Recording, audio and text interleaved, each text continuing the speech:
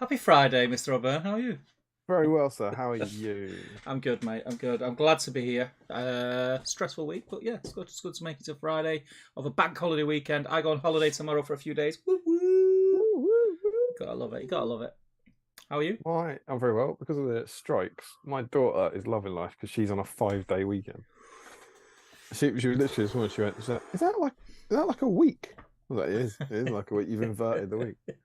I can see us that we're on the internet. If some kindly soul out there would let us know, Jill Martin Rowe, without even asking, saying sound of video. See, I can't believe you've got to ask anymore. I mean, I know, I'm in the driving seat. I'm in the driving seat, mate. The regulars know, man. The regulars know. Hello, happy Friday, happy long weekend, everyone. Battle Streams in Middle Earth is back in its spiritual home on a Friday night. We're here for another episode 82. Can you believe it? 82. Good year, 1982. A lot of good 1982. When were you born? 1982. Yeah. I was 24. 6 in 1982. Altogether better than 1976, I think.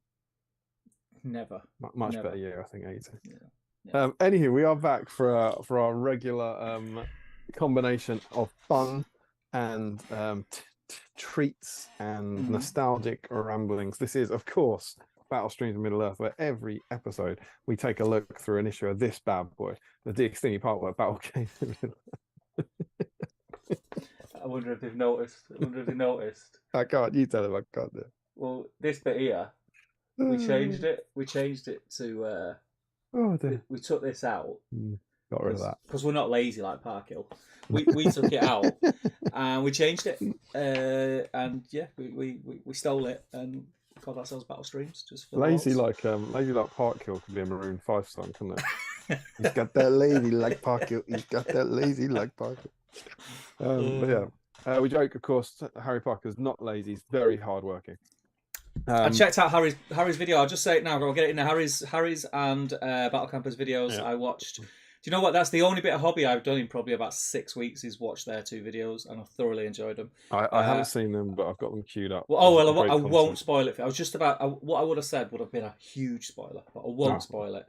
But I chuckled because I knew the outcome, because obviously they were at Scouring that weekend that they're filming about, and I chatted to them, so I knew what was going on.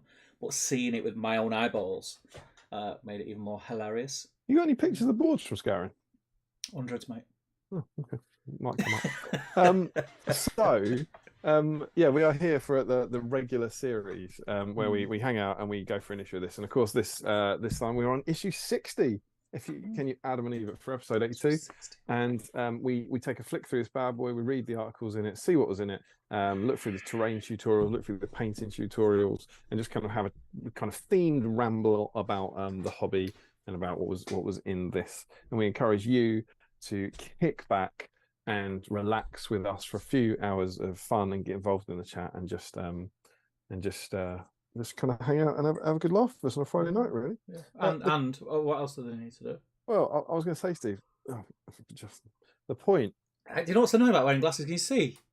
If I breathe out when I take a swig of tea with my nose, to get it steamed up. Steams up. Remember masks and glasses during COVID times? Oh, dreadful business. I didn't have to wear glasses then. This is an after-COVID thing. I think this is because of COVID. Did your eyes, did it? Yeah. How's it gone? What are the symptoms? It's a cough and a loss of taste of smell and like bad eyesight. Yeah, if you like. But yeah, the point, of course, of Battle Streams in Middle Earth was originally to help you.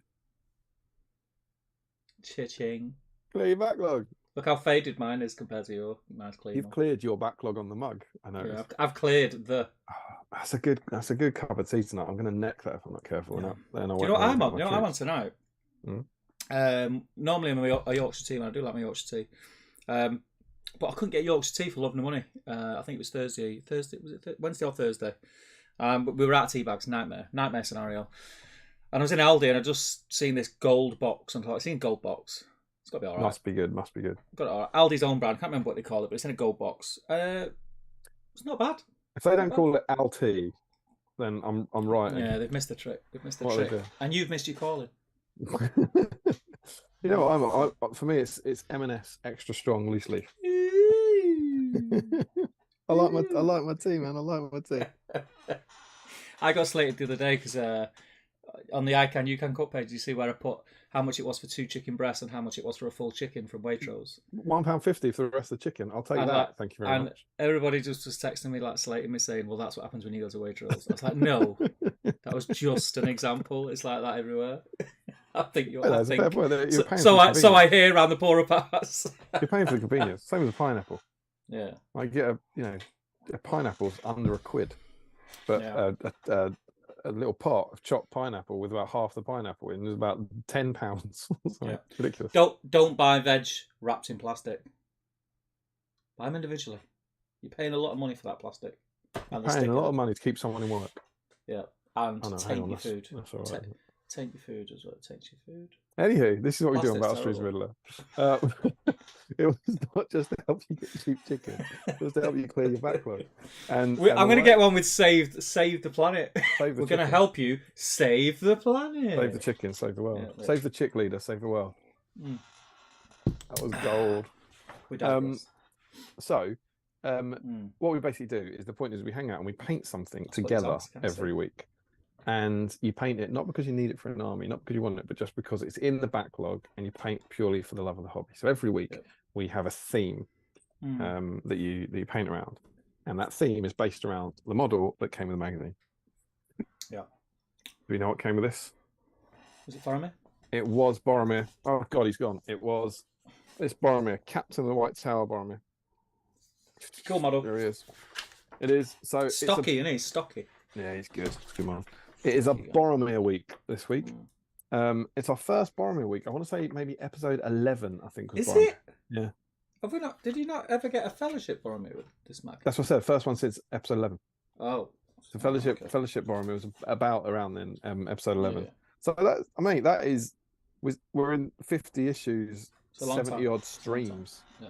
It's a long time ago since we have. And Boromir's been eligible for a few things like Banner Week and all that. Although I think you said he couldn't enter in Banner Week because he had a banner or something. I can't remember. And like Gondor Week and all that sort of stuff. But it's our first focused Boromir issue in a long time.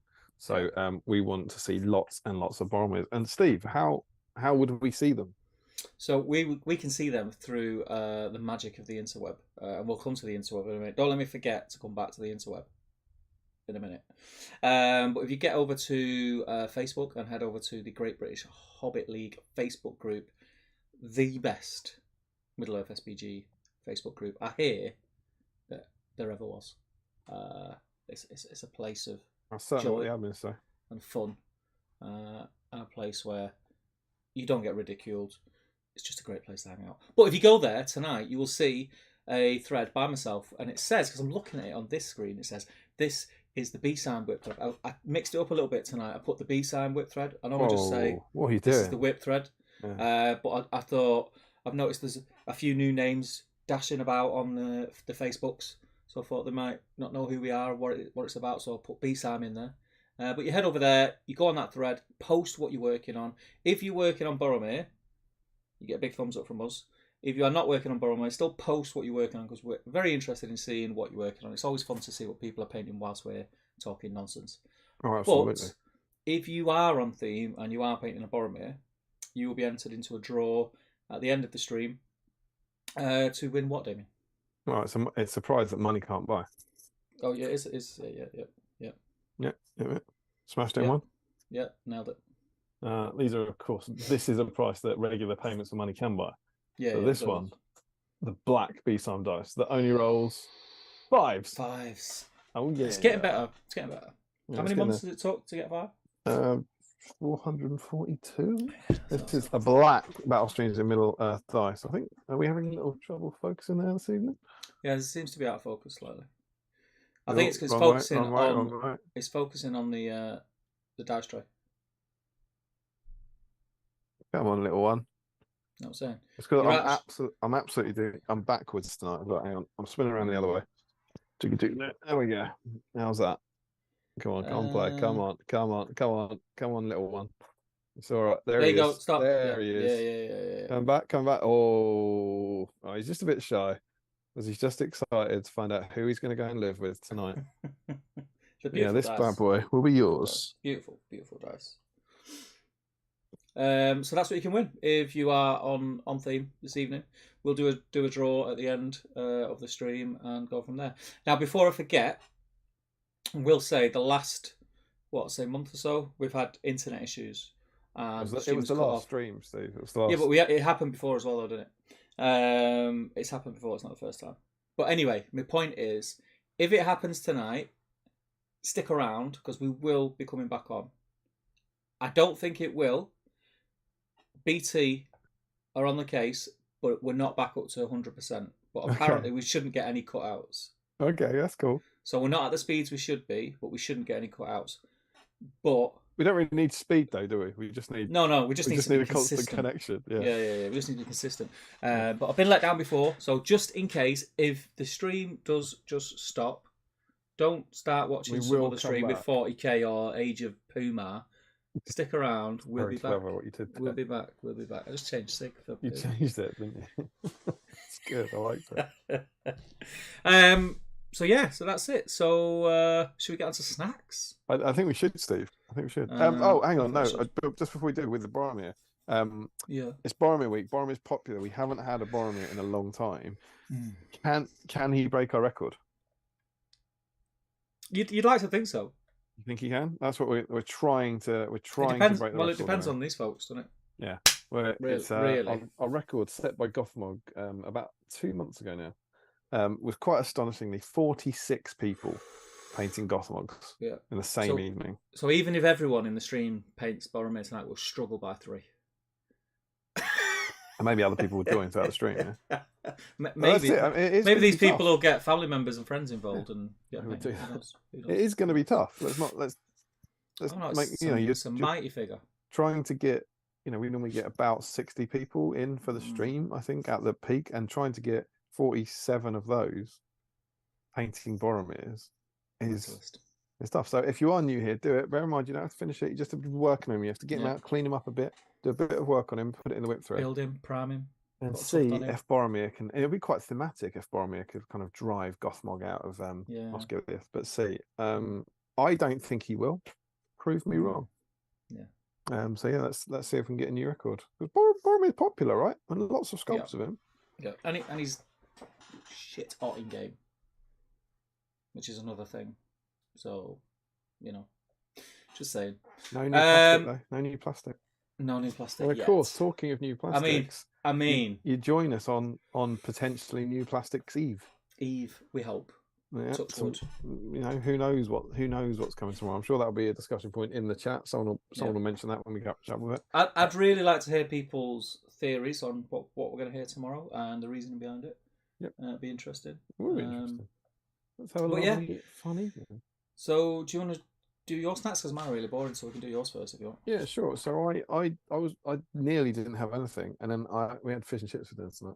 Nice. When I was at a chippy, I went around the corner to the little newsagent. What did you get? Well, exactly. I was telling that. Oh, hang on. The stream is my oyster. I didn't get any oysters. That'd be awful. And so, to be honest, I'm not gonna say I was disappointed, but there wasn't. I was looking around the chocolate aisle, thinking, is there going to be a bar in a different flavour that we haven't had or anything? I couldn't find anything, so I actually went a bit classic. I bought myself a can of Pepsi. Nice. Which I only have rarely. I normally have it in Tring. I've got a beer ready to go. I've got my tea, and for snacks, I went for the absolute BSIME Damien O'Byrne staple. Yeah. Terry chocolate orange? No, didn't go that big. Ooh. I guess so. My favourite chocolate bar in the world. Whisper. Nice. I had one for a while though. Yeah, exactly. And have they ever done a white Whisper? They haven't, have they? I don't think so. They've damn well done a mint. They've damn well done a mint Whisper. I'll tell you that much. Why did they get rid of that? No one knows. And why? Whose idea? Who thought? Let's get rid of that and let's do a salted caramel one that just tastes the same. Well, let's bear in mind they didn't. That's not the order. Right? They got rid of all Whispers, and then they brought back Whisper. They did. All Whisper's gone for years, and they brought back Whisper Gold, and then presumably they just pour some salt into the Whisper Gold vat to make that one. Apparently. I think they just wrote salted on the thing. Yeah. We need to reopen the Mint Factory. Yeah. Best chocolate bar in the history of the world. Yeah.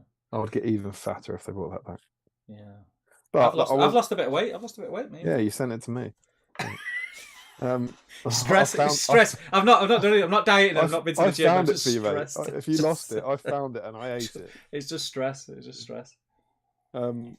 think it's something else. Go on. Something that I don't think we've had on stream, but is a little treat. And Yep. I'm gonna really push your memory now. I said to you years ago. It's a bad road to go down this. Yeah, I'll be surprised if you got this, but I'll be very, very impressed. Okay. It's like making a really obscure reference to a movie and then one of us getting it instantly in one. Hey, what the fuck? I flip it for real. I told you during lockdown, when I used to do the weekly shop, and I'd go out, I used to buy these in Sainsbury's and eat them before I got home as a little super secret treat. No, it's gone, mate. And it was like, ooh, I've got away with that. Not a clue. Not a clue? Nope. I was going to say that. I was thinking it won't be a Turkish delight. You should have had a punt. Turkish delight.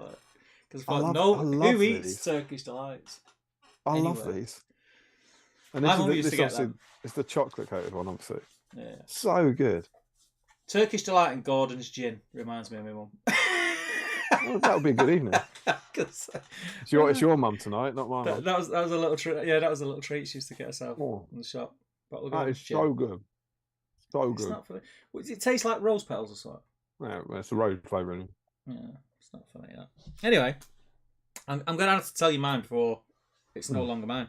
I've got my brew. I'm not drinking tonight because I'm up at stupid o'clock in the morning for a 3-hour drive. But what I do have for snacks is little Rolos. Just seen them. Just fancied them. Are they loose Rolos? Or are they... Yeah, loose, yeah. I mean, I've never had them before. It says a little. I'll see how little they are. Oh, they are little. Oh, they're the diddy little things with the really thick caramel. Yeah. Mm. Not thick caramel. Normal. And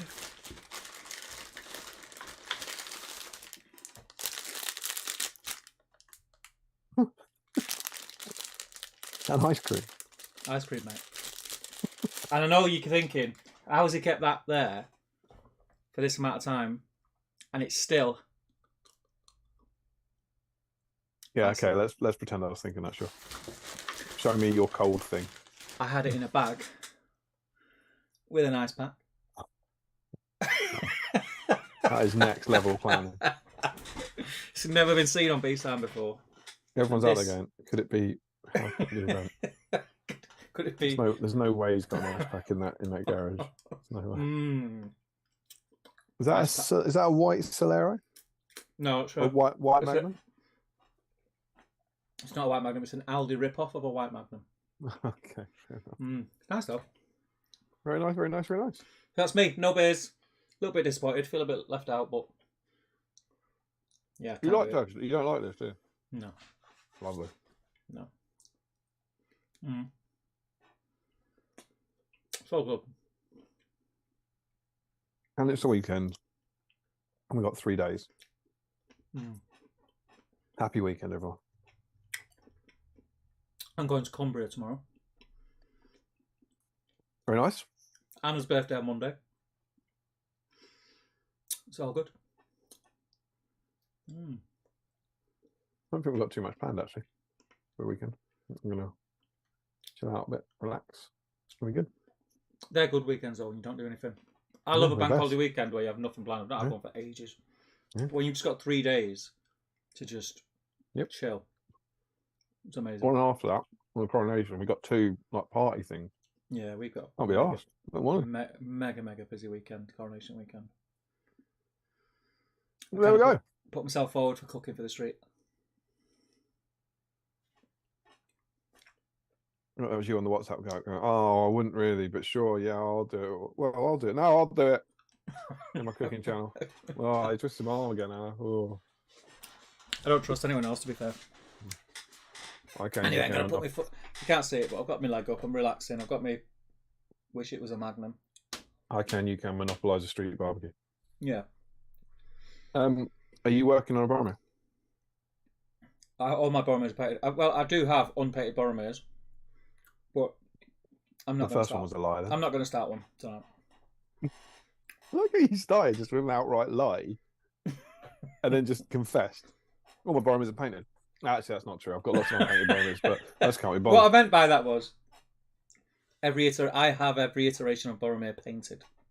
So these would be spare Boromir. Yeah, the spares. Yeah. Fair enough. You know, for that time when I eventually get around to repainting a Fellowship that I've been planning for about 10 years. Oh yeah. For that time. Well, I actually say, do you know what? Mr. Rob Crong, our good friend from the States, he wrote my favourite character article in issue 12 SBG, great magazine. And I believe he's got in his collection every version of Boromir painted. I think that is all the Boromir you can get your hands on, I believe. So you've got a choice tonight of 8 Boromir. They're rookie numbers, then. Well, because you've done chopped half of them, tons of them in half or something. Yep. So can you, Steve?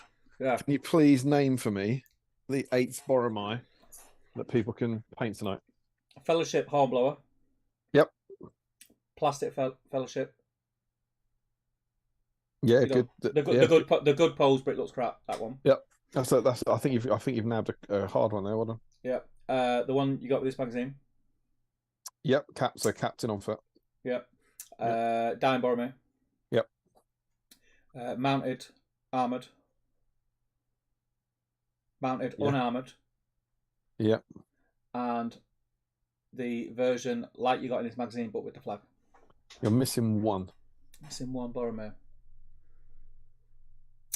You did very well. Missing one Boromir. Yeah.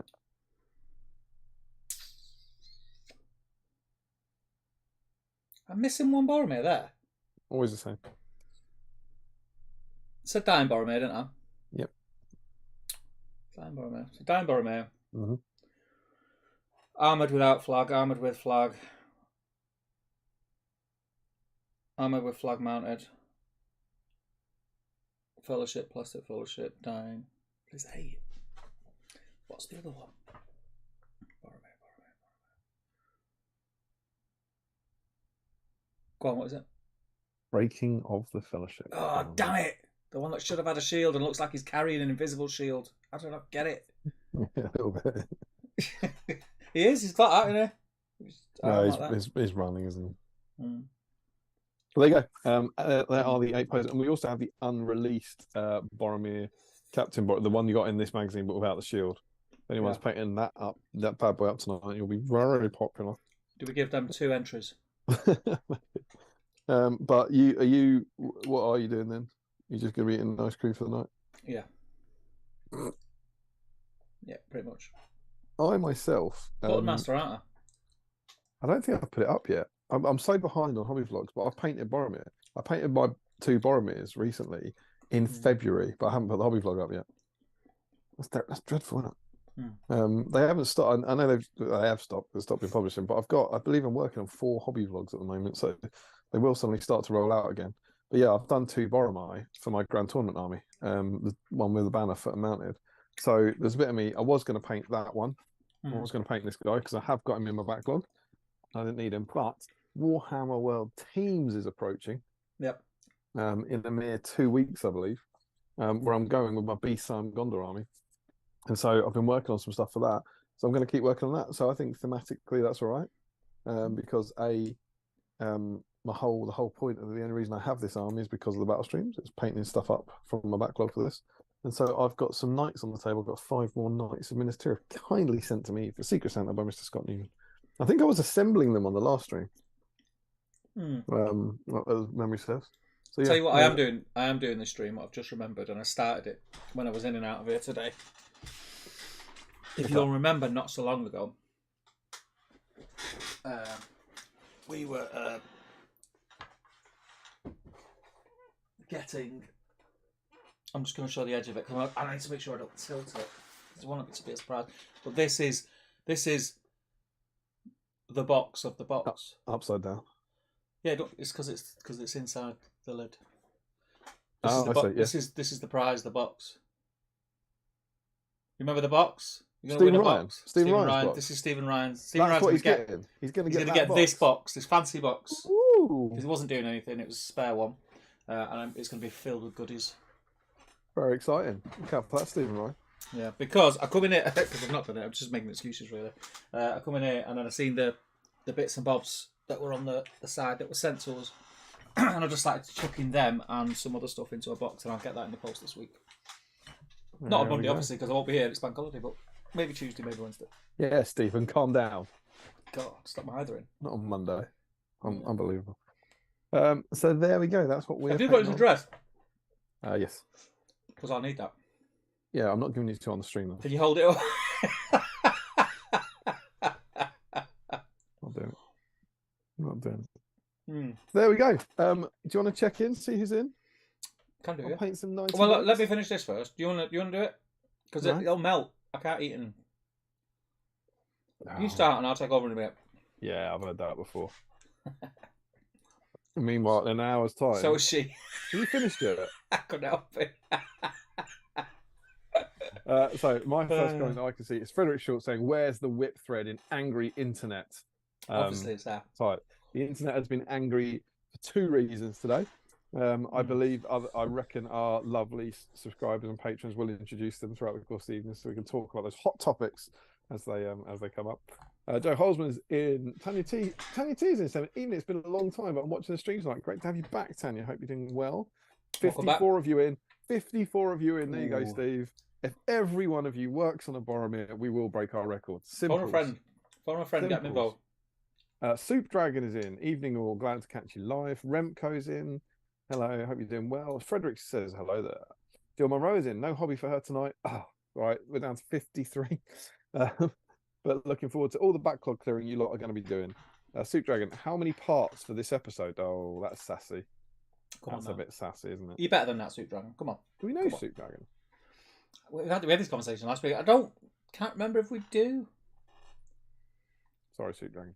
Well, we do. We know Soup Dragon, but what Damien's asking is, do we know what his real name is? Yeah, I'm not saying they're new. I know they're not new here. I mean, do we know the human on the end of the soup? Jakey is in. Frederick Short says, "Wow, the whip thread is up. It's always up." Mark Fry is in. Good evening, all. Painting Bozza ×2 tonight, as my daughter Lily will be joining us. Mark, that is 2 entries. If making up for Jill letting Lily's down. painting a Boromir and you're painting a Boromir, that is 2. Yeah. Okay, make sure you get both entries in. Lily can. My daughter's called Lily as well, by the way. It's a good name, strong name. Good name. My daughter was nearly called Lily. Yeah. And then we said, that's what Steve called it? I ruined it for you. He's a tradie. But actually, funnily enough, we have Olivia, and Lily's becoming a nickname. This is what she kind of calls herself. I like it. Yeah, it's good. Good name. It's a good name, strong name. So yeah, absolutely do that. Posting Spirit is in. He says Denethor. Nah, Boromir week. This ought to be much better than that last guy is. Yeah, it was very good. Frederick Short says 10 minutes left, guys. Michael Curtis, happy Friday, all great way to start the weekend. Oh, that's nice. Warwick Griggs, happy Friday, everyone. Hope you're keeping well. Joe Achilles in. Good afternoon from the States. Hope everyone's well. Callum R is in. He says hello, everyone. Frederick Shaw's Piano House. 1 minute after the stream is supposed to start. What is this new devilry? And then Jill and Frederick say, can see and hear you. Have you finished your ice cream? Yeah. Do you want to take over? Off you go, lad. I was just going to let you go. I know you were. You're on a roll. I know you've done it well. Yeah, I was flying through the chat. Mate. It's probably the best flying through the chat at the start of the show that I've ever seen. Start the show. Just to finish this tea. I'm on to the Pepsi. I do like a Pepsi. I'm probably going to go and make another brew soon. I'm out of brew. 80p for a can of Pepsi. It's a joke, isn't it? I remember when they were, like 75p. What do you reckon a can? If so, obviously it's 80p now, but what would a can cost? I would have said if you wouldn't have said 85p, I would have said like low end 50p. Because I was going to say I definitely remember like 40p. I remember being an adult and cans being like 40p. I can remember being a kid and cans being 12p. 12p. 12p For a can like that. For a can of Coke, yeah. I was never allowed enough, but I used to like sneak in when you got your pocket money. Just get a can of Coke. Thought I was big man. I was never allowed fizzy drinks. Mum won't let me have it. You shouldn't be allowed fizzy drinks when you're good. Where are we up to? Larry When we Miller says, arrived. "Hey guys, Hi. how many streewams It's the same joke. It's funny. do you think we'll get tonight?" Katie's in says, "Evening all." Richard Clemmer says, "Whoop, I'm in." Classic banter already. Poor Harry. Joe's Achilles says we should go for the record tonight. 4 streams in one night. Justin's in says, "Yay, I made it." Is that our Justin from old? It could be Justin Bertrand, right? Yeah, I'm asking. Yeah, is it? Is it Justin? Well, If it is, it's been a while, and welcome back. And if it's not, welcome new. You know who Justin is, right? He's one of my top 7 Canadians. Oh, I include Brian Adams in it. Is it? It's not the violin, is it? It's the fiddle he plays. They're 2 different things, aren't they? They are, but I think he plays the violin. Is it a violin? I think so.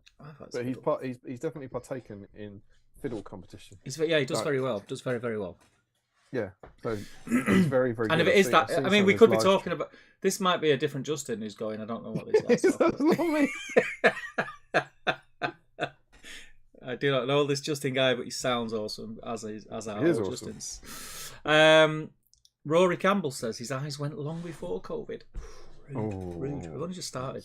Rory, come on. Larry says people must have brought up all the Yorkshire tea for Boromir week. Yeah, Yorkshire tea for Yorkshire. Joe Holzman says, "Sorry, any Yorkshiremen in the house tonight." I was going to say, do you notice how both of our Yorkshire accents were very bad, but exactly the same? For Yorkshire. For Yorkshire. Did you go for a leisurely drive to Barnard Castle to test them? Barnard Castle. Oh, there's some COVID humour. It's Johnson's advisor. I'm a brain fart. You know the whole kind of yeah, breaking the COVID law. Joe Kelly says, "Missed last stream, all 3 parts, but I enjoyed and catch up. One suggestion: Damien should ask his parents for extra fabric so he can have groovy curtains in the background all the time." I don't think that's a terrible idea. I'll be honest with you. I quite like them curtains. Well, absolutely, but equally, I don't think they just keep spare fabric for all the curtains they've ever bought in there. Oh, we'll just go to the warehouse, son. Big mother to the curtain warehouse in the garden. Send one of the workers. Frederick says, "Is this an I Can You Can Cook top 10 grocery shopping hacks live stream?" Could be, mate. Could be. We can go anywhere with these. You know that. Anders talks for the rest of the chicken. Yes, please. Yeah, definitely. It's a bargain. Anders Talks Hobbies says, "Hey all, just finished up working and fiddling with some Forge Master miniature elf minis." Is that those ones that are of the Rings of Power? Could be Rings of Power. Yeah, I think Forge Master minis do those. They do those kind of cool looking orcs. And yeah, I'm not as convinced by the elves. No, I like the orcs. I like the Adar, but I thought the elves were a bit iffy. You like yours? You like yours, yeah? Your hobby. Don't forget to come back to the internet, Steve. I won't forget. And Sam said, "Could just green screen the curtains in." This is true. Mr. Ian Whitehouse is in and he says, "Evening peeps. I hope everyone is well. I hope you're well, Ian." Thank you for your pledge upgrade, Ian. I saw that. Yes, I've seen that. It pops up on my phone. Thank you very much. Mr. Garnett's in. He says, "Evening, friends. I hope you're well, Adam." And Justin says, "Evening, everyone. I'm just back from work and I'm getting set up to paint some Bozza goodness." Right, Does that work with time scales for Canada? Just coming from work. Yeah, well, they're going to be like 5 hours behind us in Toronto. I think. So it could be. I think we are. I think it's Mr. Bertrand. I don't think he's lying. Well, he never said it. He never said it was him. We just assumed. Oh, I see. Sorry, I understand. I see what you mean. Yeah. Could he be Canadian? Yeah. You just say. There's a time now he's just made. We just created a storyline for him, and he's playing along. Wait, there are other streams I could be watching. I don't know if it was just a bloke called Justin. I'm going to play Canadian Justin. Plays the film all night long. Adam says, "I'm currently painting a large tree man, an asthmatic dart lord, and a squad of poorly aiming gunmen. So cannot join in on the Boromir painting shenanigans tonight." I'm assuming that's Lord Vader, some stormtroopers, and an Ent. You say a large tree man? Yeah. I don't think there's could be something from Age of Sigmar. Star Wars. There's no large tree man in Star Wars, is there? Could be doing Groot. Is it not Groot? Groot. Groot. No. Frederick says, all you could do is just get a Boromir out and paint it. Yeah, I mean, you could just stick it to a base and take a picture of it if you wanted to, Adam. Just saying. You know what I mean? Frederick says, has to be plastic. Master of Lake Town, a new supplement, War on the Lake with a Rohan Ethered Legion. Richard Clemens said, tomorrow. Yeah. What do you think? Yeah, Dave? do you want to go? Think There's the first segue. What do we think tomorrow, Steve? Honestly, I don't know. I think it's going to be a new supplement. I think we're due one. As to where that's going to go, I don't know. There was a lot of rumours flying around a long time ago, weren't there? Was it Moria? Was that the last one? Last big rumour? Well, they're not rumours. They're just people saying what. Yeah, not rumours, but people guessing what it would be. I think there's been a lot. Honestly, I don't. I wouldn't even hazard a guess. But you think we'll get a supplement? I think so. I think we're due one, aren't we? We're certainly due one for sure. And we're getting it's a stream. We're sharing it 3 ways. The Middle Earth. I think it's Middle Earth. What was the last supplement? I think the last supplement was Defense of the North, but we've had the Ascilius box since then. That was just the last supplement. It says so. The last supplement was a pretty big one with new stuff in it, right? Yeah. Defense of the North. So this could be one of those sort of like middle ones, like the Quest of the Ringbearer type. Yeah. Like a fun one. Yeah. There and back again. What's that? Could be like a Hobbit theme one. Yes, I got that it would be Hobbit themed, but what is it? I don't know, like Bilbo's Journey or something. They're kind of like Quest of the Ringbearer, but for Bilbo. Yeah, that'd be cool. It would be cool. I don't think that's going to be it. I'm just. But we're splitting it 3 ways. I think with Adeptus Titanicus and War. So you've got it's not to say it's going to be even, but maybe a third of an hour. Yeah. But I think for us, it must be a supplement. If that makes sense. I don't think they'd give us a slot if it was just models. Or I might have said this last time. I'm going to put it out there. I'm going to throw it out there. Rings of Power. Yeah. I don't think it will be. I want to be absolutely. I don't think it is, but that would be big enough to justify it. So what do you have any theories? I don't. I'm not asking because I do. Do you have any theories as to why Middle Earth releases have been a bit stagnant of late? No. Because it felt like we were sort of on a bit of a regular run, didn't it? Like we've just got to this stage where there was like releases coming out like semi-regular, and then we had a bit of a what felt like a hiccup with the made-to-order stuff. Yeah, and it just went a bit funny, and then we got the new starter set. What was the made-to-order hiccup you're talking about? Didn't they announce it and people and they announced saying it was coming and it didn't come? Happen? Did it? I still don't think it's happened. Hasn't it? I could be wrong. I don't know. I'm a bit out of touch. Is there a missing made-to-order out there? I thought they'd all been happened. I don't know. I truly don't know. You might be right there. I know the one you mean, but that seems to be the point when it all sort of went a bit. Do you know what I mean? Yeah. I mean, I don't know. I don't disagree. It's clearly based on. I mean, I don't mind. It doesn't trouble me based, for my budget or whatever. But based on the rate they've been releasing stuff since 2016, it feels like it's been a while. Yeah, I've not. I mean, I'm kind of on the same page as you. I'm not that fussed. In a way, it's kind of suited me because I've just been so busy and not had any hobby time. It certainly doesn't bother me. If they'd have been releasing stuff, I'd have been just buying stuff and stockpiling it.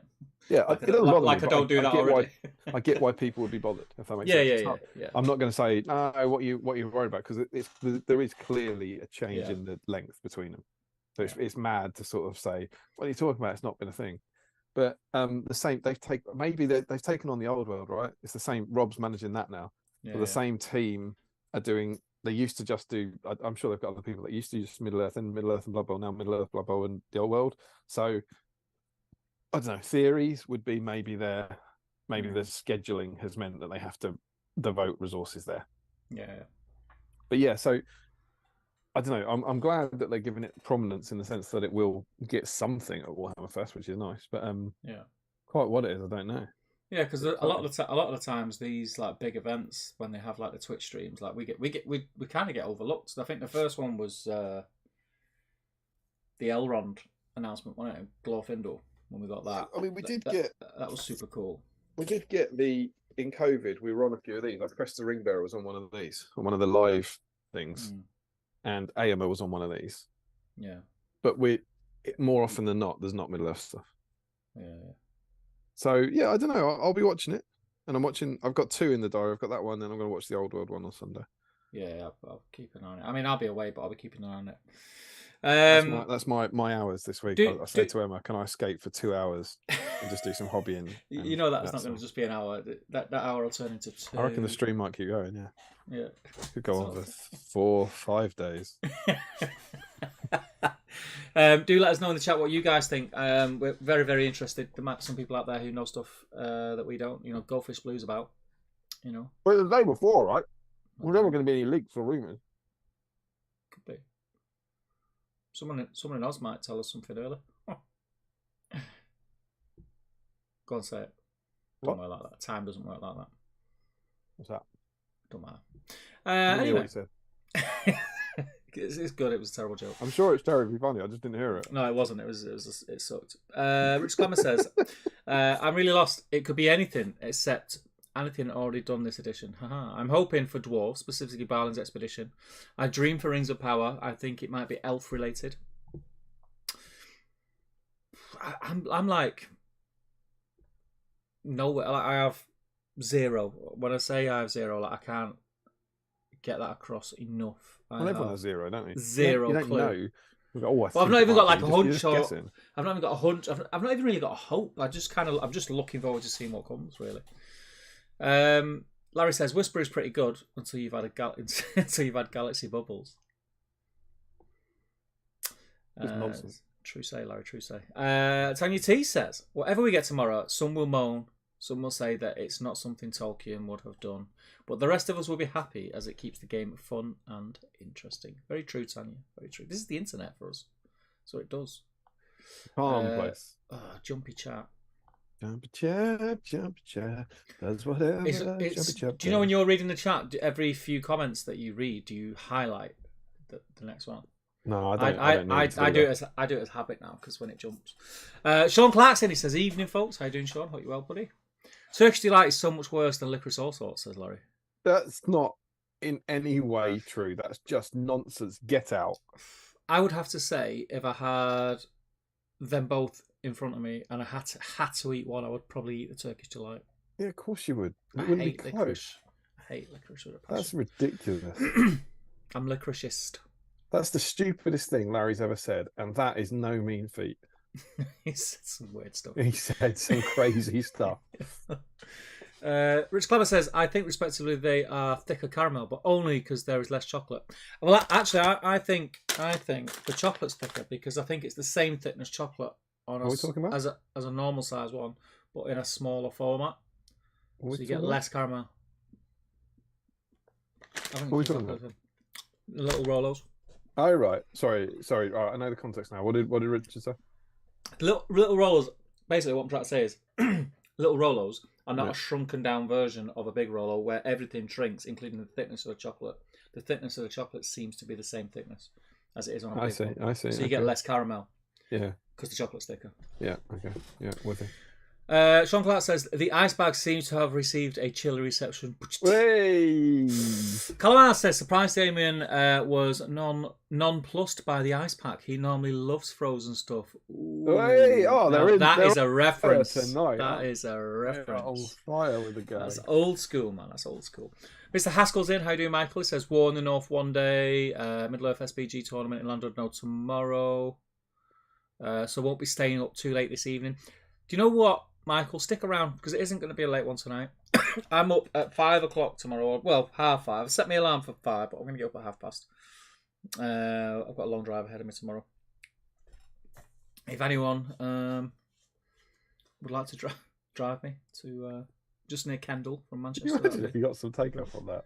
Yeah, I'll take you. That'd be great. Yeah, I'll do it. I'd rip the hand off. I'm not going to lie. Imagine Super Dragon said, "I'll bring you." Yeah. We've got, yeah, you're all right. Hi, I'm Random Man from the internet. Can I drive you and your family safely to a destination of your choosing? I have insurance, I swear. Anna, I've got this lunatic. Good news, I can stay up till 2. I don't have to drive. Rory Campbell says, first beer of the year tonight. Been off it in the run-up to running the London Marathon last Sunday, raising money for Ambitious about autism charity. Well done, Rory. I think that deserves a round of applause. Absolutely splendid feat. He might see this, so he sometimes tunes in, but my friend Tom, Tom Goff, who was my doubles partner, who sometimes checks in, he ran the marathon. Very cool. Last week. Massive congrats to him. But congratulations to everyone who ran it. That's it's awesome. I would probably crumble. I wouldn't be able to do it. Sean Clark says, "Do we get ice bag cam?" No ice bag cam. Still icy though. Still icy in there. Will Damien be painting the stupid tree tonight? Says Larry. No stupid tree needed. Rich Clammer says every version except unreleased. Technically, I'd say 9 released, 10 total. 10 total. 9 released. Is there? What's the 9th? Is it he's not possibly saying because you got mounted Boromir with Lance, mounted Boromir with Banner? No, it can't be because it's just a different arm. Can't be. Jawsman says breaking. He shouldn't have a shield. He left that by a tree, says Larry. Kenneth Vick says, good evening, everyone. Any thoughts on what might be revealed this weekend at Warhammer Fest? Well, that's exactly what we're talking about, Kenneth. This is unacceptable, says Battle Camper. No, sorry, Alex. Why is it unacceptable? What's unacceptable? Stephen Ryan says, I do enjoy a fancy box. And Stephen Ryan also says, please don't Steve Crow me on stream. Dox him, says Battle Camper. What did Battle Camper find unacceptable? I don't know. We're going to find out further down the chat, mate. You've got to be patient. Oh, okay. Well, as I live and breathe. Oh, we've got a special guest star in this album. Well, hello there, boys. Lovely to see your faces. Prepping for Landudno tomorrow. Love to you both. By the beautiful Mr. Harry Moore. Harry Moore, as Harry I live and breathe. It's good to hear from you, buddy. It's been too long. Absolutely, a fellow wanderer in the wild. Hope you're well. Hope your good lady's well. Hope little Lid's well. And Alex says, I'm not painting Boromir, I'm afraid. Boo, hiss. But I'm willing to lie about it. That helps. No, we need photographic evidence, Alex. Of a lie. I'm sure you've got a photograph of yourself painted Boromir with like a giraffe in the background licking your face or something like that. Katie says, Chris and I both painted Boromir. That's what we like to see. Come on. Boom, boom, boom. Destro 61 people in. We've got come on, like about 6 confirmed Boromirs already. Let's do it. Destro says, Estonian greetings all. Welcome, buddy. And Katie also says, not the same one, although that sounds like a fun challenge. Alex says, 50p back in the day. That must be the price of cans. Probably a can, yeah. Yeah. I think, I'm just going to say, Steve, I think you might be misremembering 12p for a can in your childhood. I'm telling you, 12p. 12p. I know diddy little cans. No, I'm talking. 330. I'm trying to think how old that memory would have been. I remember 70 years. I used to get 50p pocket money. My first pocket money was 50p. And I used to buy 4.2 cans every week. No, I used to get a 10p mix up, and a 12p can of Coke, and I'd still have money left. I'll invest the rest. Are you sure?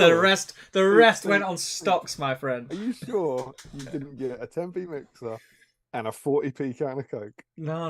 With your 50p? No, because I changed. I'm telling you, 12p. I've got a 12p can of Coke and a 10p mixer. I can't remember what I did with it. No, because I used to buy. Because I'll tell you what. Do you remember? You might not have had them down. Oh, you must have had them down, Sal. Do you remember things called Lucky Bags? Do you not remember Lucky Bags? Does anyone in the chat? They just swept all the drugs they found on the floor up and just handed them to children. Is that what those? What was a Lucky Bag? I don't know when I said it. I just had this terrible vision of. Do you remember the pop? Comes out of a van on the corner of the street. Do you remember the popcorn joke?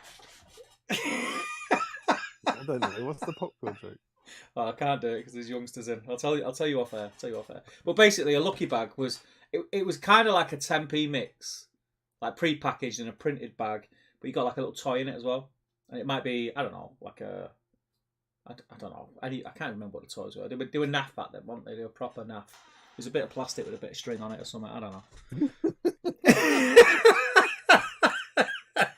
Honestly, mate, it sounds like someone broke a Kinder Egg and put it in the bag. Listen, lucky bags were the first Kinder Eggs, I'm telling you. People will be in the chat, remember it. There's some oldies in there. Haskell, come on, back me up here. 12 pecans. Michael, I would like to, just for the record, say that I don't think you're old. When I say old, obviously I'm talking about myself in that sentence. What was? Can I also ask what's a? I can pick this one better, but what's a 10p mix? What are you getting for that? What is so when you go into a new, you remember I used to go with news agents and like before health and safety and people really worried about catching things off people, they just had sweets out in like penny rolls, sweets, yeah, penny sweets, like penny sweets. So you say, can have a 10p mix, have a paper bag, and you just get 10 sweets. Yeah, yeah. That was a 10p mix up. Got you. Yeah, no, I'm there with you. Yeah. I don't think we used that terminology, but what did you call them? Just I think just pick a mix, or they were penny sweets. Yeah. But yeah, I'm absolutely with you. I thought that the other day. When the hell did penny sweets go? Was it COVID? Yeah. It's when they went up to 2p. They just was it the fell fact out of they can't fashion. Charge a penny anymore? Everyone was like, "What? 2p?" Yeah, you just go through your news agent. Be like a fruit and veg store, wouldn't it? Just tons and tons of 2p for a fruit salad. You mad? Jolsman says, "Was that pre or post decimalisation, Steve?" Listen, Joe. Listen, come on. I've never bought canned Coke, says Larry. 40p when I was young, says Teenage Dirtbag. 40p when I was young, says someone your age. The only canned beverage I bought is Pocari Sweat, says Larry. Rich Clemmer says, Pepsi Max is only 75p. It's that sugar tax on your full fat there, Damien. Although the blue can looks nicer and more classic than the black can. Can't bear Pepsi Max.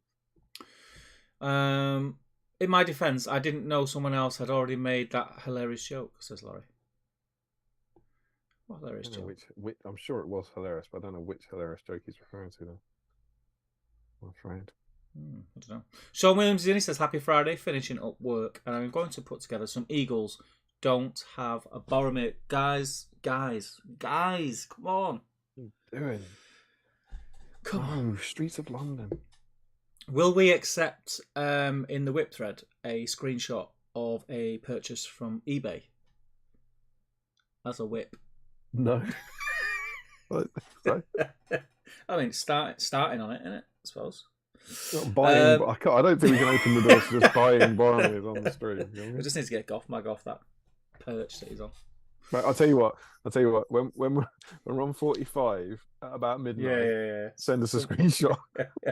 We'll change our mind, I reckon. Joe Kelly says, one of my goals in life is to become one of Damien's top 7 Americans, and that includes Britney Spears. Oh, Joe, you're above Britney. Yeah, Britney's dropped down a bit. Britney's gone a bit funny. Britney's 8.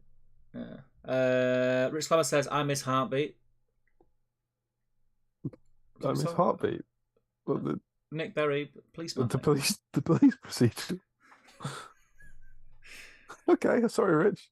I used to hate Heartbeat. I know. Because it just, you knew you were at school next day, didn't you? My baby missing. It was the absolute worst of that sort of You knew Bath and Bed was coming. Insipid drama. Yeah. When you accidentally go, oh God, it's Songs of Praise. What's after that? Oh, it's the Antiques Roadshow. Then Heartbeat. Yeah. Oh God, Mum. The worst day of TV ever. Saturday night though, Hercules, Xena, Buffy, 6 till 9 p.m. on Sky One. Oh. Saturday Night Rocks. I think this could be controversial. I think Saturday Night TV was better before Ant and Dec and Simon Cowell came around. I don't think that's particularly controversial. I mean, bear in mind, Saturday you used to have back-to-back Baywatch and Gladiators. Yeah, boy. Blind Date. I still love Blind Date. I was just about to do a feature and realised I just didn't know it. You know, I was looking at how do you think it was a theme tune? What was the song of Blind Date? I don't remember it. Did it. We're gonna have a lot of laughs. A lot of laughs. I'm Mark Yorkshire. Speaking of people who have been on the television but are not Scousers, Should we raise a glass to Mr. Barry Humphries, the Goblin King? Yeah, Goblin King. And Dame Edna. I think it was Dame Edna that I was connected to Cilla Black. Yeah, Barry Humphries, our Goblin King. He's been around a long time. Dame Edna, used to love her as a kid. Yeah, major part of my childhood. What was I up to, mate? Oh, James Wilson says, sorry, only just got here. How many times has the stream gone down? Ooh. Is it?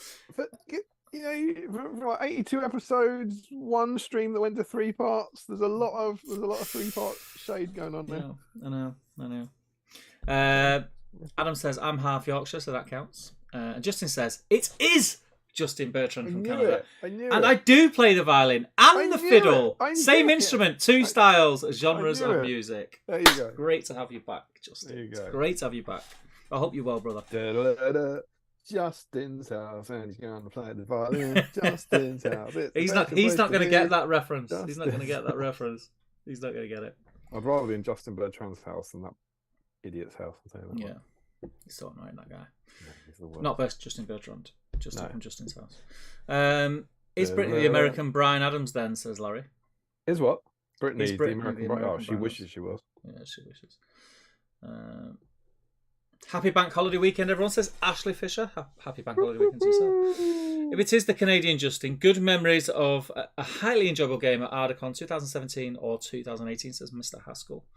And Joe Kelly says, not sure if Brittany equals Brian, but can't shake the memory of Damien singing Brittany's Womanizer on a stream one time. Did you? Womanizer. Did we combine Womanizer with Maneater or something? That rings a bell with me. No, mate. I'm a womanizer, you're a womanizer. Then it kind of went, I'm a womanizer. I don't know. Justin says to Michael Haskell, yes, it is. That was the most enjoyable game indeed. Love it when Michael Haskell is. I don't want to be controversial here because I upset a lot of people, but he's quite high up my list of British people. And Michael Haskell is one of those guys where sometimes I think I like Michael Haskell that much. I really hope he likes me the same amount.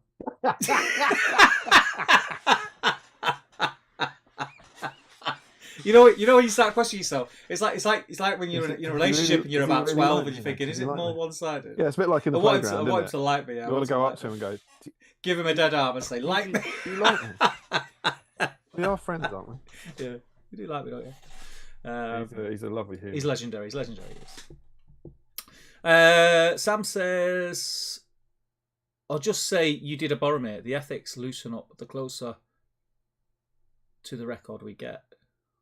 Oh, right, I get what you're saying. Just say you did a Boromir. No, you can't say that. We do need some. Fans will know. Something, yeah.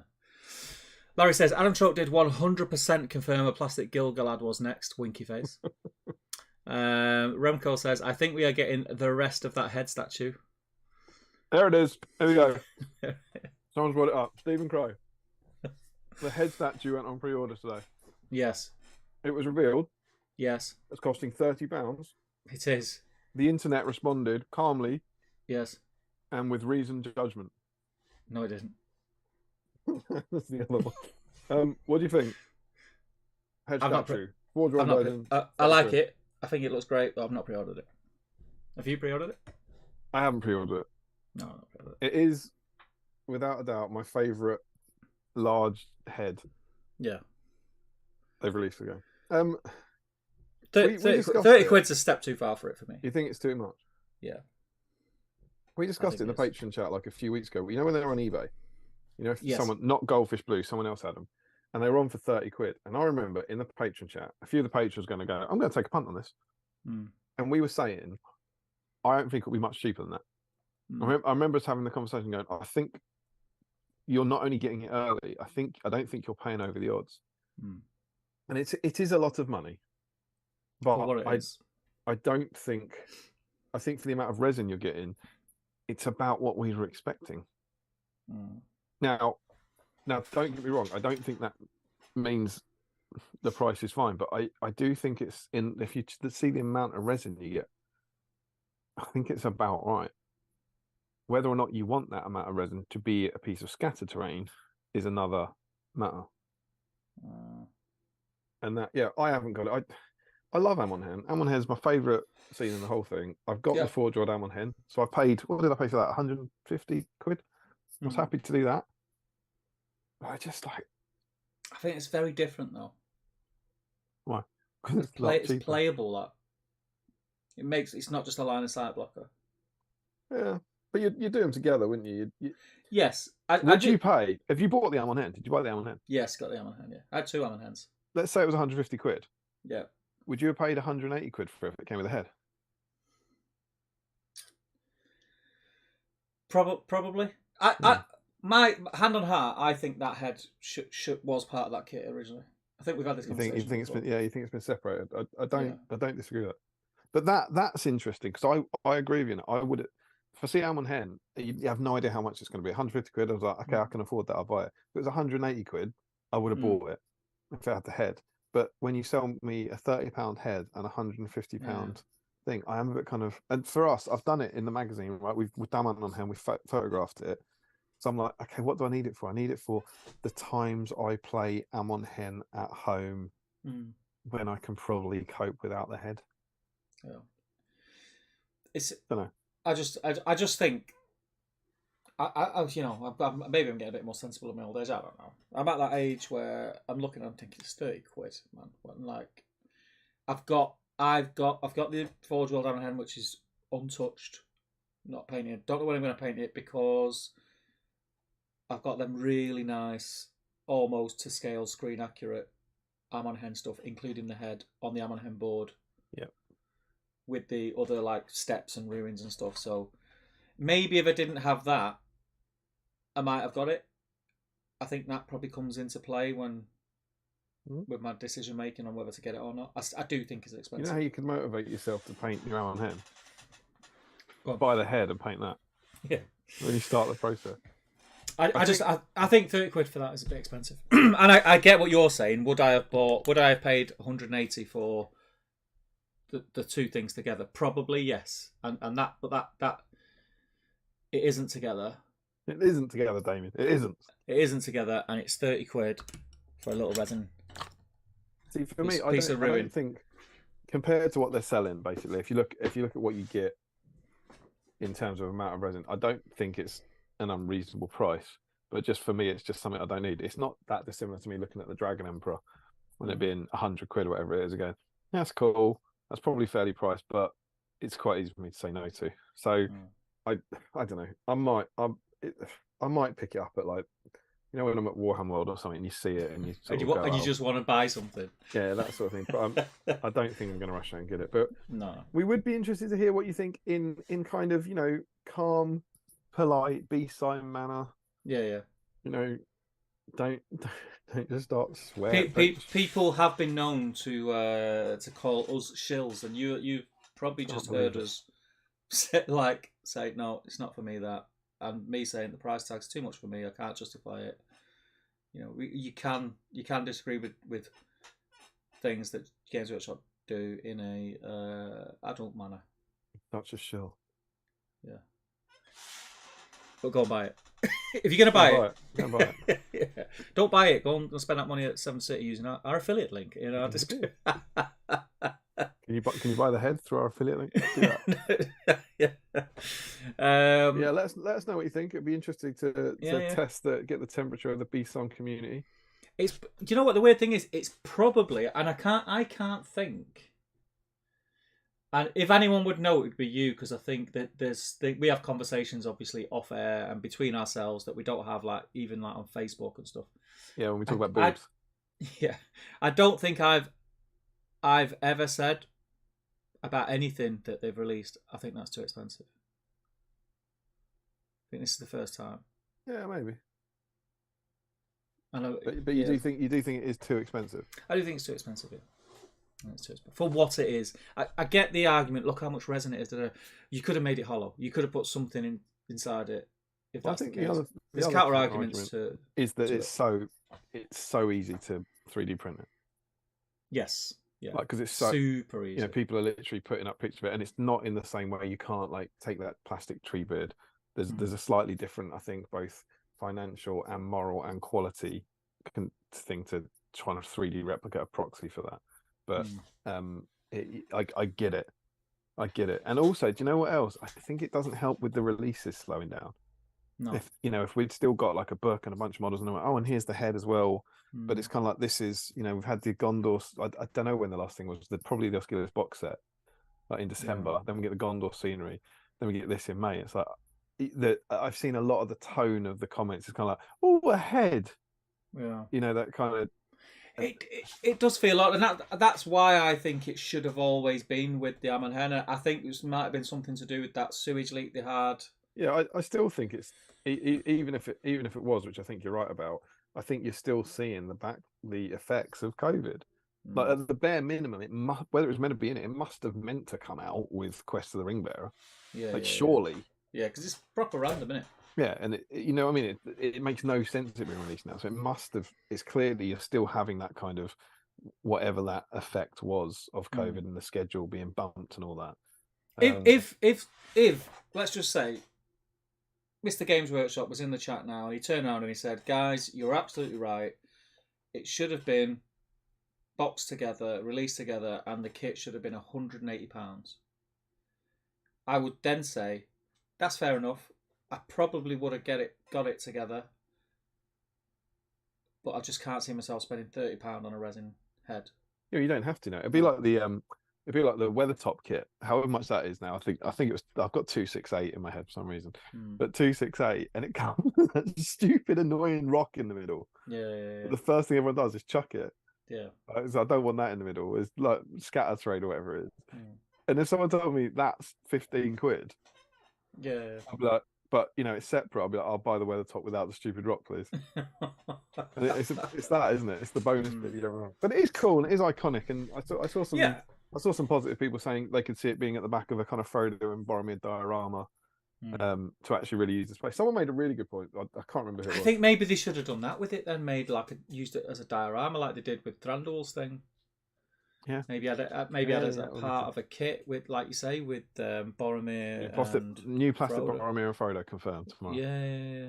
That would have worked. I would have paid for it then. I would have paid 30 quid for it plus whatever extra for the minis. Someone was saying, unlike any of their plastic terrain as well, they did. This might make you feel a bit sick, I don't know, but they said you can't just chuck it in a box. And I kind of get that, but I wouldn't chuck the plastic terrain in a box. But there was a kind of idea that you'll have to, because it's resin, you'll have to treasure that and bubble wrap it.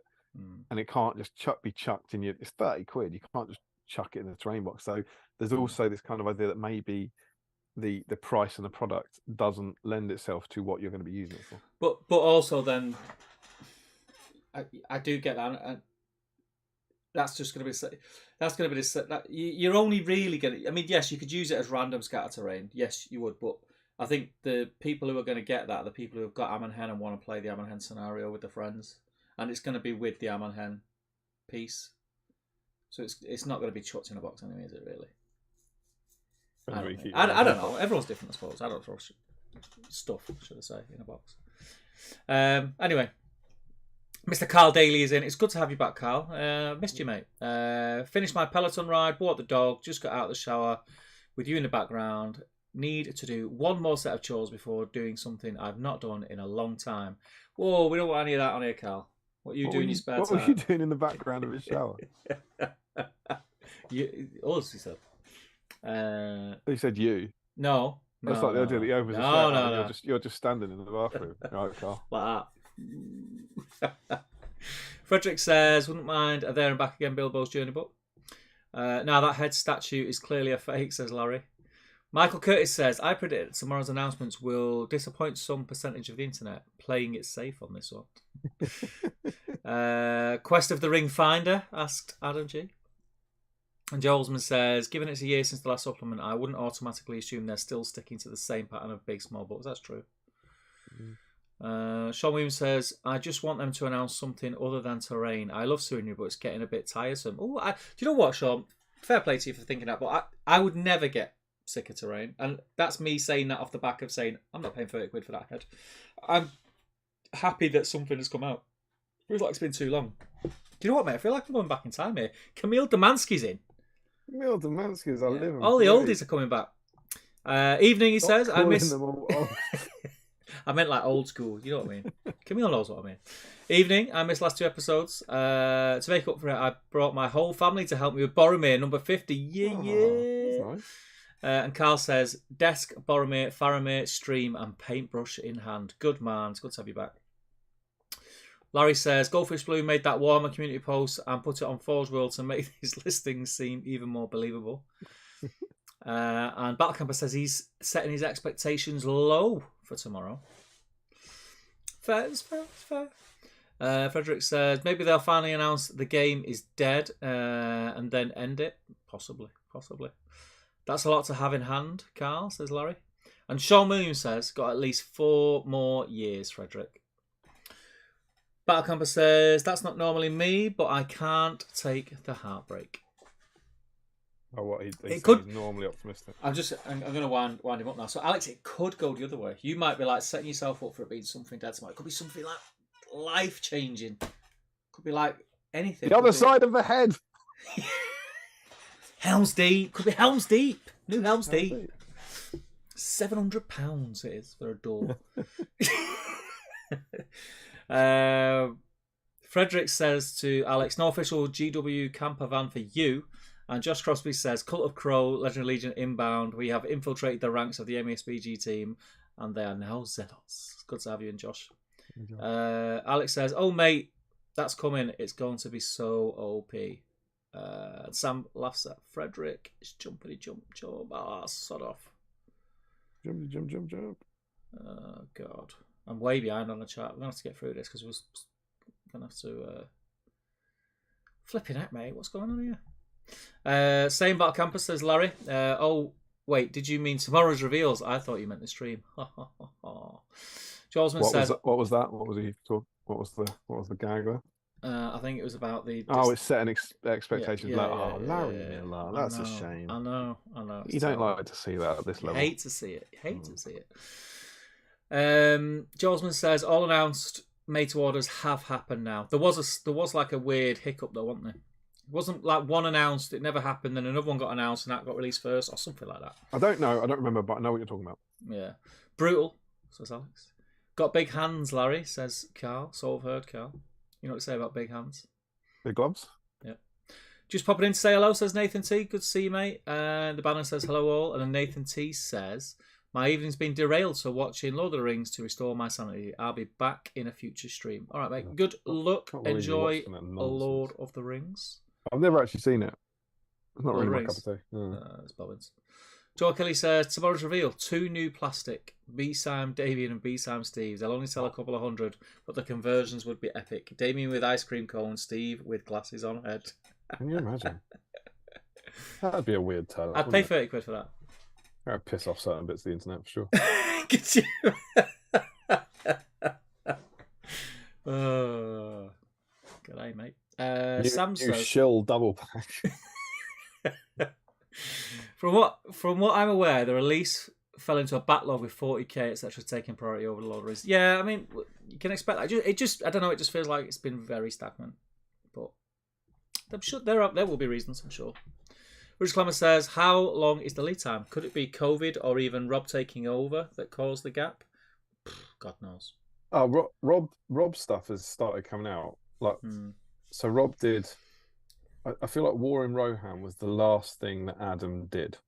Right. And Rob released it, if that makes sense. But it was kind of done when he walked into it. So everything after War in Rohan was under Rob. Right. The banner says, you never know when a leak night will come knocking at your door. Here, tell me. Eric L says, check in and say hello while taking a quick afternoon tea break at work. Big week, amazing content from both Harry and Battlecamper, BSIME, an announcement tomorrow. Cleaning up a Boromir as well. Take a picture of it, Eric. Get it in the whip. Right, that Eric, isn't that email Eric? So we need to, if he's got a Boromir, we need to damn well remember the emails tonight. Yeah. And he says, the last couple of United games could have been better though. Yeah, tell me about it. Yes. Alex says, could have been a lot worse. Thanks so much, Eric. Hoping it's a good one tomorrow. Scott Newman says, evening lads, on my way home from a Indian water feed. We'll be joining you soon. Stream Fridays. Can't beat it. Hurry and stream on a Friday. I know, yeah. Living the dream. That's it. Justin says, my personal wish list is a retake on the Fall of Arnor. Within that supplement, you could cover Arnor, Angmar, Gundabad, Rivendell, Rangers, Bree, Last Alliance. I don't know. It's that has got a lot of traction based on the models that have come back. Yes. People have been saying that a lot. Like the made to orders and the return to range do fit into a kind of Arnor, or not Arnor necessarily, but like Rangers theme Rangers and cave trolls, and there was rumours. I don't think we've seen them, but there was rumours of Gullivar. There was like a release sheet that had Gullivar on, and okay. That I would count those as rumours. I don't think that's madness when people are looking at that sort of thing and saying, okay, well, based on those releases, there does seem to be a bit of a theme around those things. Yeah, cool. Sean Williams says, only thing I know for sure is that there will be no plastic troops announced tomorrow and people will complain about it. Oh, how do you know for sure, though, Sean Williams? Joe Holzman says, based on the last couple of waves of re-releases, I'm thinking either Fiefdoms, Stroke Farharad, or Arnar, Stroke Ambar. But given the long wait, the supplements might not line up with the model releases. And Alex says, Turkey Delight and Licorice All Sorts are both just the absolute worst.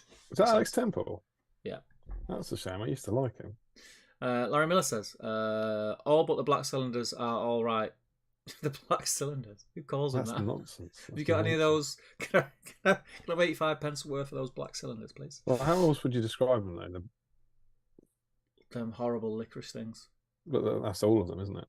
Exactly. They all just get dumped into one. They're all just wretched. Yeah. The pink and blue ball coated ones are fairly good. No, they're not. Stop lying. No. Alex says, my dog had to do. The stream. My dog had to do a large liquidy turd in the park, and I'd sooner have that. That is a shame. It's painting an image, and there's painting an image. Should be painting a Boromir, Alex, not an awful image. Larry says Turkish Delight is just bad. The Banners says the Turkish Delight is better than licorice, but it certainly didn't do Edmund any favours in Narnia. No, his wasn't covered in chocolate. No. And another old school, your friend and mine, Mr. Thomas Macklin, is in. Maccas. We were talking about you, Thomas. Just before the stream, we were talking about it, reminiscing. Evening all, Turkish Delight is just edible perfume, rank. It's true. Are we talking about Maccas? Yeah, remember Taxi? I've got no idea what you're when talking I said, I've done that.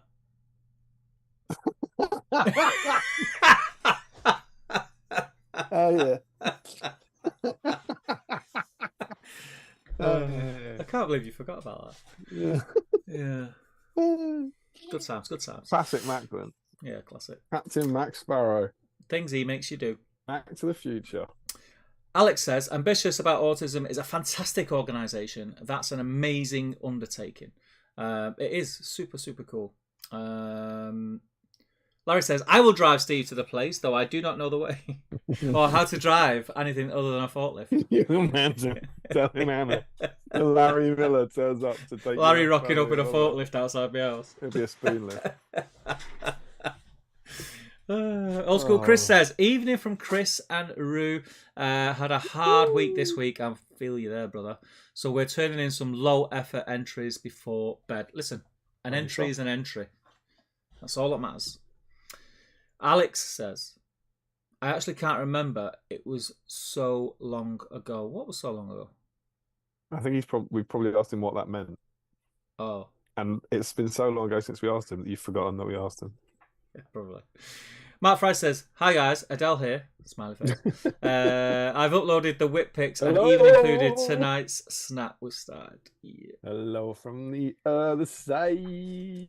Mark, I mean, if you've got another Boromir, you could actually get Adele to slap some paint on it.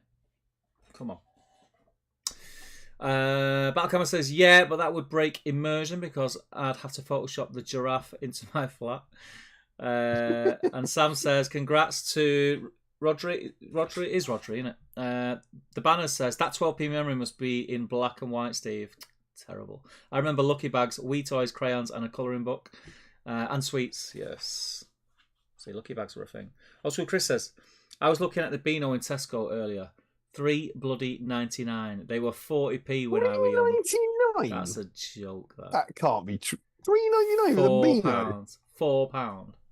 That's not. Is it still like? Do you know what this bugs me? Why do people still price things at 99, thinking that no one realizes it's a penny away from the next pound? It's cheaper than £4, mate.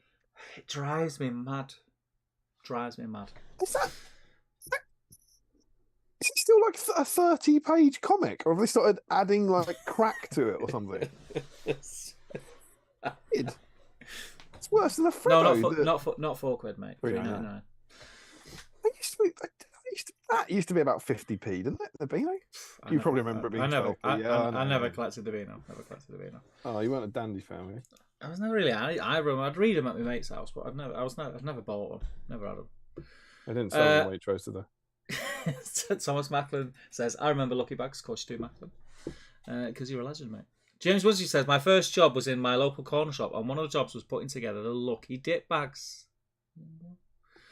Warwick Griggs, how many times have we heard Damien ask Steve if he remembers what they talked about on the phone? And Steve's got no clue, but they were supposed to believe his photographic memory of 12p gas.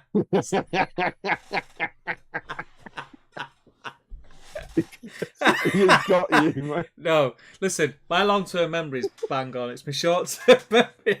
And hang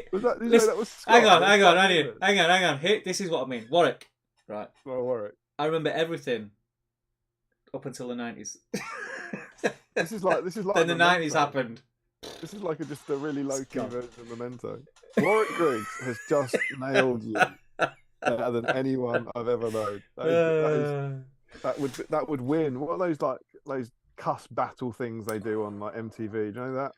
When you're watching like what do you call them daft little videos, and it shows like all lads going ooh. You've seen it? Yeah, exactly. Yeah, he has got you there. He has got you. I mean, he has got me, but I do remember it. Burned you. And then I remember when it went crazy and they went up to 12.5 pence. What should it? Who remembers that? Half pennies. Half pennies. You remember that? Yeah. Oh yeah. Half pennies. The banner says Mr. Lucky on the Lucky bag. Mr. Lucky on the Lucky bag was a yellow triangular shape. It was. I remember that. But they were the newer ones. I remember the ones before that, and it was just like Were they plastic bags that you remember, Banner? So I remember the paper bags with a print on them. I can't remember what it was. It just said like Lucky bag. You know how people remember the different streams, like the one where you lose your glasses, the one where I lost Emma's arm and all that. I think this one might go down in history as the one where Steve remembers a lot of made up. Listen, no good memories. I remember. You know those 6 years before you were born? Yeah, well, let me tell you some more stuff about those times. In fact, broccoli, right? But it wasn't like broccoli like you know it. It was like orange, and it came in cans, and cats delivered it to your house. That's what I'm going to do. What are you doing?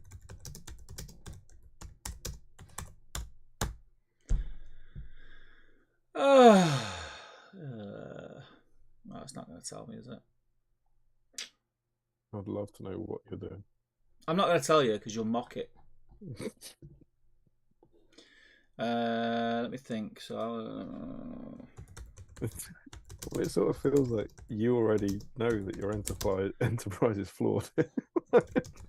Oh, because it's bugging me now. What is? It's got right under my skin. It's got right under my skin. Are you googling price of cans in the UK? I'm trying to think. England. It's an in. Yeah, in is I-N, but then England, which I grant you sounds quite similar, is E-N.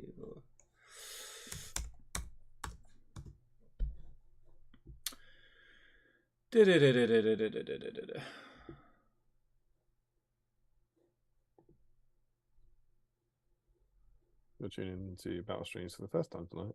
This is our regular Steve Crow uses the internet segment. Okay, so the closest I can find, I said when I was about 6, which would have been 1982, 12 pence, correct? Yes, yeah, I don't. So how much did things cost in 1985? Can of Coca-Cola, 20p. So I'm not far off. You're not far off. I'll give you that. So You're screw not far you, off. Damien O'Byrne. I thought I was sort of saying sorry, like quite magnanimously there, but you've I was just jumped thinking in about and screw you down there. 20p. 20p. That was 1985. Is that your own website or is that one that you've That got a friend to build? is retrowow.co.uk. Is that Jade? Is that Jade's website? That's retrowow.co.uk. Jade, you in the pub again? Yeah. Can you knock me up a Wix site? It's got a code camera. 20p in 1985. He's still handy on Wix.com. Yeah, 20p. 20p. Get this. Here's one that's topical. Yeah. Would be topical on How Can You Can Cook. Half a resin head. A in £3 1985. in weight frozen chicken. 57p. 57p. Is that in Waitrose or is that? Don't know where that is, but I would not buy it. Scott Newman Scott Newman says, I remember Lucky Bags and cherry Coca-Cola, 26p a tin. What a time to be alive. Also 20p kind of 20 pence of shandy sweets. Remember them shandy sweets, shandy bottles, beer bottles, jellies? Yeah. They were grim, weren't they? Yeah, I do remember. Frederick says, in Germany, people call this mix bunte tute, colourful bag. Is that how you say it? Bunte tute? Bunter. It's probably bunter, isn't it? Bunter tuta. Jakey says, our local does a surprise cone. Bet he does. Which is a...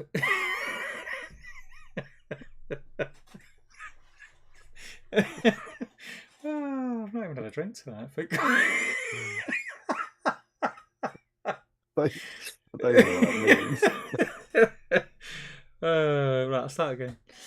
Our local does a surprise cone, which is a £5 and full of beep toys akin to a Christmas cracker. Sometimes, if you're lucky, you get some bubble gum. I mean, that sounds expensive. You can just buy some bubble gum. Hajinder says, 1p pick and mix and the quality street pick and mix and wolves was the best. I used to like the pick and mix that they used to do in Asda because they used to do these. It was pick and mix, but I'd just get one type of sweet all the time. I remember when you used to go on the big shop with my mum. You get pick and mix, and they had everything there. But they had these sweets, and they were basically a big lump of like soft toffee, like you get in a Rolo, but they were coated in icing sugar. Did you ever have them? It was like icing sugar, thick toffee with sugar on top. So it was like icing sugar, like they were a square shape, but round, like like rounded off. And you pink ones and white ones like you do with marshmallows, but they were icing sugar with toffee in the middle. The thought of them now makes me feel a little bit ill, but I used to love them when I was a kid. That's true of a lot of stuff, though. Oh, here we go. I knew Haskell. I knew. Of all the people I could trust in this chat, Haskell is the man. In the mid-70s, I used to go swimming on a Sunday evening. And a can of Coke then was 7 or 8 pence. You know what's weird? And my very first pocket money, not that I remember it, was 1p pre-1971 decimalisation. Don't take this the wrong way. Michael Haskell tells me that. I believe him instantly.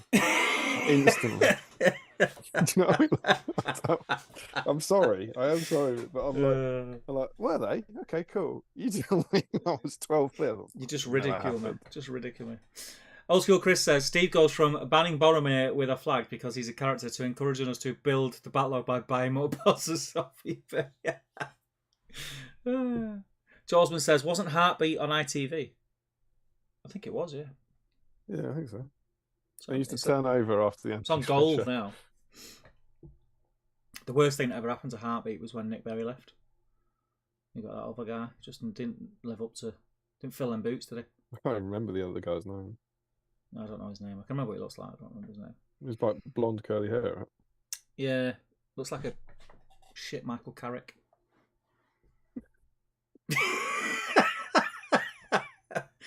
I don't know, same sort of vibe they give off. Rules for thee and not for me, eh? Says the Banners. Rules for thee and not for me, eh? What was that to do with? Rules for thee and not for me. It means like that you're doing, you're contradicting yourself or something, doesn't it? It means one rule for you, but not for everyone else. I don't know what it's in relation to. Mr. Green Tree's in. How you doing, Mark? Says, evening all. Was a 20p mix for me when I was a boy. Never heard of a lucky bag, and defo wasn't 12p a can. Well, speak to Haskell and he will tell you. Scott Newman says, I was there, Damien. I was there 3,000 years ago when you could get a can of Coke for 12p. I was there for the penny shoes. I missed the last stream, says Michael Curtis. So I loved that there was a 3-part stream to watch. It was like 6 weeks of BSIME. I feel like it's June now. And Sam says, hey, Goffmog earned his perch with his last-min panicked recruitment of new hobbyists. We weren't new hobbyists. They were just hidden Family hobbyists. The banner says, where was Gondor when the Coke went up to 14p? Alex says, I'm not too bothered about it being £30 out of context, but when compared to the Gondor Tower for another tenner, there's just no contest. Tower every time. That's a good point, isn't it? I mean, one of them's resin, one of them's Forge World, was always a premium, but that's a good point when you put it next to other scenery. Yeah. Feel like it's too much, €38, says Frederick, here in Germany, but if I ever get the Ammenhen set, I'll get both because reasons and because terrain. I get that.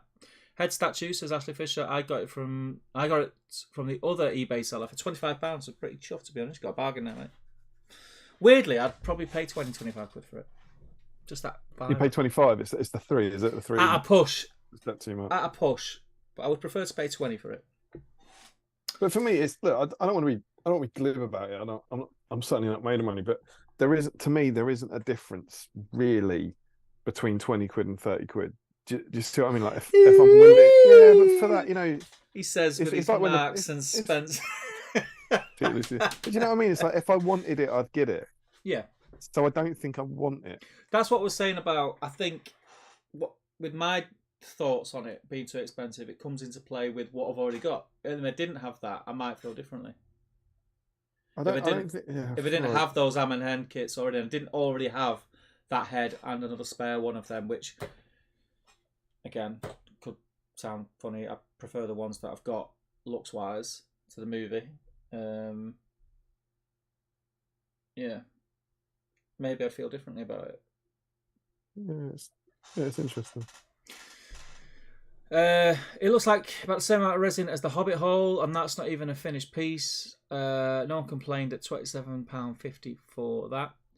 Yes, I agree with that, but then at the same time, this one chunk of resin with a Hobbit hole, you got all these like different bits, and you got a double-sided fascia that you could use 2 ways, and you could I was get more thinking that from it. when we were talking about, I was comparing prices. I was thinking it's the same price as the Hobbit hole, and I was like, but the Hobbit hole looks like you get more. Yeah. Whether you do or not in terms of resin, it just looks like you got more pieces with more surface area with more detail on them. Yeah. A lot more detail. Frederick says, probably more interested in the Forge World terrain than I'll ever be in Smaug. Joe Holzman says, £30 was exactly what I was expecting. I picked it up because I'm playing the Ammenhen scenario in a few weeks and it'll fit in nicely with that. Otherwise, I probably wouldn't have bothered. Very cool. Aaron Zenny says, good evening, gentlemen. Jumping in late. Welcome, Mr. Noonan. I hope you're well. Joe Holzman says, not because of the price tag, but because I hate painting terrain. As a bonus, I had a £10 voucher I'd forgotten about, so it didn't cost me as much as I expected. Well, that's fair enough. If I had a voucher, I would have got it. In terms of the painting it, I would encourage you to use Rob's guide for Weathertop in Quest of the Ringborough. That's how I painted my Ammenhen, and it comes out. And that's how I paint basically all my rock. The board we played, the Citadel Fountain Court one. That effect was all following that guide. It does a really nice kind of pale grey, white stone with kind of earthy, warm brown undertones to it. So that would be my advice on it. The banner says, I had the exact same ear thing as you for months as well, Steve, but it's recently got better now. How's yours? Loads better, mate. It's still my right ear is 100%. My left ear sort of goes in and out, but even when it reverts back to not being 100%, it's nowhere near what it was. So yeah, on the mend. Glad to hear that. Harry Bates says, good morning, gentlemen. I'm surprised you're painting Bozza when we're getting a new plastic one announced in 6 hours. Oh, very confident, very confident. I imagine. I can only imagine the Australian outrage of that head. I don't like to think what it costs over there, like with their usual markup. It's probably let us know. $500 or something. If you, I don't know, Harry, can you translate it into like UK pounds. I'd be What interested it to see is. how much it costs in UK money out there. Yeah. But I imagine that one's being destroyed by the Australian community as we speak. Julian Hammond says, "Evening, guys. On theme and looking forward to Boromir deep dive. Question mark? Question mark? Question mark? Welcome back, Julian." There isn't a Boromir deep dive, I'm afraid. I think we've already done it, haven't we? Did we do it? I don't know if we have, but this is coming from a guy who couldn't remember even doing a Boromir issue. I'm sure I remember. It's about 12p, wasn't it? I feel like we've done some of the most interesting things about Boromir, but I think potentially as part of a different deep dive. Yeah. We've done the stuff about him going like betraying and running off to Saruman. But maybe we did it as part of an Aragorn deep dive or something. I just feel like we've been through some of that. There's really good stuff in there, and Aragorn ends up killing him in 1-to-1 combat. But we've done it, but not as a Boromir deep dive, I think. Yeah. But also, we've got the chat is flying tonight, and it's nice just to be chatting. And it's not going to be a long one tonight. So, yeah, maybe we could. Maybe if we've not done a Boromir one, maybe can we squeeze it in somewhere? Got any more Gondor stuff coming up? Well, not put any more work on your plate, mate. You know. But what is coming up next? Any Gondor stuff? It's not really we will have, won't we, for a while. Well, we'll have Gondor stuff, won't we, in this campaign thing? Yeah, eventually. Yeah. There's no Boromir is actually the last we just had a really nice long Gondor section, and there's no Boromir stuff for a while now. There's no Gondor stuff for a while now. Sam says, if you're in the chat tonight and bought the Goldfish Blue Head, did it smell of sewage? Ryan Cuthbert says, evening all. Cuthbert's his name. I hope you're all well. I've got 10 days off work now, so I'm very happy. 10 days. Very nice. Standard, that, innit, for Cuthers. Alex says, I feel bad for saying I'm setting my expectations low. I don't want to suck the hype out of it. Too late. Too late. More like battle drainer. Battle fun sponge camper. Bitter camper. Yeah. Yeah. You know. Yeah, how'd you like those? Yeah. Stick that in your van and drive with it. Smoke it. Yeah, we told him. I've done an immediate 180, says Battle Camper. Oh, it's all right then. Take it out your pipe and don't smoke it. But if I end up with emotional damage, I'll see you in court. Aaron says, my prediction for tomorrow is 2 or 3 new Battle Host boxes, 1 or 2 new Plastic Heroes, and possibly the Runish War Drakes.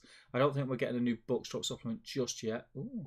If I didn't mind the Battle Host. If it's just Drakes and a couple of Battle Hosts, I think they're cool when they're alongside the other thing, but if it's just Battle Hosts, surely they won't give up like thingy time for that. Harry Bates says, I'm honestly just hoping for a plethora of new sculpts, not really fussed what it is. It's been a long wait for new content, so I hope it'll be worth the wait. I'm with you, mate. And Larry says, I think there will be plastic troops, but people will still complain about it. I don't actually think that, says Larry, but I do think they will complain, whatever it is. True that. I can't wait for the reveals. It'll be my first big SBG preview in person, says Mr. Sean Clark. Oh, he's going to be there, is he? He's going to be there. I hope you're updating the chat live, Sean. Joe Achilles says, what the heck is Turkish Delight? You don't want to know. Vile, says Larry Miller. What is it? It's a bit... It's like rose-flavoured jelly coated in chocolate. You imagine like a jelly that you would have, jelly and ice cream, but it's firmer than that. You'd have to kind of bite your way through it. Yeah. But that kind of texture, and then this one's got chocolate. It tastes like flowers. Is that something you get after you've had your hot cross buns? And Harry Bates says, hoping for Gil-galad, Sauron, Isildur, and Elendil, but thinking we get werewolves and Goblin Town archers. Be happy with any of that. Boris Herzog says, evening all. Only just jumped on, but good to catch up. Don't have a Boromir's hand, but building some trees for terrain for him to pose next to later. I'm going to get you in the draw. Harry, get a Boromir out. Get an Australian Boromir going.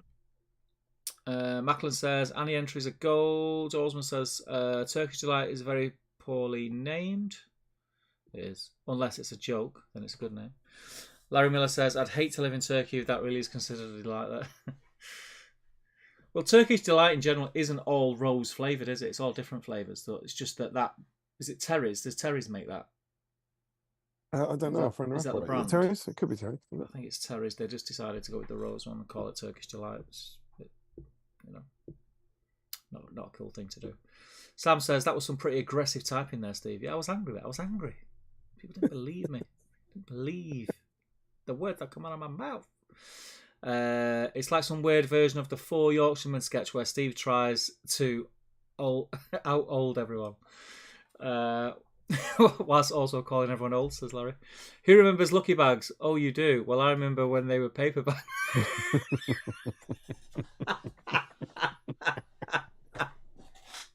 I tell you what, do you know what? They're getting a bit Larry, these viewers. They never used to be like this, did they? Inflation streams in Middle Earth, says Michael Curtis. Calamar says, 12p, yeah, I remember when it was 11p, yeah. What was that joke about people like that? Oh, if you say you're going to Tenerife, they're going to 11 Tenerife.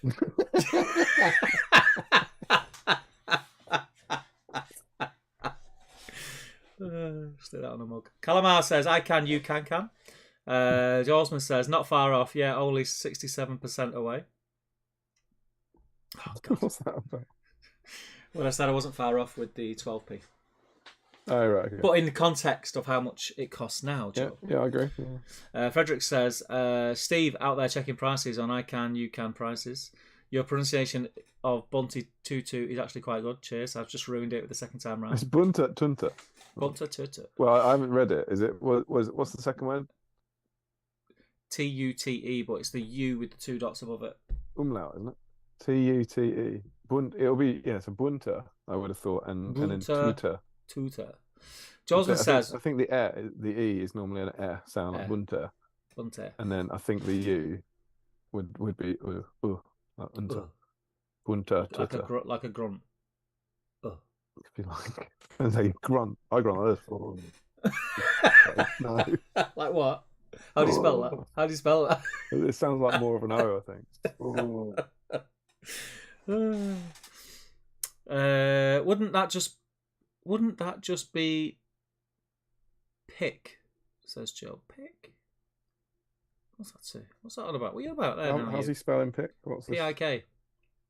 Wouldn't that just be pick? Pick. Don't know, I'm afraid. Don't know. What is the best Christmas cracker toy stroke gift? Says the banners. Little screwdriver set. I love a little screwdriver set. Never ever used any screwdriver, but I love it when you get them. You know, little mini screwdrivers. Yeah. I don't know. I like it's the joiner in me, I think. We're not allowing like special ones, but I think the most useful thing, when you get one and everyone's got a little flute, and then you all line up and you play the flute tunes. No. No. Never. But it'll be your box of crackers. Yeah. Will have a joke and a hat. Yeah. And then there'll be like flute crackers or something. So this won't be a surprise. But everyone gets a different flute. Right. And then you'll get musical notes, and it'll say like 1 7 4 4 7 7 7, and you all line up, and you can play them all together as a family. No. And you play little songs, and you play with it for about 10 minutes, and then you throw them in the bin. But you do play with them. I've never seen them. Unlike the tat you get. It's like when if you've got crackers with like a racing game in it, where everyone gets like a polar bear, everyone gets a little Christmas. No. In my crackers, you get like magic tricks. Come down south, mate. I'll show you some crackers. Deck of cards.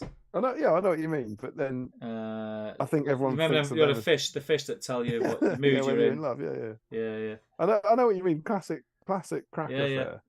But then what happens if you get a packet of crackers, and there's 7 different toned flutes in it. Yeah.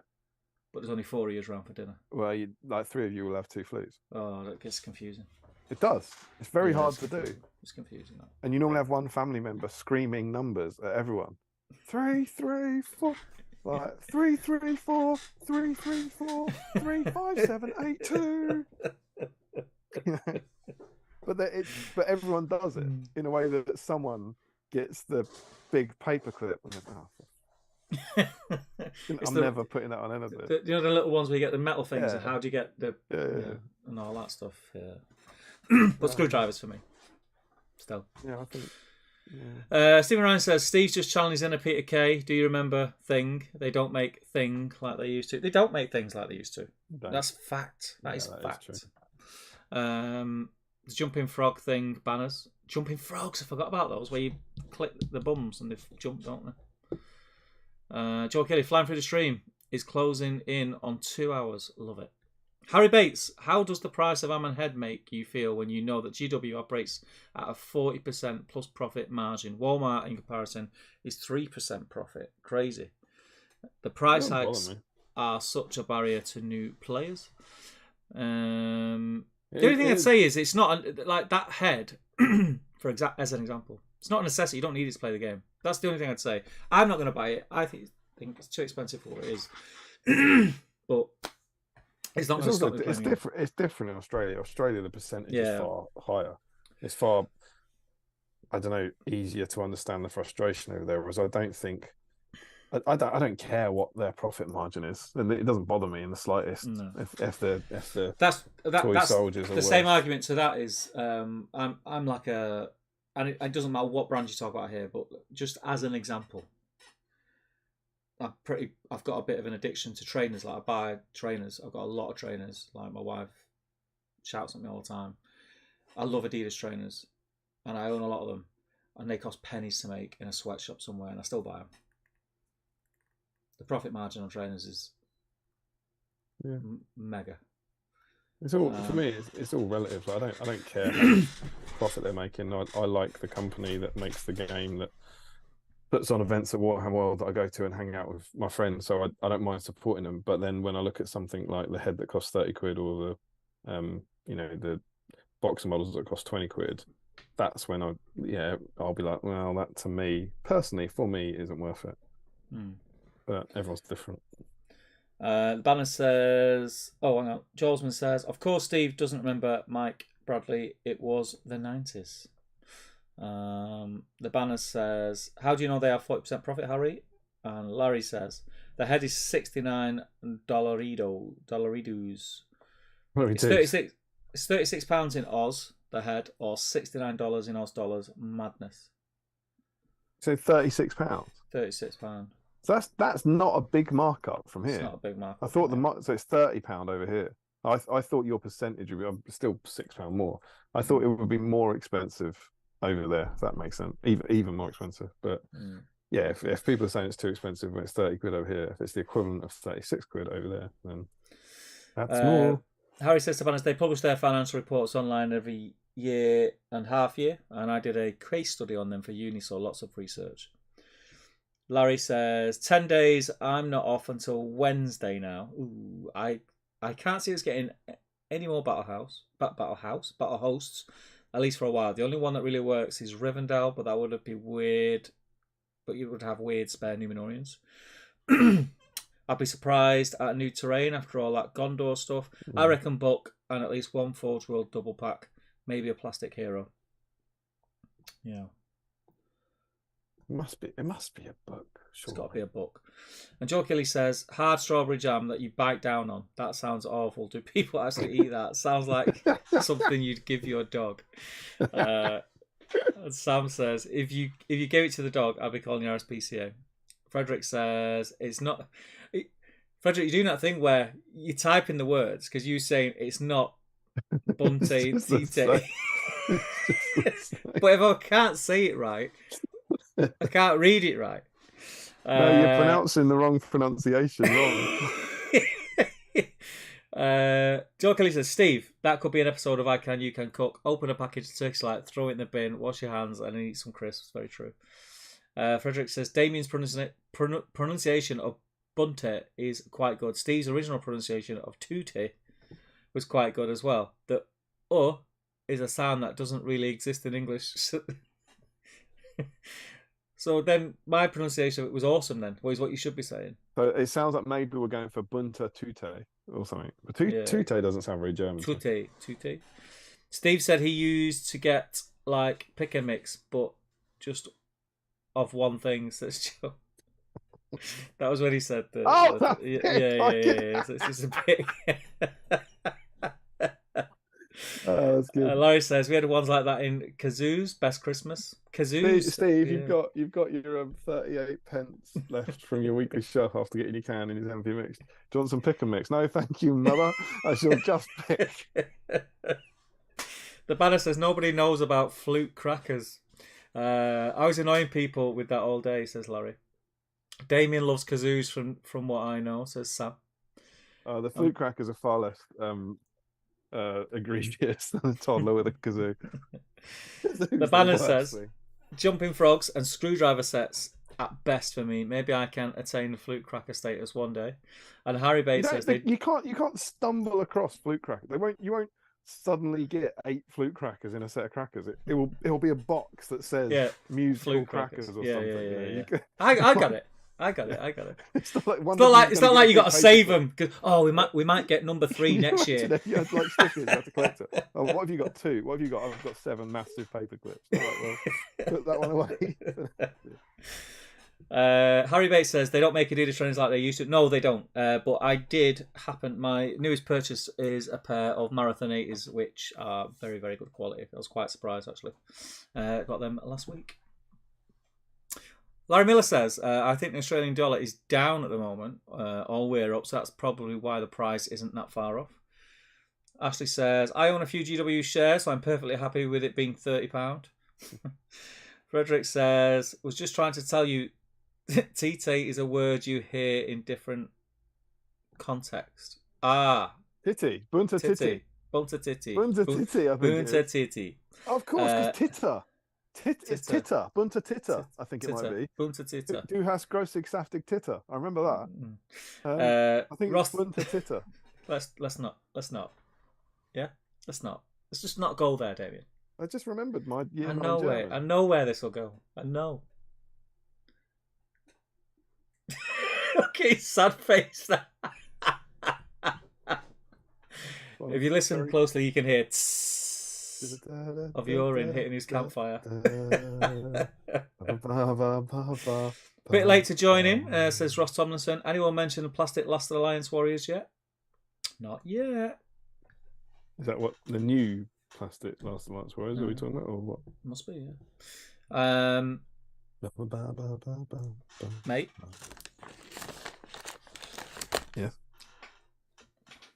Hold on, mate. You caught up? Yeah. Do you want to entertain the crowds while I go make another cup of tea because I'm spitting feathers here? Well, I will do that very soon. But what I thought, I'm literally on my last night doing this brown. If I finish that off, that will make a nice point to.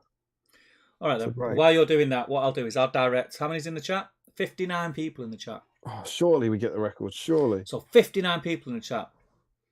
If you 59 people now go over to the I Can You Can Cook YouTube channel and subscribe to my I Can You Can Cook YouTube channel, I would be massively appreciative of that. Thank you very much. That's not what I thought you were going to do.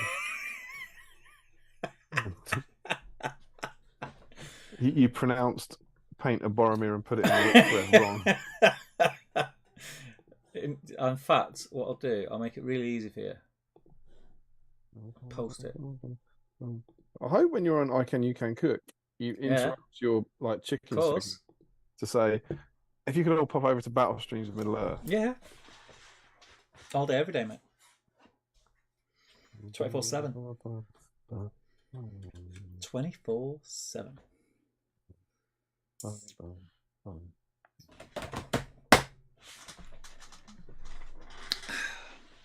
So, poor Steve, he needs a brew, Damien. Yeah, I do. It's all this talking. I believe Larry mentioned the plastic Last Alliance Warriors when he was talking about Rivendell. Battle host, he did. Does Damien have anything to plug? Do you have anything to plug, Damien? Anything to plug? Yeah. We've got a space for 7 Stones. We've got a team. We've got a team down. 7 Stones is in 4 weeks. The longest running doubles tournament on the GBHL calendar. Highly recommended. Highly recommended. If you want to go to what I would consider one of the most fun events, if not the most fun event. I'm trying to think of one that's probably. I don't think there is one. Could not get funner than us. I think 7 Stones is definitely something that you must experience. Thank you, sir. But yeah, we need a team, and it's a pool system. So we have to have the right number of teams. And someone dropped out. So yeah, Who dropped out? it was you. No, shut up, you did. No, it wasn't. Oh, you Was had a it? space. Yeah. Yeah. I can't get. That I couldn't just. have I gone just better, can't could do it? it. I just can't do it. I can't do the whole weekend. I'm going to try and wangle a day so I can just come and hang out and like call people names. But yeah, so we do have a space for doubles on the I want to say 28th, 29th, whatever the Sunday and Monday is, because it's bank holiday of May. If you want to come along, like let us know in the comments or PM me. That would be really, really handy. But yeah, we're back. We did it last year, so it's nice to be doing it again. So we're all in the frantic planning for that, and we are going all thingies to the thingy on issue 13 of SBG, because that's going to be released there. So myself and Mr. Tom Harrison hung out with Tom Harrison. He came over like a blast from the past, just hanging out at my house. I seen that. I was very jealous. Yeah, we didn't quite. Thank you, Tanya. Has she signed up for 7 Stones? No, subscribe to I Can, You Can Cook. That's about the third most important thing you should be doing tonight, Tanya. But yeah, it's good hanging out with him, and we're working away, and we've got about, I want to say, 2.5 weeks until the print deadline. Let me have a look at this. We'd have to get it in then. It feels like it's been ages since there was a SBG. I'm looking forward to it. It was Articon last year.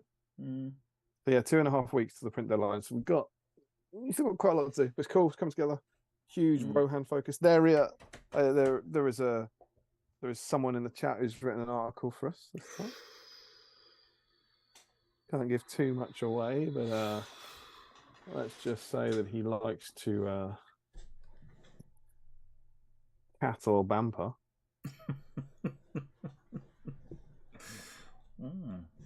Interesting. Think piece. Interesting. But yeah, it should be good. It'll be nice to get out there. So that's what's taking up lots of our time at the moment. And then I'm going to Warhammer World Teams in 2 weeks' time. I'm doing zero hobby or SPG related stuff. Just life is super busy at the moment. Super busy. I totally blame my wife. She won't watch this. For sake. No, she's like took on an extra role at work, which financially for us is great. But just means I've got to cover a lot more stuff than I used to, like with the kids and stuff. So it's difficult. It's difficult, but the things we do, eh? Oh, I'll tell you what. The elephant in the room. It's not an elephant because no one's noticed. I'm still here. You're still here. Still here, and I'm probably still going to be here for about another 5 weeks now. I think. Does it bother you that no one mentioned it? It's like they don't care. Really. It's like they don't care. It's not like they don't care. They don't care. Yeah, it's a shame, isn't it? Like you spend a couple of hours. Steve, you're still in the man cave. Yeah. I'll miss it, even if no one else will. I'll miss it. I'll tell you what. Did you see the Wetter Fell Beast? Yeah. Gorgeous. I wonder what scale it is. Well, it's the mini one, but because the thingy was proper. By that. The thingy was. Do you remember they did the Gandalf on Gwaihir? Yeah. When they released that was like a mini one, and the Gandalf was almost the same. The Gwaihir was way huger than the Gwaihir we get. Yeah, I see what you mean. The scale it should have been. Yeah, sure. Yeah, I've got that. I know what you mean. Like Gwaihir is much bigger than Gandalf is. Yeah, but the Gandalf's about the same size. Yeah. It's a tiny bit bigger. It's the first time in a while I've been tempted by one because they're expensive like they all are, but it's manageable. Yeah, and it looks really cool and it'll be easier to display. I'm quite in a Fell Beast. It is very cool. It is very cool. Oh, I thought that was good. I thought that was nice. If you are running off, I'll do a wee Boromir profile review. I can nip through that. Yeah, you do that because it's because we're gonna have to get through the mag at some point, and we can do the Facebook last thing. I'm going to be doing this one live. I mean, a cynic would argue they're always live because it's a live stream, but I haven't done this, so I haven't got the right books. So I'm going to go. I'm going to go pure memory and fly through this and see what we can come up with. You do that. I'll go and top this bad boy up, and I'll be back in 5. All right, love it. Can I check? Yeah, there we go. I'm just making sure I was in the right place with the chat. Marvelous. So Boromir, of course, arrives in the Fellowship of the Ring game, and let's have a look at how he was at the birth of Boromir. I get the feeling, we'll find out. I get the feeling Boromir hasn't changed a lot over the years. He's fight 6, strength 4, defense 6, attacks 3, wounds 3, courage 6. I think that's the same. Might 6, will 1, and fate 0. I think that's the same. He's 105 points. Carries a sword, it's a hand weapon, and the Horn of Gondor. The Horn of Gondor, the blast of Boromir's fearsome horn is enough to drain the bravest foe resolve. Boromir can blow the horn at the start of a fight if he's outnumbered by 2 to 1 or more. The enemy combatant with the highest courage must take a courage test. If it's passed, the combat support is normal. If the test is failed, he automatically wins the fights and strikes blows against enemies. I think that's the same. Let's find out. I reckon he's not in the Two Towers book, because the Two Towers book kind of removed the people who got killed. Spoilers. So I don't think he's going to get a profile in there. Oh, he does. He does get a profile. Same. He now has the options for an elven cloak and a horse. I suppose that's the reason for putting him in there, to give him the elven cloak, and everything else is the same. So same profile, but with added options. Look at the optionality. Return of the King. Boromir, same profile. Elven Cloak Horse, Horn of Gondor. It's the same. Then we get the Siege of Gondor, where I believe we're going to get Captain of the White Tower for the first time. So we now got 2 profiles to keep track of. We do indeed. He's 175 points. Still got his 6 might, 3 will, 3 fate, fight 6, strength 4. All his stats are the same. He has options for horse, lance, shield, and the banner of Minas Tirith, which is 50 points. He gets the Horn of Gondor, which is the same, and the banner counts as a banner. All warriors within 3 inches get +1 to their fight. Boromir gets the bonus. Other heroes do not. Unlike banner bearers, such as Boromir's skill in battle, he gets no. So he doesn't get a penalty for it. Okay, so that's the introduction of Knight of the White Tower. We then must jump to the Big Blue Rulebook. Let's have a look. What Boromirs lie within here. Sniff of the book. Such a good book. Smells so good. Here's Gondor. We have our 2 Boromirs. Boromir of Gondor is the same, 105, same stat line, elven horse, and elven cloak and a horse. Horn of Gondor, exactly the same. Captain of White Tower, 175, is exactly the same. Horse, lance, shield, banner, minister of 50. Banner, yep, exactly the same in that version. So we can actually dispense with all the other books, because this version now has the earliest versions of them. Then we need to move to, there is a Gondor book, Gondor in Flames, the Gondor Army book.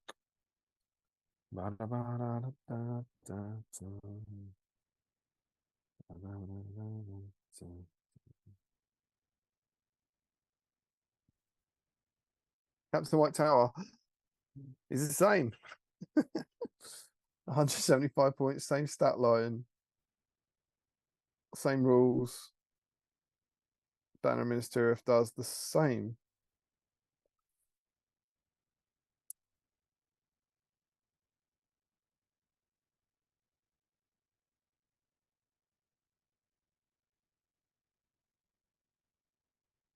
It's interesting. There's no Boromir of Gondor in here.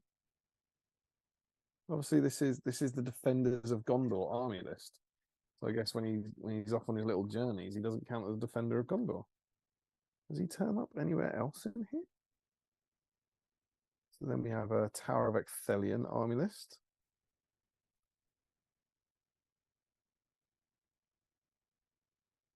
And so yeah, the very first edition of his profile, his fight value is 6.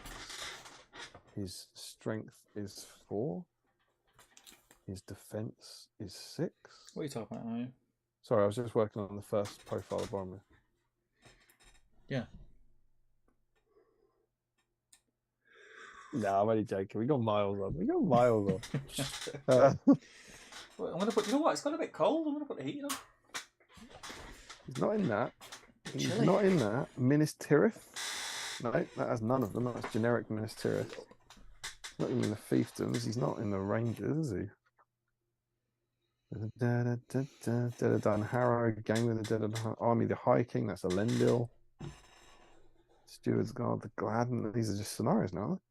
So yeah, unless I'm missing something in Gondor in Flames in the army book, Fellowship Boromir is not in there. He doesn't. He's not in this one at all. So the only version of him you get, I presume he was meant to appear in. You know, they only did 3 of these army books. Maybe he was meant to appear in like a future Fellowship you want to say. But you only get Captain of the White Tower, and in a shock twist, he's the same. Then we get the Kingdoms of Men book, which a lot of our viewers will know well. Entry point for a lot of people. The old Kingdoms of Men. Good book, good book. Got a very soft spot for these source books. I did a lot of my competitive gaming. So look, Boromir cuts the White Tower. He's the same points. Would you Adam and Eve it? Same profile. He's the same. It's the same rules. Exactly the same. And we don't get Boromir here because it's a trickster. Boromir must be in the Free People's book. Such were the army books at the time. Well, oh god. The dice tray will look different when we cut back to it. That's the Fallen Realms. Not gonna be in that. Free Peoples. But in here we have the Fellowship. You right, Pickle? Yeah, just call me microphone wire. He's the same. 105 points. This is remarkable. Boromir combined. Yeah, he's exactly the same. Which takes us to the armies of the Lord of the Rings. Oh, I didn't do Captain. Did I do it? Yeah, I did do Captain White Tower. It takes us to armies of the Lord of the Rings, the modern day one. Boromir. He's 10 points cheaper because he loses his shield. Bargain bosser. And he loses a point of defense, so he has to buy the shield. That's it. Horn of Gondor does the same. He doesn't get any new special rules. I thought we were going to find our first hero who never ever changed. Dared to dream. Captain of the White Tower. There's a big drop in cost. So Captain of the White Tower has the same profile. He got a big upgrade. I mean, I wasn't a big Gondor Boromir fan for this version, but he drops in points. He drops 15 points down to 160. The Banner of Minas Tirith drops 10 points, and the Banner of Minas Tirith becomes 6 inches instead of 3 inches. So Captain White Tower got a big buff. So I know you missed most of that, Steve, but Boromir, never ever changes his profile in any version until the new edition. He gets Fellowship Boromir gets the option for an Elven Cloak and Horse. But his points value, his stat line, and his special rules from that first edition of the game, the Fellowship of the Ring, in 2001, all the way through to 2018, never changes. Captain of the White Tower, when he's introduced in the Siege of Gondor, never changes at all until the new edition. Nice. And then the only change for Boromir of Gondor in the new edition is that he essentially drops 5 points and gets the option to take the shield. So the shield becomes, he drops 10 points, but 5 of that is the shield. I can only presume they drop in 5 points to make the Fellowship work at a points value, I reckon. Yeah. I reckon that's because the Fellowship will work at like 800. So I reckon that's the reason there. So the only change that Boromir of Gondor has ever had is a 5 point drop. And the only change that Captain of the White Tower has ever had is in the latest version, he gets a fairly cheeky buff. He effectively, Flagomir becomes 25 points cheaper and the banner becomes 6 inches instead of 3 inches. It's weird. Never changing. Good profile, never changing. Good profile, yeah. How do you feel about How do you feel about 6, Mike Bozza? Yeah, I think he's awesome. I really like him. A lot of fun to play. He's one of your men, isn't he? He's one of your Gondor fan. Yeah, he's class, Bozza. And Why? he's one of them because he's a man. I think it's against especially like the newer evil heroes, because you always sort of think of good v evil, don't you? Mhm. Because he's a man, like the strength thing can let him down, like with high defense evil heroes. But the fact that he's got the 6 might and access, what access? He's got heroic strength, heroic. He's definitely got strike. He's got strike, defense. I shall tell you, my friend. Challenge. You won't have resolve, will he? He's always got chasing rings. Mm. And he gets strike, strength, and defense. Strike, strength, and defense. Yeah. So good ones. The good ones, yeah. He's decent. And with that 6 points of might, he can call a lot of stuff. He can do a lot of stuff. So having them 6 points of might and having those specific heroics, I think, can make him challenge even like the newer evil heroes that have got all like bells and whistles. He's very good, particularly like, I use him at GT as Flagomir. So I want to say he's 215 points with the flag, with the horse and everything, and he was exceptional. Fight 7 Boromir, making everyone +1 fight, 6-inch banner. The Horn of Gondor. I say the Horn of Gondor. I didn't remember to use it once, not even once, but it looked like a pretty cool rule that I could have used. The 6 might. No lance, obviously, with the banner, but yeah, it's cool. It's very good. In 2001, they released Boromir. They give him 6 might.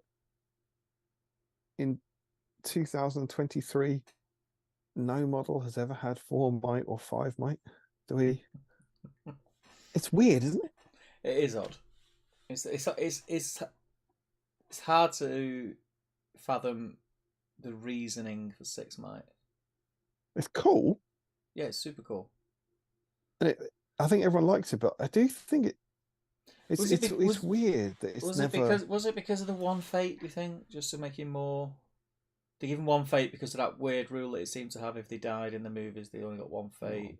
But they wanted it because he's Boromir, Gondor's strongest, most talented hero.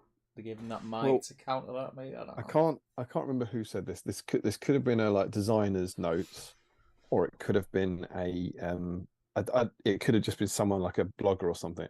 But I remember someone making the brilliant point that by having 6 might and no fate, it means he can't lose fights.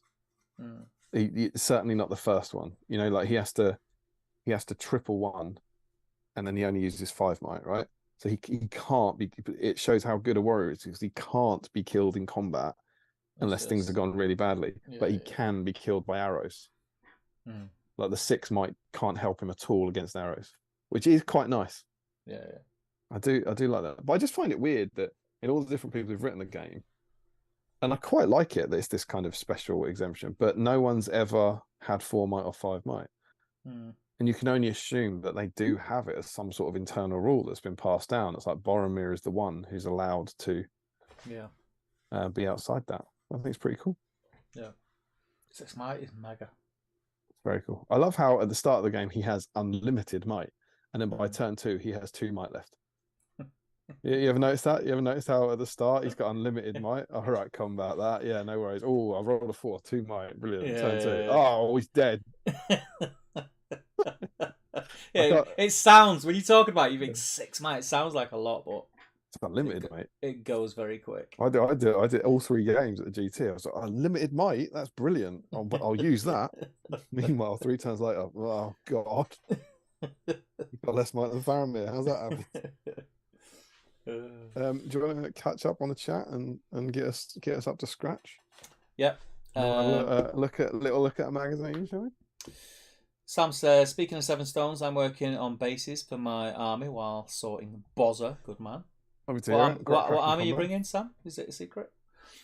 Carl says, that's me done for the night. About an hour or so of painting for the first time since January, so won't push it too much. That's the right way to do it, mate. Do what feels comfortable. You don't want to force it. The banner says, same to Carl. Started the year with a bang, then run out of steam. And Joe Achilles says, if we're close to the record, I'd say don't forget to check the mails. Absolutely. Mark Stone's in. Hail. Mark Stone. Avid poster on I Can, You Can Cook. Has to be said. Always impressed. Probably a big fish. Big fish, right? this week. He's always got a massive fish. Mark Stone, I don't know. Is this the first chat where Mark Stone and Mark Fry, both key marks from Guernsey, have been in the chat together? All the marks from Guernsey are in tonight. I could not miss at least some of Bosweek. And Mark Fry, straight after Mark Stone, Mark Fry pops up. Painting done for tonight. Time for some cheeseburgers as a reward for painting. I like. Well, they're on Guernsey. They can probably hear each other typing, right? Yeah. The banner says, "Will we get a Boromir deep dive lore?" I think they did that the first time. Says Larry at Moria. They are exactly 750. That's their point. Oh, right. So like Moria profiles, they're 750. Yeah. The banner says, "Then we must go deeper." Mark Stone says, "Flagomir wins, but there is something awesome about throwing 6 might to one-shot a big troll." He's done that to me. He's being mean. He's one-shotted my troll, and it was a very mean time in my life. Mr. Wiz94 says, "Missed this one, but we'll watch tomorrow." Thanks, Mr. Wiz. You haven't missed it at all. Look, you're here. You're here. Ross Tomlinson says, "I suppose Boromir is as good as a hero can get without being a mighty hero. Provides a good distinct between his and Aragorn's power." Good way to look at it. And Sam says, "Arathorn will be leading us is all I'll tell for now." Pretty cool. Arathorn, very Seven Stonesy. Sorry, that Seven Stones would be good. Stoney says, "We'll create a singularity if we are on at the same time." Well, they're probably, I guess they have to turn the internet on and off. Mark, yeah, I'm using the internet now for the stream. All right, Mark. Like the old days when you couldn't make a phone call if you were on the internet. Frederick says, "Just put sand onto the base of a model I'll probably never use. Lol, peak BSIME." That's it. And that's it, mate. Caught up. The thing is, when people, I was thinking about this during the week, that when people ridiculed, dare I suggest, the Gothmog one, of saying that it was Harrison, wasn't it? It was Harrison who got up at night or everyone was painting something. Let's be absolutely clear. In the last 3 years, how many people have just entered normally with the Boromir that they've put a bit of paint on and is stopped for the night? You know what I mean? We can't start policing this. No. I believe a lot of people have got into the spirit by doing a tiny bit of paint over the years, and I think Gothmog's week is getting an unfair. I think a lot of people have snuck into that dice drawer over the years, perhaps not doing a lot of work on the model, and that's fine. That's great. The important thing is you had a human being who had the right model. That's all you need.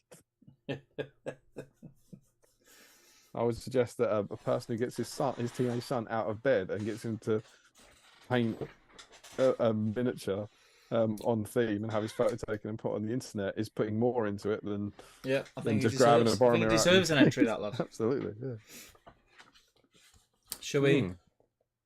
Let's. So, I think in our new segment, what do we think Boromir is thinking in his game of SBG? He doesn't look happy, does he? I think he's thinking, "I told Faramir to be here and he's not rocked up." Oh, do you think it's doubles? Yeah. It's doubles. This partner hasn't turned up. Yeah. Or maybe he's playing with Denethor, and Denethor's going, "That's not what I would have done. I wouldn't have called." Or maybe his doubles partner is Frodo, and he's just said, "Can I wear the ring this turn?" Oh, he's just gone, What's that around you now? Well, that's why he's looking down. Look, he's looking down to Frodo beneath the table. And Frodo's like, "Nah, mate." He does look sad, doesn't he? Poor Boromir. And we're going to continue this campaign. We know it's a bit weird, a bit off topic now, but we have the Fellowship is formed at the Council of Elrond. Issue 60. Well done, Steve. Issue 60. Well done, us. Done all right, haven't we? Yeah. Done all right. On we go. Oh, that's nice. Oh, bloody hell. Dad's coming. Boromir and Faramir have spent their lives fighting for Gondor and its people. Together, they repelled the forces of Mordor from Osgiliath and reclaimed the city. However, the victory was tainted by their father's favouritism of his firstborn. Let the armies of Mordor know this. Never again will the land of my people fall into enemy hands. And there's a lovely model that we get, a son of the steward. It's a Lord of Gondor. Boromir fights for the fate of his people. Lovely, shiny Captain Boromir model. So there we go.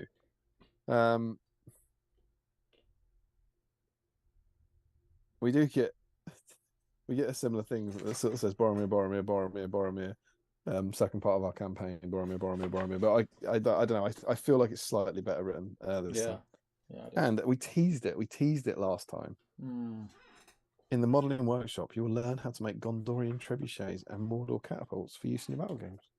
Dare we believe it? So over we go, and we start with the Council of Elrond. So this is the start of a kind of proto fantasy fellowship. Very cool. Check out. See, can you hold up that picture? Hold up the glamour shot of the council. Yeah, so like move it to the centre. Yeah. Keep going. This is difficult because it's bloody wrong way around. I know, you get me to do it every single week. But on that, check out that picture. There's a little ring. Look, we've got Galadriel's mirror there, right? Galadriel's mirror, but then with a bit over the top to make it into a table and a tiny little ring put on it. Yeah. And there's some really nice posing. Look, that's Weathertop Frodo. It's not just all the Fellowship models. I think that's Heroes of the West, Legolas, a couple of Kings and Men, a couple of Dwarf Kings, nicely arranged on the what was that called? Elven Outpost or whatever from Elrond issue. Nice little picture. Yeah. And so it's we reached Rivendell, I guess. Last week we did do Fight for the Forest, but we did that. And then you get to choose the fellowship you create may be very different from the one in the movie.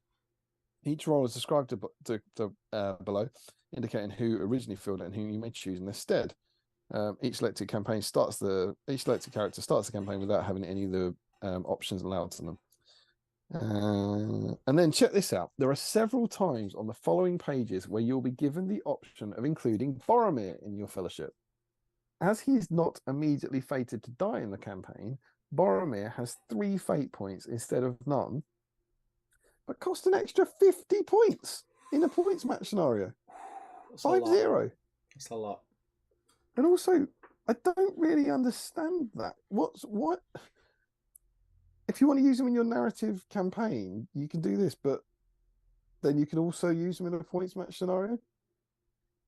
It's a bit weird. So 50 points for Boromir of Gondor with 3 fate. Oh, tricky. To hear the rolls. You ring bearer. Yeah, it's me, Frodo or Bilbo in this version. Yep. Fair enough. There are few of the capable of resisting the ring's influence long enough to see it through. Then they pick a companion. So this is the Sam character. The task of the ring bearer will be hard to steal were it not for the presence of his companion. Character's task is to stand by the ring bearer thick and thin, help him during the darkest times of the quest, bolstering spirits when the need arises. Choose one: Sam, Bilbo, Frodo, or Aragorn.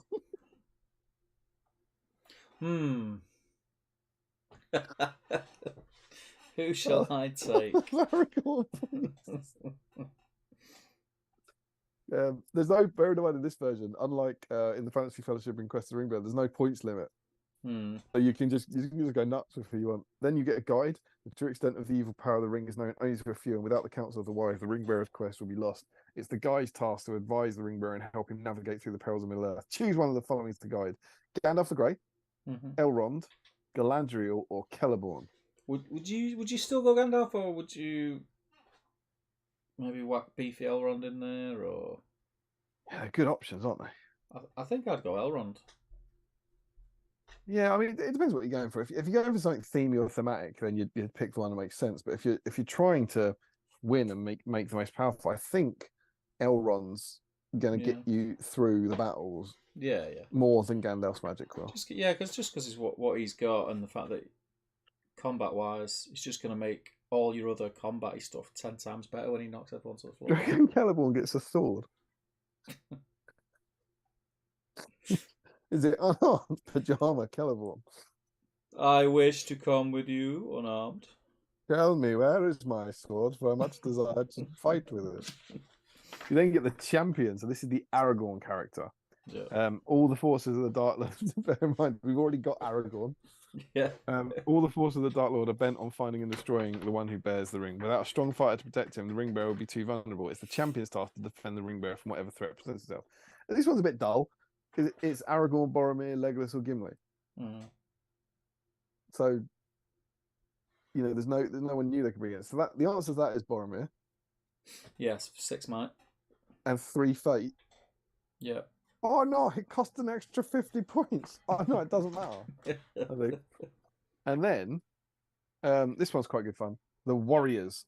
Such a small group could not possibly survive with just the protection of the champion alone. Other fighters will be needed to protect the group from evil. The task of the Warriors is to safeguard the entire fellowship. So these 3 represent Legolas, Gimli, and Boromir. Yeah. You then choose 3 from Aragorn, got him. Boromir, got him. Legolas, Gimli, Faramir, Éomer, Haldir, or Arwen. Mm. So that's pretty cool. Are we basically? I mean, let's go. Best mindset. Need the best. Are we basically just bringing the Fellowship minus Gandalf and Elrond? Yeah, we've already got Boromir now, haven't we? Because Boromir's a champion. So you got to have Gimli. Mm. I couldn't leave home without Legolas. I'd put Legolas in there. I think it's going to be the Fellowship just with Elrond instead of Gandalf for me. I think. But you've got a space. You've got a space to fill. You've got to fill Boromir's space. We've already got Boromir. So you can have Arwen, Éomer, Haldir, or Faramir. I think because I chose to get rid of Gandalf and bring Elrond, even though Elrond's got magic. You can't have Elrond. Why not? No, I mean in the previous option.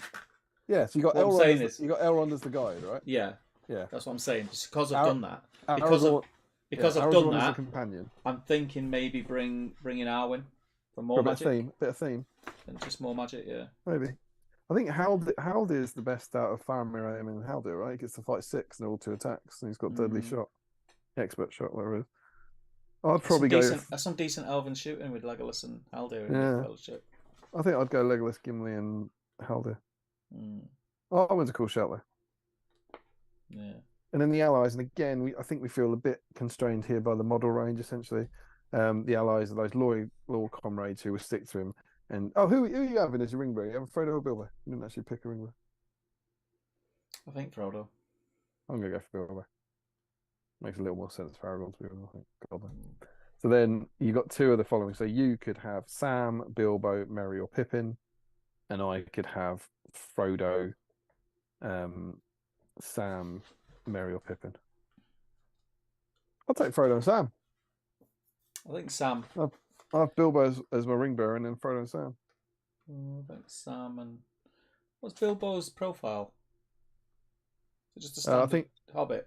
From memory, I think he's fight 3, 3+ shoot value, strength 3, defense 5, 1 attack, 2 wounds, courage 6, 1 might, 3 will, 3 fate. I think in this version he comes with sting and the mithril coat, although I think that's already incorporated into his profile. I think he has the ring, resistance to magic. Sam and Bilbo, I think. Throw stones, and I think his war gear was on page 20. Was in pack 25, as memory serves. And his special rules, and I think if Frodo and Bilbo were in the same force, then as memory serves, Frodo couldn't have sting if he couldn't all do 1 ring. I had my magazine like that. I didn't actually. I did like that. Just didn't see it. How's it gone? I got Sam and Bilbo. That was enjoyable. What was the magical power strike down? I don't know. You need to see pack 12. Isn't it? Do you not remember what it was? Is it like Confound? Is it that one? She had. I know in the early version of Fellowship, Arwen had the Mega Spell, which was like Nature's Wrath, but they all took a hit or something. It might be something like that, but I don't know. Sounds a bit heavy, doesn't it? I'll tell you what, because I'm tethered to this. So if one of our lovely patrons who's got it wants to find pack 12 and find out what the spell Strike Down does, that'd be cool. Yeah. Then once you pick your Fellowship, this is cool, right? So the good player chooses his Fellowship at the Council of Elrond. Then the power of the One Ring. Remember, we heard about this. We were teased about the Shadow of the Ring in the last issue. The power of the One Ring is such that its mere presence can be enough to corrupt those of weak will. To reflect this insidious power, members of the Fellowship may become subject to the Shadow of the Ring special rule. After the good player has chosen his Fellowship, the evil player may choose one of the Fellowship's warriors to be subject to the Shadow of the Ring. So for you, that's Gimli, Legolas, and Arwen. Yeah. And for me, Gimli, Legolas, and Haldir. Mm-hmm. You can pick them. In addition to whoever may be subject to it after the attack at the Weathertops. Remember, the attack at Weathertop, that was someone could get stabbed. I think if good loss. Before the start of every game, the good player permanently reduces either the might, will, or fate value of each character affected by the Shadow of the Ring by 1 point. Eventually, all 3 of these characteristics will be reduced to 0, and the character becomes a thrall of the ring, subject to the following rules for the whole game. The character is set up with the rest of the Fellowship, but it's considered to be an evil model under the control of the evil player. The model's might is restored to its starting value, but no other models may benefit from any heroic actions he calls with them. The model may only charge the ring bearer, and until he does so, the rest of the Fellowship may not attack him by any means. And at the end of the game, the model's counted as a casualty and takes no further part in the campaign. That's cool. That's mega. Yeah, that's cool. That's why you absolutely don't want Boromir as a warrior. Because at some point, what's that? It's 7 games, isn't it? You have to play through 7 games in the campaign, and then he becomes an evil model with 6 might, and the Fellowship can't attack him, and all he does is charge your ring bearer and murder him, presumably. I think that's a really, really cool rule. Yeah, it's cool. And so it means that whoever you pick in those warriors, one of them will become like the Boromir rule. And I think that's quite good fun. And they've obviously, I guess what are we getting? Like 3 might 2. They all have about 7 points of stuff. Yeah. So I guess they're saying that from Rivendell, you might play 7 scenarios to get you roughly to Amon Head.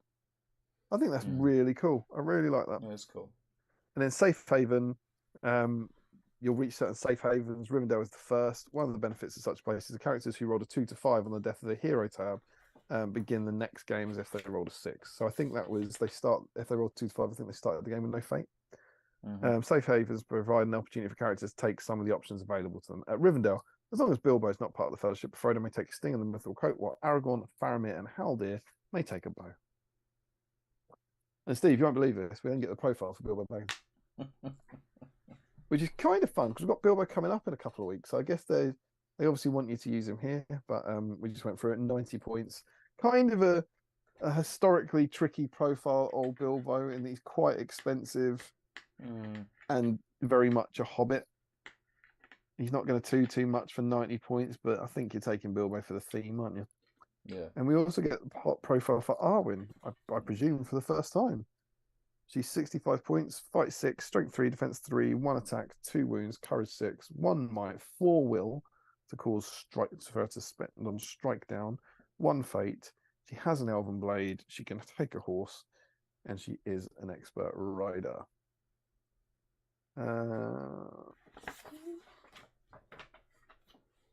Do we have strike? Oh, yeah, so Richard Clammer is saying X inch 4+ enemies. Oh, and so it's 4+ to be. Oh, I see. 4+ to cast. Enemies within 6 inches are knocked to the ground. Cool. That's what strike down does. So pretty good. So you can attempt to cast that 4 times. Everything gets in the middle of a bunch of goblins, rolls a 4+, knocks them all down. It's quite cool. Definitely confound us better. So there we go. I just got rid of tinderchat.com. That's a shame. I know. I was hoping to match. What do we think of? We like the Fantasy Fellowship stuff? Yeah. Someone should do a series on it. Yeah. Better you get it out of the way then. I imagine they're frantically typing their comment. I'll be writing things such as, why would the campaign continue after Bree? And such. Got 11 videos, mate. We've got 11 videos to come. They're filmed. 11. But then we get to the scenarios. War in Osgiliath. Yeah. This is cool. I say it's the first time. It's almost certainly not the first time. But we're getting 2 linked scenarios. In this battle game, we present 2 linked scenarios which represent different parts of a single battle involving Boromir and his brother Faramir. First, sees Faramir having to defend Gondorian trebuchets against a fiendish raid by Gothmog and a band of his most cunning and dangerous orcs. The second sees Boromir bravely leading the Gondorian assault by boat across the river to destroy the orcs and their catapults to claim back the city. And in addition, we present the profile for Boromir as he was during the Siege of Gondor. Unlike the Fellowship of the Ring profile, it represents him at the height of his fighting prowess and fame. So for the combatants, for 1, you need 20 warriors of Minas Tirith and Faramir. Evil player needs Gothmog, 2 orc captains, and 12 Mordor orcs. And then for the other one, the good player needs Boromir from this book, a standard bearer, 3 warriors of Minas Tirith with swords and shields to represent captains, 21 more warriors, plus 3 of the assault boats. The evil player, we need Gothmog, 4 orc captains, the orc banner bearer, a troll, and all the plastic and card orcs from previous packs in Middle-earth. And even as someone who's never going to play this, I really wish they'd stop doing this. They did it in the last one. That doesn't help. Even if you have them all, how are you meant to keep track of the card models? We could go back through this and see how many sprues of orcs we've got. But you're not going to be keeping track of it. And I just wish they'd say 36 orcs or 24 orcs or something. But just saying all the plastic and card orcs, I just don't get why they're doing that, personally. So the first game is quite cool. It's a 4 foot by 4 foot square board, and you can see there are 2 trebuchets bang in the middle. Yep. With a bunch of Gondorians all deployed around them. And then the trebuchets take no part in the battle, but they kind of how much Faramir protects them affects the next battle. So you have to count how many turns you play. You need to record how long they remain untouched by the evil player's orcs. Surprise! Being at the rear of the battle, the Gondorians accompanying the trebuchets do not expect to be attacked. Gothmog's sudden raid causes surprise and confusion, affecting the men's ability to counter them. For the first 6 turns, the Gondorian models must pass a courage test before they can move. If they fail, they can still fight, but they may not strike if they win.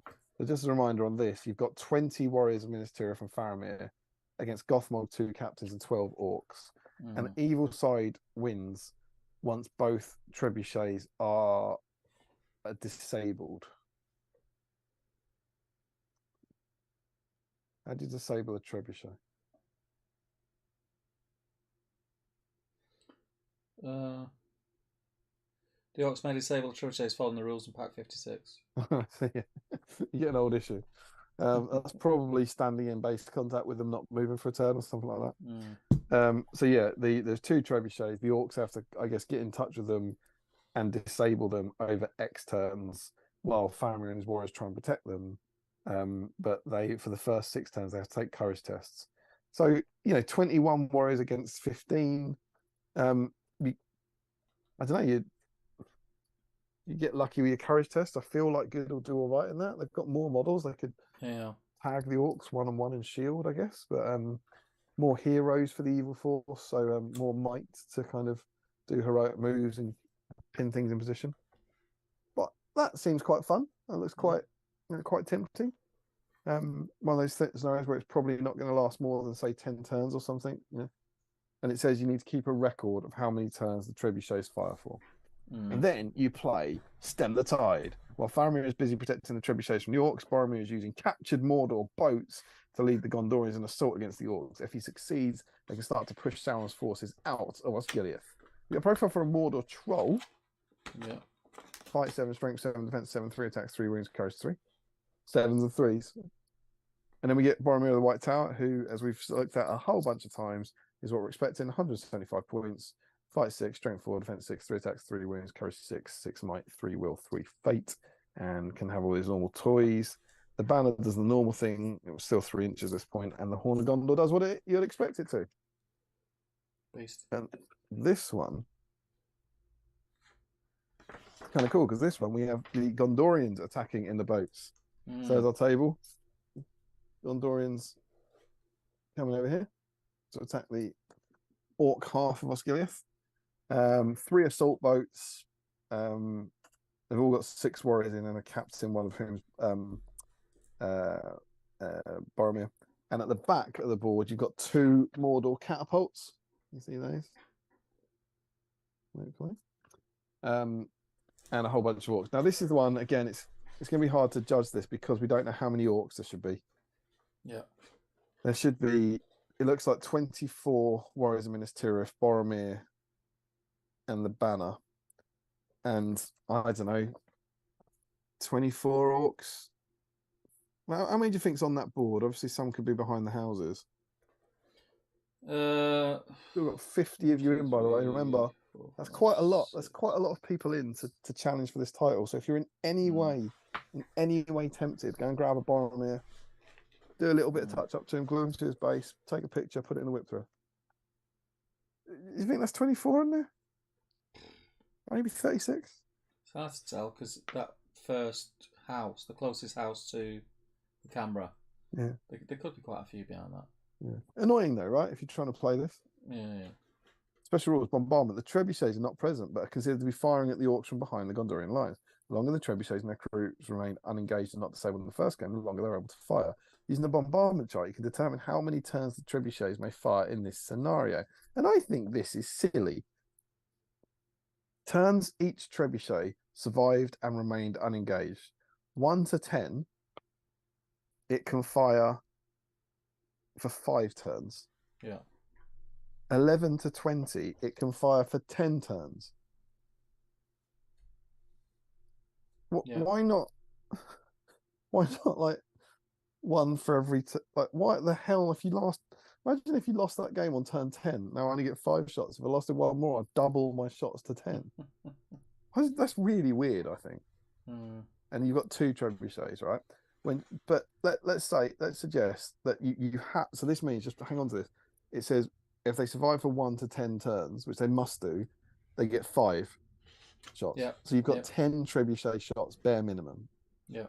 And if Faramir can protect them for 11 turns, those 10 shots double to 20 shots. Yeah? What? No. Oh, number of turns each trebuchet measure. Yeah. So you've either got 10 trebuchet shots coming or 20. Yeah. All right? When shooting at a target on the board, don't measure the distance. Just pick the target you wish to fire at. All targets on the board count as small targets, as the long range they're shooting from makes it very hard to be accurate. To reflect this fact, use the inaccuracy table from pack 56 is playing the game. I presume that's the scatter chart. Yeah.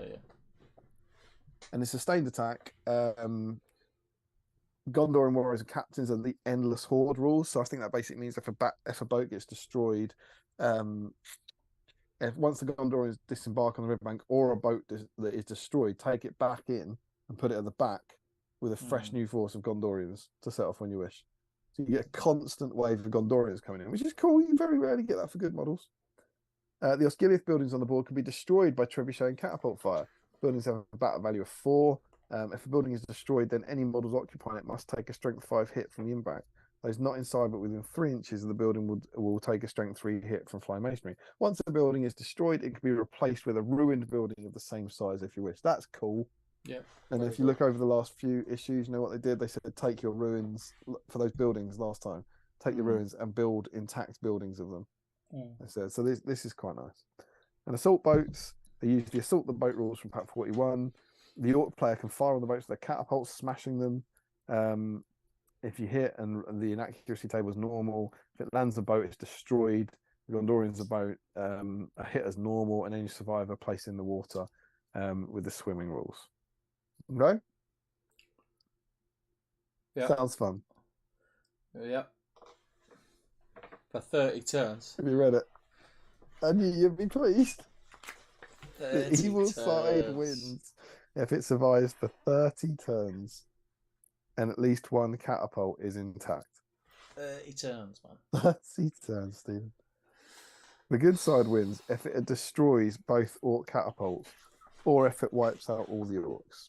That is a lot of turns. That's a lot. It's a lot of investment time-wise. That. Here's the thing.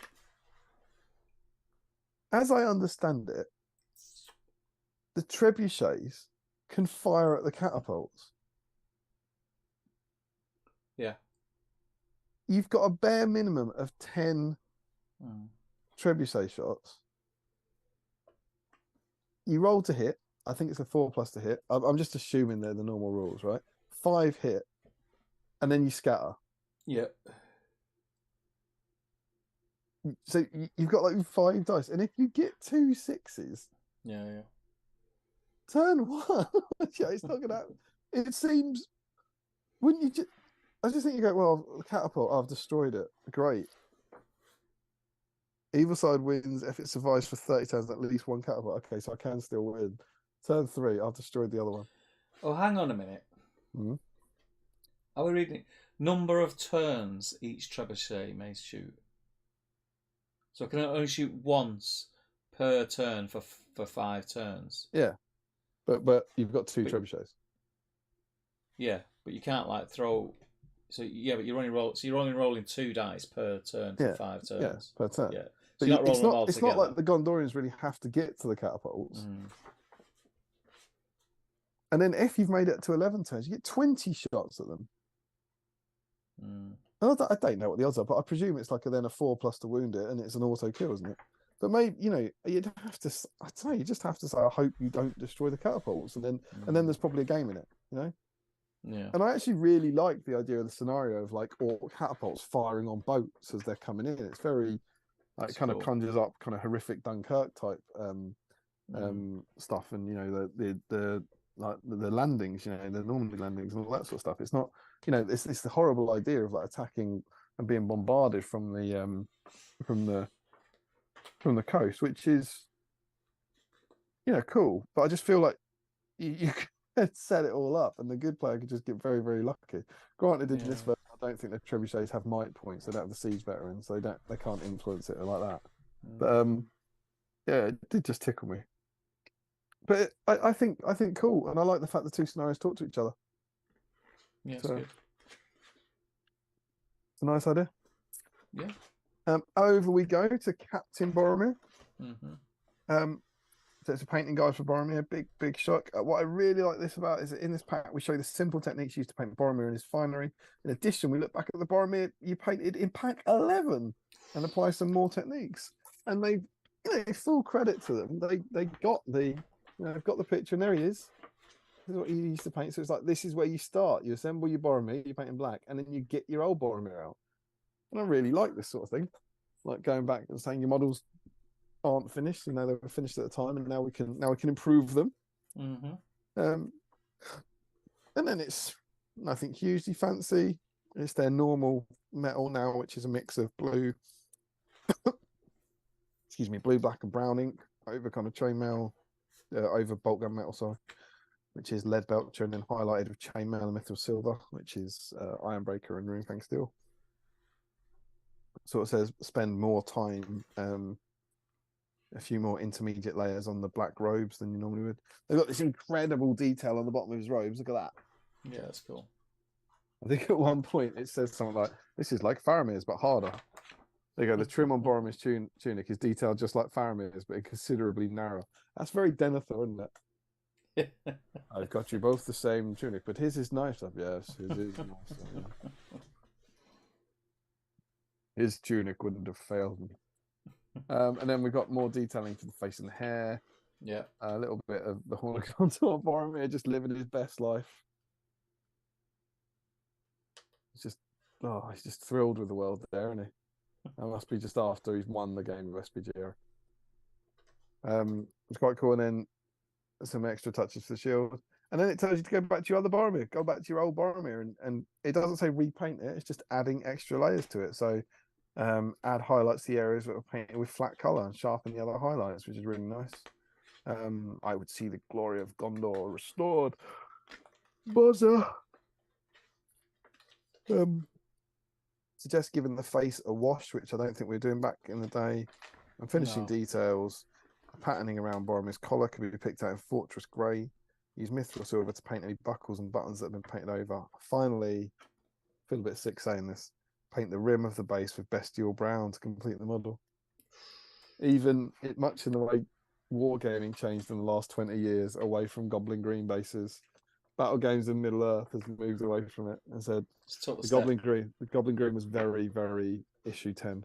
You need to paint it. And so that, allegedly, I believe, is the same model. Yeah, I think it is the same one. I don't know. It could be a whole new paint job, but they're saying that's what you could then achieve, and it's a very nice Boromir. And the finished paint job on the other one, the Captain Boromir, is pretty cool, right? Yeah, it's very cool. Nice, I like it. Very, very nice. Have you ever painted that pattern on? What, the trim? Yeah. Yeah. Is it sculpted? No. Oh, well done, you. Yeah. I'm not saying it was good, but I paid it. I think the first Armoured Boromir did use that very guide. It looks very familiar. I used this guide when I painted my Boromir foot mounted a few weeks ago. Very good. Good guide. And then we get into one of the slightly wackier modelling workshops. Cool, though. In this PAX modelling workshop, we show you how to construct these devastating war machines using a number of techniques and materials, most of which should be familiar. When building these, the most important factor is making sure the various parts fit together as neatly as possible. This is essential to make the model sturdy enough for regular use, and you're going to get to make a trebuchet. They're going to give you a detailed guide for how to build a trebuchet from scratch, and hopefully they'll do similar for the catapult. We'll find out. What do you think? I think it's very cool. Very cool. I mean, if you go for all the steps, you skip to the end. What you end up with is almost identical to what you're going to buy in metal further down the line. We had the conversation last time, didn't we? Like, were the metal ones available? Because the idea of make your own rather than buying ours feels quite anti-workshop. But I don't know. I didn't look into it, but they just must have been. Like, they were out for this. The Siege of Gondor, right? It is the book that's got the rules for those in. So that there's the pictures of them, right? Yeah. So they're in there. They're out there. Look, the back cover is dripping with trebuchets. Yeah. And this is.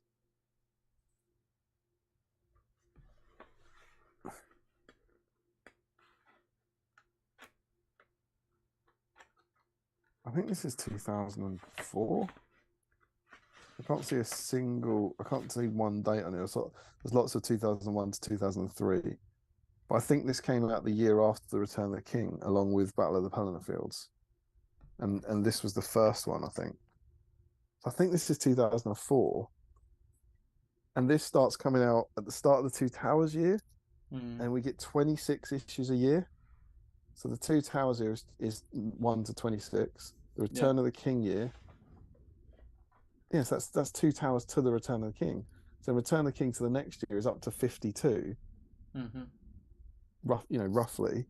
So we're now into, that's 2003 and 2004. We're now about 4 months into 2005 when this comes out, and that's definitely after that. Yeah. So it's nice. I think I'm getting that right. If anyone knows different, do let us know. Did you ever? You were into the hobby, didn't you? Did you make one? No. I planned to, just never did. I was really tempted when I was doing the like the fountain and stuff. Yeah. Because I had this out, as I said, I was using the painting guide. I saw that and I was like, I might make one of those in that kind of, that we've all done it. You did the sewers, I did that, and the Watcher Point was one of the things that I was really like, maybe I'll make a trebuchet because I haven't got a Gondorian trebuchet. And honestly, I went, I can't be bothered. Yeah. It's a great guide. So you've got to be really into modelling, because as detailed as that guide is, which it is, working with balsa wood, it takes practice. Like this bit, where is it? This bit here. That bit. Using that pin vise to drill through. Drilling through small pieces of balsa wood, and that not just fall into pieces in your hands. It ain't like no balsa wood I've ever seen. Balsa wood is so fragile. It's literally like sponge. And that would easily just snap. I have so little faith in myself, but this is, who knows what this is aimed at. Maybe it was aimed at people our age for one thing, but it's also aimed at kids, right? If I part of the reason I didn't make that 2 weeks ago is I was like, there's not a chance in hell it will look like that. All my angles will be wrong. it won't stay together. It will fall apart, and it will just piss me off. But even the paragraphs, and it's really it is really detailed. But listen to this: to make the upright parts of the frame, add another beam about 3 inches long at a right angle to the base, slightly offset towards the front. When glued in place, this will form an inverted T shape. To support this, add an arrangement of 2 sets of diagonal beams, as shown, constructed from all balsa wood. Carefully drill a hole through the top using a pin device. It forms a hole through which the axle will pass. Join the 2 sides of the frame together. Use pieces of balsa rod about 3 inches long. Avoid putting any connecting beams within 1 inch of the back of the frame. It's like, sorry, what? Like, no. Nobody's reading that. They're just looking at the picture and trying to copy it. That's what they're doing. I mean, it's mega complicated, right? Yeah. That's a lot of pieces. Yeah. It looks amazing. It looks absolutely brilliant. And then they take you through, the arm has 3 tapered pieces. Start to make the throwing aim. Begin by cutting out 3 identical strips of balsa sheet, tapered at one end and round at the other. I don't think I could either taper balsa wood or make it round. Do you know how hard it is to cut balsa wood round that small? Trust me, I As soon as tried. you taper it, just do it 3 times. Mm. This is a low key, incredibly hard tutorial. I think. Oh yeah. It's different to the Gondorian outpost. Just make the outpost. It's telling you in painstaking detail how to do it, but hiding the fact that every step of this is impossible. It's very difficult. And then he gets the drill out, and he's like, all those bits you spent hours preparing. Now start drilling through. Now them ruin them. The best. Yeah. It should have said, well, whilst carving these tapered parts, you may as well make an extra 7 of them because you are going to break multiples in a minute when you try and drill through them. In honor of the great late Barry Humphries, you all need it. Yeah. And I got some cool quotes. Send these foul beasts back into the abyss. Then you make the counterweight, which is a block of foam card covered in balsa wood, and then that wonderful bit that you pointed out where he's literally, I don't know how many people's hands that is. Yeah, there's a lot of hands there. But that is, he's drilling through 3 pieces of balsa wood at the same time,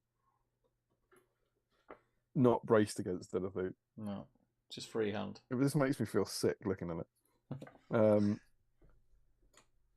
To finish off, add card banding. And you're getting that is a different guy holding it, because look at his fingernails, and then look at the fingernails on the top left where it says block template. Yeah, he's got trimmed fingernails and he hasn't. He's got long, uncut. Oh, he's right. He's right. It's presumably because he's doing it. He's like, okay, so I just need to show him this step, and he's gone. Yeah, but no human can hold this. What you're asking can't be done by one person. All right, can I borrow your left hand? Yeah, absolutely. That's a great pickup, Steve. Yeah. They've got it in. They've brought someone else in with unpleasantly long fingernails. Over the page. And then, I mean, it's beautiful. The winch mechanism, like put a bit of stick through it, and then wrap string around it and wind it. Yeah, wind it. It's cool. And then you make a payload with a piece of card, then covered in kind of green paper towel, soaked through a PVA to make this kind of cool looking sling. Put the rock in it. To attach the sling to the arm, twist together 4 ends of ropes, glue them together, bend a piece of paper clip into a loop, glue it to the end of the twisted ropes. Another piece of paper clip can be used to make the firing pin, which you can push into the end of the arm and glue into place. Hook the loop on the end of the ropes over the pin on the arm. Use super glue to stick it in place.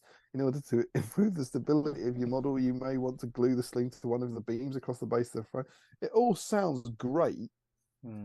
I would end up with the trebuchet glued to my fingers and just smashing it on the table in rage. Even this, look at that cog. I know. That cog is a thin slice of balsa rod, and these bits have just been cut and glued on.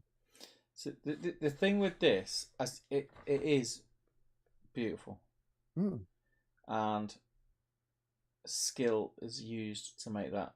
The first time you use it, and then got to pick it up, your big clumsy human hands are just gonna crush it to fuck. Oh, excuse my language. It is nearly midnight. I got away with it. Like, did you ever watch Bing? Your kids ever watch Bing? No. Awful program, dreadful The little rabbit. Shark is it a thing. rat? Yeah, I know what it is. Yeah. And he's got this carer called Flop who Yeah. just lets him get away with everything. I have seen it. Yeah. And there's one where he had a butterfly, and he claps, he crushes the butterfly to death. Yeah. And then they turn it. They basically go, oh well, let's draw a picture of the butterfly, and we'll remember it that way. It's like, no. You need to stop the monster crushing the thing. He has no consequences for any of his actions. He's an awful child, and Flop is a dreadful carer. It's just and it's like that. I'd be walking around with the trebuchet like big, shaking, going to the table. Just before I got there, no, I just wouldn't be able to help myself. I'm just exploding it everywhere. That's the problem with balsa wood. Like, as great of a sort of tool in the arsenal it is to make things that are basically real wood in miniature scale, it is so soft and fragile. It's not ideal for wargaming. Dioramas all day long. It's beautiful. Look at the finished effect. Yeah. It's absolutely incredible. I'd break that painting it. Yeah. You know when you start dry brushing. Yeah. I mean, it's wonderful, and this is me, aged 40, knowing quite a lot about these things. And I looked at that and went, I'm not going to do that because I won't enjoy it, and it won't be very good. It'll take you a day to make it, and then it'll take you 5 seconds to break it. I think you're underestimating how long it will take me to make it, and I think you're overestimating how long it will take me to break it. But then, and I love this so much. Oh, no, alternative approaches. Make a catapult. Make a Mordor war catapult, which looks nothing like the trebuchet that we've just told you how to build in depth. Make a catapult. Just make it, mate. Look at that! I mean, that's incredible as well. All the strings and the hook, and what you get from that, the techniques explained in this molding workshop can be a few alterations. Also, be used to construct Mordor war catapults, or horses, presumably. One of the few alterations is it's a different model. Don't forget to change every step to be entirely different because you are building something. It's a different model. Remember, a catapult is not a trebuchet, nor does it look like the trebuchet, nor is it the same shape as a trebuchet. While the rivets are made from tiny squares of thin card. It's like the Minas Tirith gates all over again. Oh. The wheels are simply circular. There is no such thing as simply circular pieces of balsa wood. The main difference. Anyone who doesn't believe me, go and order some balsa wood and just try and make a circle out of it. It's impossible. You can't. And as soon as you like hit that eureka moment, I've done it. It splits in half. Yeah, you then pick it up and it splits. Meanwhile, you need to make 4 identical ones. The main difference is the hopper in which the payload sits and the large rock. The main difference is it's a different model. The hopper is simply. I seem to remember them saying simply in this paragraph an awful lot. It's like going in the car showroom and saying, "So, Mr. Car Salesman, what is the difference between my lovely Fiat family car and a £250,000 Ferrari?" Well, nothing really, except it's a different car. It's the exact same statement with a few alterations. Can't wait. And balsa wood. You can have a Ferrari. Another lump of styrene with thin strips of card. I think I can make the counterweight. Yeah. Because it's just a lump of balsa. To be fair to them, it looks exceptional. And they both. What I do find interesting is they both look very similar to the models they produced. Yep. Now, is that because the models they produced look exactly like the artwork or the drawings from the film? Or is it because in some way they had the models and were replicating them? As I said, the release dates I think are really interesting. Yeah. But I think it's a fantastic guide, and in one way, one of the most useful scenery guides we've had, because you could save yourself 30 quid. Yeah. I think it's a good issue. I think it's a really good issue. I think it's a good guide. Painting guide's good. The model you get with the magazine's good. The 2 little scenarios are good. I think it's a good issue. But very good. Is it? Are we going there yet? Do we nominate it? Well, I think you will. You think I will? Don't assume I have to. I have to stay true to my thoughts at the time. And I remember I spoke to you about it at the beginning, before we went live tonight. Now we've just read through that, I appreciate it a lot more than I did at the time. And not for it. Are we going there now? Can we go there? We may as well. You can go there. That's how you feel. The only reason I didn't appreciate this issue as I should have done, because it is a really good issue. We've just gone through it. Everything in it is usable now. You can play the scenarios now. I think you'd have a lot of fun. You can build yourself some siege weapons for very cheap. Boswood is very cheap, but you'll need about 3 weeks and the patience of a saint. And you end up with no siege weapons. Good model. Good issue. And even the Fantasy Fellowship, whilst it's been replaced, there's actually a few additional rules in here, like the Thrall of the Ring, that you could use in your campaign. Yeah, so quite cool. But what ruined this for me at the time was this. Because that's a bit of me, that. That is a bit of me. That's everything I like about this hobby. What is it? Can you tell us? So you get Fellowship Aragorn. The original Aragorn. The original Aragorn, which is a super cool model. Still love that pose. It's weird, but I love it. Really like it. And the issue is based in Bree, and you're going to learn how to build Bree houses. And also, check out that other. Not only is it Bree, it looks like we get some Mines of Moria action. Yeah. So he's your favourite dude, right? Aragorn's he's my favourite, and when I seen that, I just couldn't wait for that issue. I like this idea because it's 20 years ago, but to me, I picture you as, I know you were doing it with Cole, but you're what are you, like 35, 40 at that point or something? But I picture you as being a kid. Yeah. Like kind of reading it, going, "Oh, I got my new battle goes in Middle Earth." And like, you know, running around the house. That's what I was like. That's what I was like. Get Boromir. Aragorn next. But yeah, so I just couldn't wait for the next issue. I just wanted to get to the next issue. So this was just like in the way of me getting there. I think it's very good. But it is a good issue.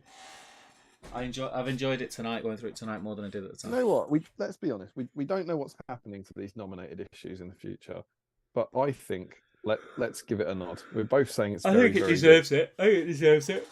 So we will give that a nominate. It's gonna be like that. What was that show that tried to take over from X Factor, or was it X Factor with the chairs? The Voice. You get a chair. Oh, that was the 5-chair challenge on X Factor. Yeah, that's what's going to happen. So they're buzzing because Boromir's buzzing. He's just got a chair. Next week, latest mate. Yeah, it's like we got. Unfortunately, we got 10 issues, but we've only got 5 chairs. But here's the thing, right? This is what I do think we're in a golden age of battle games to Middle Earth, right? Yeah. We nominated 1, 2, 3 issues from the first 32. Yeah. So like 1 every 10 issues. Yeah. We then didn't nominate any issues for over 20. And we have now nominated 4 issues. Oh, not quite in the 50s and 60s, but 4 issues since. Let me just count of how many it was. I think because of the quality of what we're getting now, like the terrain guides, the painting guides, is so much better. We've nominated 4 out of the last 7. Yeah. I think they are. I think really the terrain stuff is better. I think the painting stuff is better, and I think the scenarios are more in depth. They're not trying to teach us the game anymore.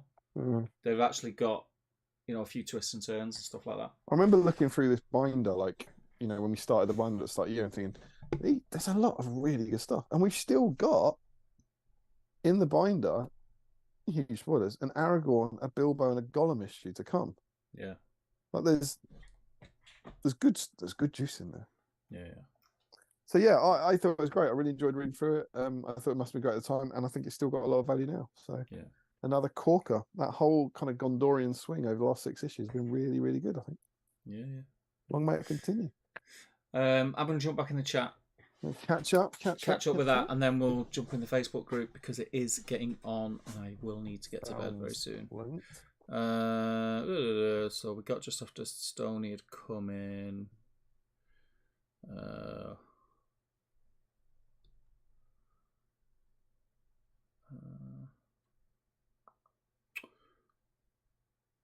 Stoney. Stoney's who does he support again? I forget. What's that London team that are doing well at the moment? Is he like? Don't know. He'll be fighting a relegation battle soon, though. Have you seen the Lampard thing? Yeah, the 007.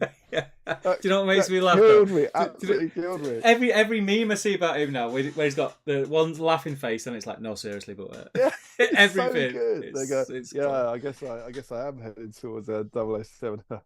Better get my suit ready for that. Yeah, but actually, seriously, we might get relegated.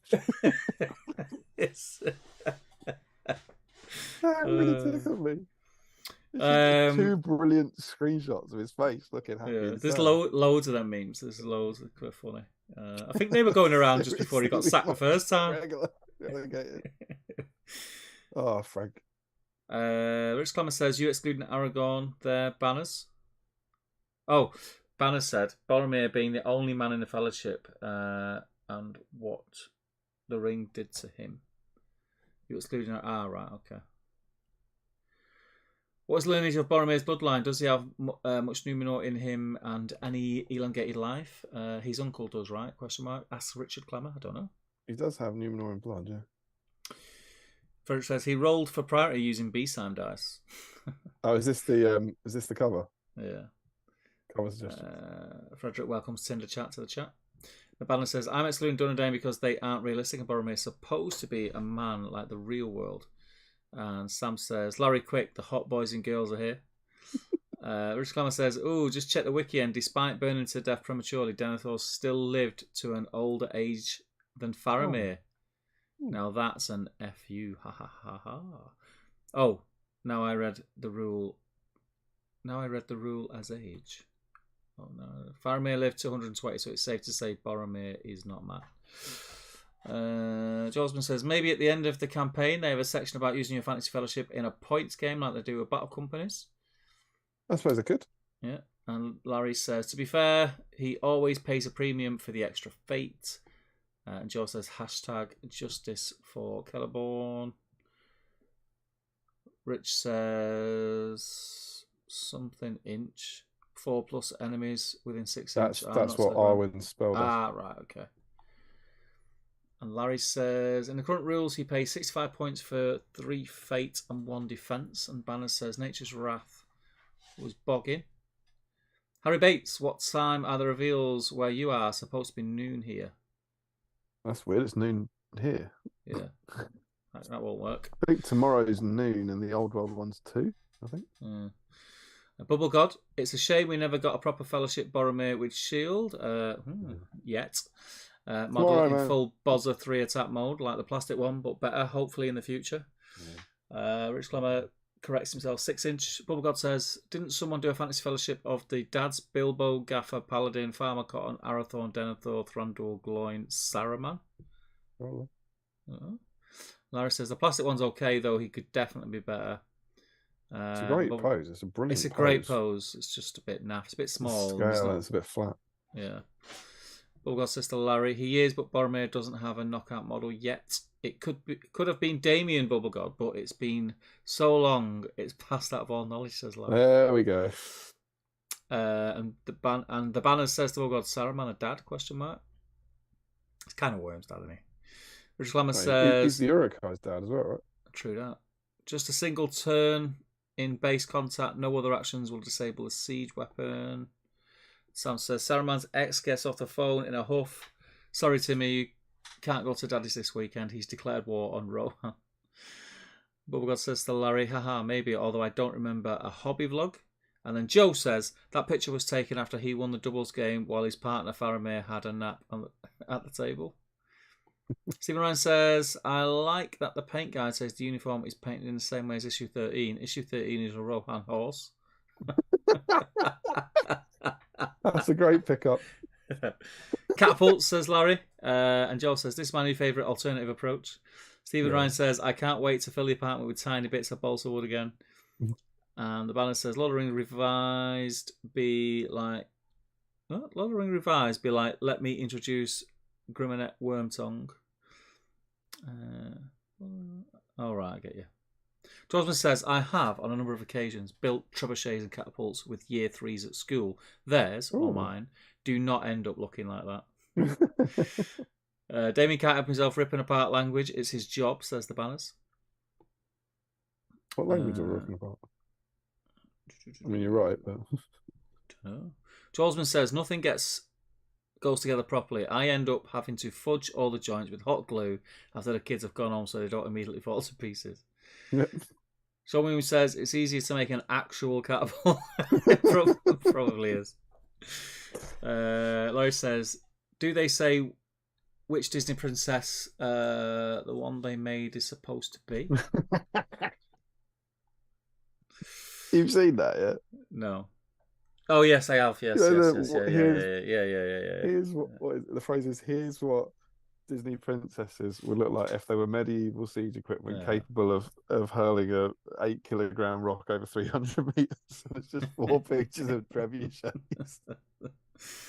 The banner says trial, error, and instinct is key to terrain making. And Stephen Ryan says, yeah, screw that. I'm going to pass on this one. Sam says, that's one fine trebuchet. Lowell's magazine. Why doesn't mine look like that? Just a massive glue and broken wood and tears and blood. Peter Freeburn says, comment, ? What's that mean, Peter? Martin Cuthbert says, is it a different set of hands or has he been trying for so many days that his nails have got long? And Joe says to Larry, Snow White, ? Needs multiple men to help. The banner says, so true, Damien. Bing is bad, Bluey is better. I'm glad you keep an eye on what they watch like me. Blue is astonishing. Georgeman says, alternative approach. Don't want to build this complicated thing we taught you how to make. Build this other, completely different, complicated thing without any instructions. George Kaufman says, having listened to that guide, I think GW allowed them to publish it knowing that it would drive everyone just to buy the championship. That's a good point. Maybe that's it. Maybe it's the most clever marketing ever. Great marketing. Best marketing ever. You couldn't possibly build this by a new kit. No. Sean Williams says, if White Dwarf detailed how-tos for terrain now, it would be load STL into 3D printer, print. George Kaufman says, alternative approach, simply build Grond. The banner says, making terrain the traditional way will always have more satisfaction than any 3D print. I agree. I'm not against 3D printing in any way, shape or form, but there is a sense of literally building something from scratch with your own hands that you'd never replicate. I imagine if you sculpted it yourself, it would be a similar level of satisfaction, says Laurie. It's based in Brie, ? Says Joe. Must be the thrilling climax of the Fellowship campaign. And Laurie says, oh boy, I'm looking forward to making some snide remarks about that. Mark Fry says, time to go to bed. Adele, myself and Lily have really enjoyed the stream. We'll catch up in the morning. Thank you, man. Take care. Guys. It's so cool that it's like a family watching. It's just really lovely. Joelsman says, Stoney will be back in a second then. And the banner says... Mark's going, we're going to bed, Stoney. Turn the internet on. You can have it back, mate. He gets off the spinning wheel. So you'll go on the internet. Banner says, so the only real humans in Middle-earth are Lake Town, Rohan and Easterlings, ? Joe Achilles says, I think I've written this before, but I'd love to see human peasants. Yeah. You got the Bree folk. There's Bree folk as well. There's men all over the place, and men are but you could use them for Gondor, Rohan, Bree, Dale, etc. A 10-pack or even a 20-pack would be awesome. You wanted that, didn't you? You were banging on about Breelanders for years. Yeah. That would be cool, says Larry. Exactly, Joe. Send in the peasants. And that's it, mate. We're caught up.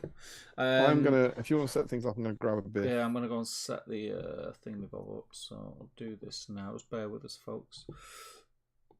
Make sure it's all working, which it is. Which is great. I'll refresh my Facebook page. Where are we? Let's get to the top.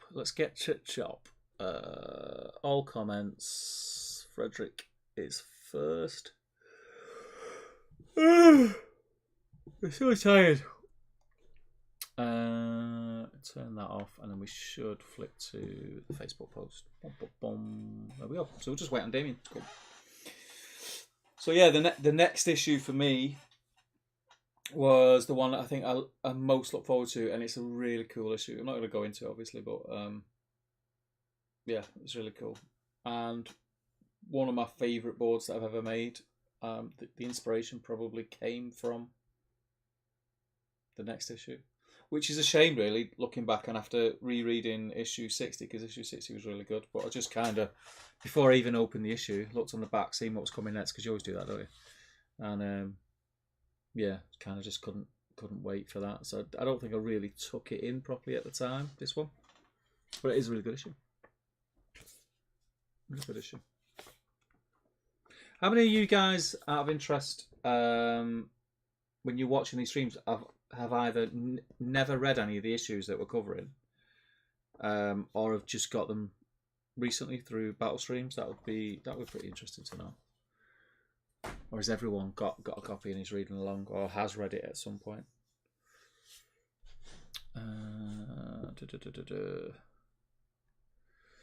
Sam says, even better marketing when 20 years later a whole new wave of hobbyists failed the same tutorial on buy catapults, trebuchets too.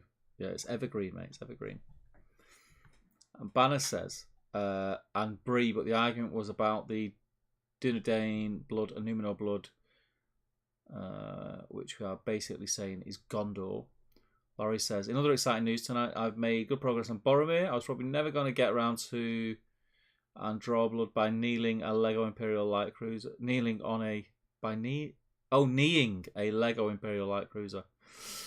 And the banner says, so there's no men or normal humans in the Fellowship according to that. Shadow and Flame is in. Ah, nuts. I Boromized the stream. Never read them, says Sean. The stream is my first look, which I really appreciate.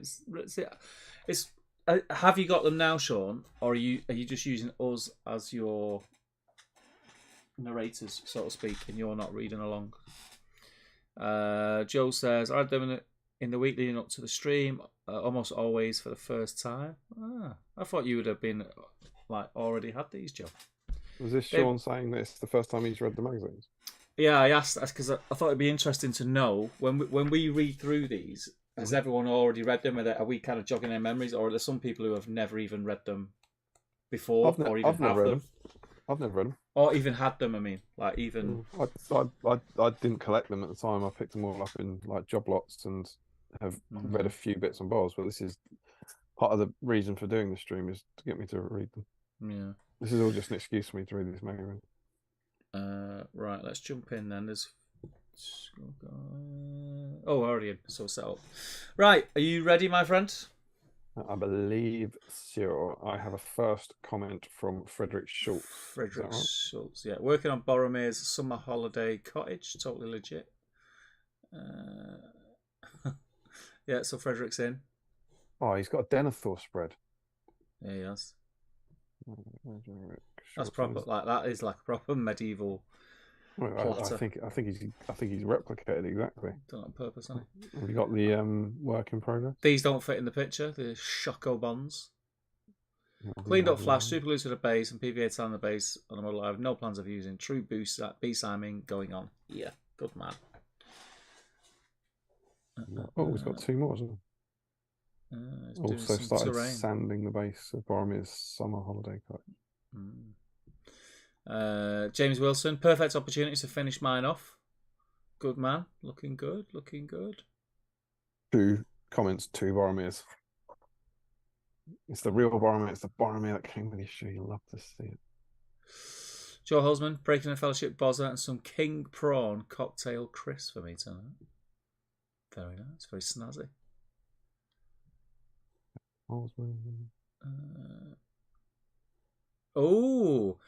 Robert Mark Land in the process of building the trebuchet. Oh, that's outstanding. It's looking cool, man. Let's see if you still got your sanity by the end of the thread. But no Boromir. Oh, that's devastating. Jake Pollard says, on theme with big beastie Boromir and some toffee crisp and cherry aid to go with. I've not had cherry aid in God knows how long. A long time. When was the last time you drank cherry aid, Damien?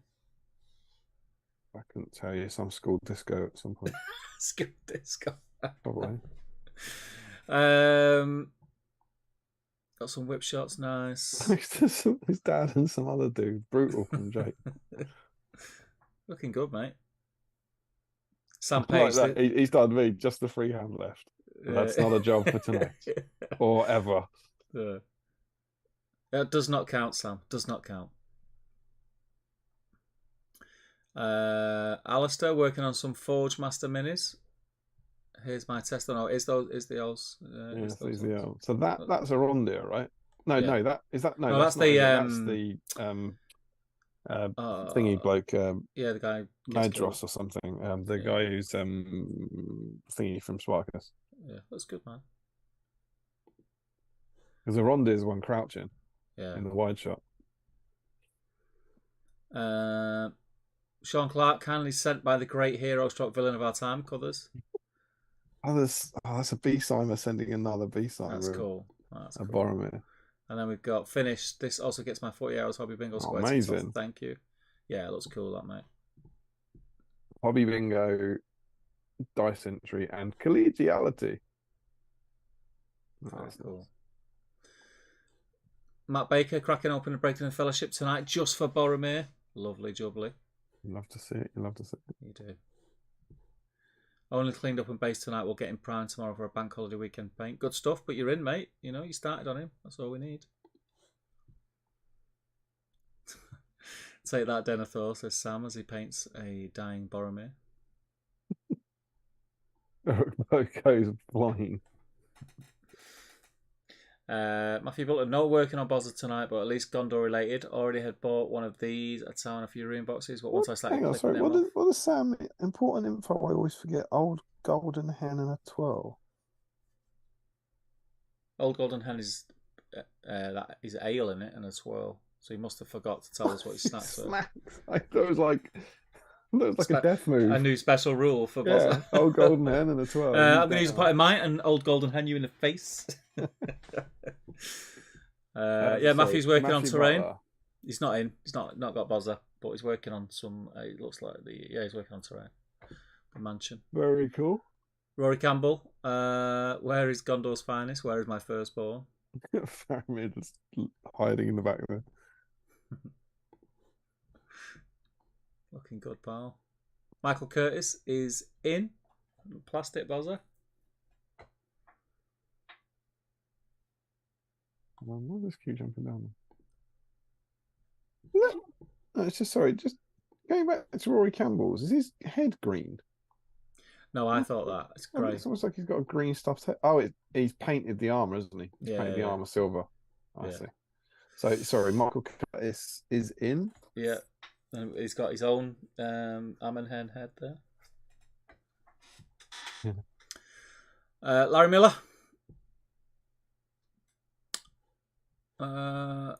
Yes, I could just about make out the black primed Boromir against the background of a black keyboard. Yeah, with his stale bread there. Yeah, standard. You love to see it. Callum Rutter, mounted Bozza, nice. I like that model. You know, the Fellowship Boromir mounted one. It's cool, isn't it? I picked that up in. He just came back, didn't he? Yeah. I think I picked him up at the start of the year. Tom Christian, double Boromir for me tonight. Good man, he's in. Michael Haskell, not sure how far I'll get, but I answered the call. Like to see it, Michael. You got pretty far, mate. Looks good. Look at him eyes. Someone's been practicing eyes. Still no eyes in the Battle Games of Middle Earth. No get eyes. Josh Crosby. This is as far as I got my previous Boromir stream. I hope to get him finished with the help of this evening. How lovely is that? Yeah, very cool. Bringing back an old B-Sun model. And Justin is on theme. It's like he's never been away. Like he's never been away. Like the colour scheme, mate. Nice to see different colour schemes. I've said it before, I'll say it again, I never have the nuts to do that. Yeah. Dan Nelson, also. Got quite a few plastic bozzers. Looking good, It's probably like it's probably that sort of model that's a lot of people have that plastic version, but well, if people got the Minds of Moria board game as well, they'll have it. They'll have the plastic or the box set. Christian O'Neill still learning how to fix more lines on metal miniatures. I got my Boromir primed for tonight though. The big man, big bad Buzz.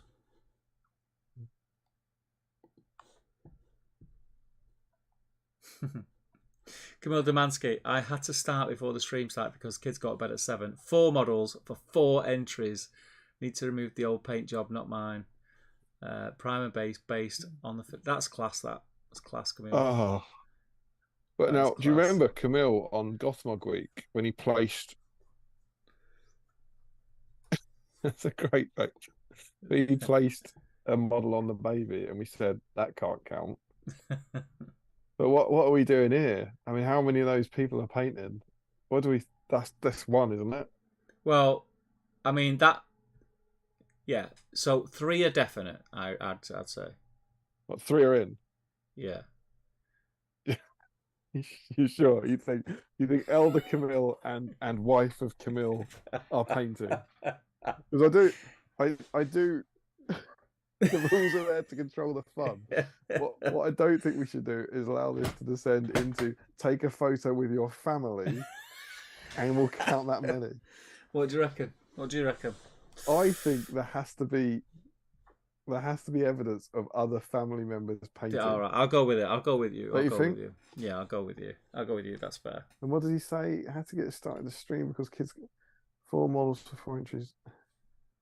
So yeah, Camille, if I've done you and your eldest and your partner a disservice, then let us know. If they were painting, let us know in the comments. I mean, out of the 4 of them, the baby looks most focused on the model. To be fair, very cute picture though. We are starting to get some kids in painting, and if you're painting together, and it's like an activity that you sit down and do, that's mega, and you get in.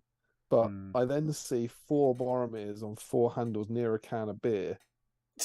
And I think we might have Camille painting 4 Boromirs. Yeah. I'll go with you. But I love the effort, Camille. Love the attitude and the getting the family involved. Awesome to see. Adele, who's Mrs. is Adele again? It's Mark Fry. Mark Fry. Yeah. Can I just say you've gone up in my estimations, Mark? Because Starbar is a king amongst chocolate bars. That's a lot of snacks as well, Mark. Just watch that cholesterol, brother. It's a lot of snacks. It's a lot of snacks. God, that can't just be for tonight, you hope. I've just written him on. He hasn't even got a Boromir. No, he has. He's got... Well, and he's got 2 plastics. Does that mean that Adele is... Oh, no, Mark and Lily's Boromir base. It was Mark and Lily who are in. That's fair, because there's 2 plastics there. 2 plastic Boromir. Oh, right, yeah, I remember. Okay, so we've got... So I'm going to put in Mark Fry and Lily Fry. Yeah. Chris Cooper is in... oh, no, sorry, that's Ruth. Low effort from Ruth tonight. She's knackered. And from SAT mock test, so once and only. That's fair enough. You like Ruth? So Chris, I'm assuming that Boromir is yours then, Chris. No, because he's got another comment. Oh yeah. So they're both in, yeah. Ruth. So she must have just built. Yeah. So yeah, they're both in. Cooper. How cool is this? And there is proof from Mark that we have 2 entries. That's amazing. Yeah. How cool is this? That despite the vast amount of onion rings and a Starbar, that's like top tier I couldn't do onion rings while I was painting. Oh, I love onion rings. Yeah, despite the various innuendo and filth, it still seems to be a family-friendly show. Yeah. It's nice to see that we're balancing that. We're sorry for when we say rude things. Yeah. I let loose a swear word tonight. I apologise profusely. Yeah, Boromir's looking good there. Sam Earnshaw is in. Nice eyes. On Boromir, Sam. Don't get ahead of yourself. Like Thomas Macklin, great eyes. Michael Haskell, good legs. Cuffers is in. Can go up, mate. Oh, of course, you'd expect Colours to turn up. He's playing for the 5th dice. I'd have been disappointed if you let us down. You know what I mean? I think we've got Crosby and we've got Colours in so far. I don't think we've seen Ashley Fisher in our 4 dice leaders. So we've got Brenton. I don't want to butcher this name, Brenton. Brenton Rolak. Yeah, Rolak possibly. Rolak. Don't recognise you from the YouTube chat, so. But welcome and thank you for getting involved. 4 Boromirs is a mighty effort. Boromir. Boromir. It's obviously Boromir. Richard Flagg, last of the fellowship to be painted. 4 of them again. Boromir. Love it. Todd Egbert basing Moria Boromir, and what are those Chris Rap Snaps icon? Snoop Dogg OG barbecue cheddar cheese puffs. Steve, it sounds like you're on a stroke. I need to try those. No one's ever said those words in that order before. What? Snoop Dogg OG barbecue cheddar cheese puffs. Wow. Yeah, boy. Rap snacks. Like, I love America so much. Let's make something out of this. It's just like words, isn't it? Katie Webster. I don't want to alarm you, and I'm not keeping track. I never do for the purposes of attention. But there's a lot of Boromirs going on this list. Mate. Don't jinx it. Come on, you know better than this. Katie's in. Got an update from Larry. Face and horn based. Still very dark, Larry. Still very dark. There's a lot of stale bread there. Yeah. We've already got. See, we're getting to the point now where it's updates. Stephen Ryan. These are not new entries. Look good though. I like to see updates. Oh, Stephen Ryan's had a mare with his Vallejo paints. Been there, mate. Squeeze that bottle too hard. Just stick a pin in it. Mix a small amount of silver with gold. Looking good though, bud. Ashley Fisher. Oh God, yeah. Oh dear. Oh, that's not good. Shocker. Ashley Fisher. Ashley Fisher, there he is. 4 dice Fisher's in. Yeah. He's not giving Colours and Crosby the chance to get ahead of him.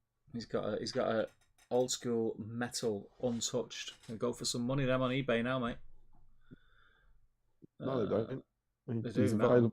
He's available on the GW web store.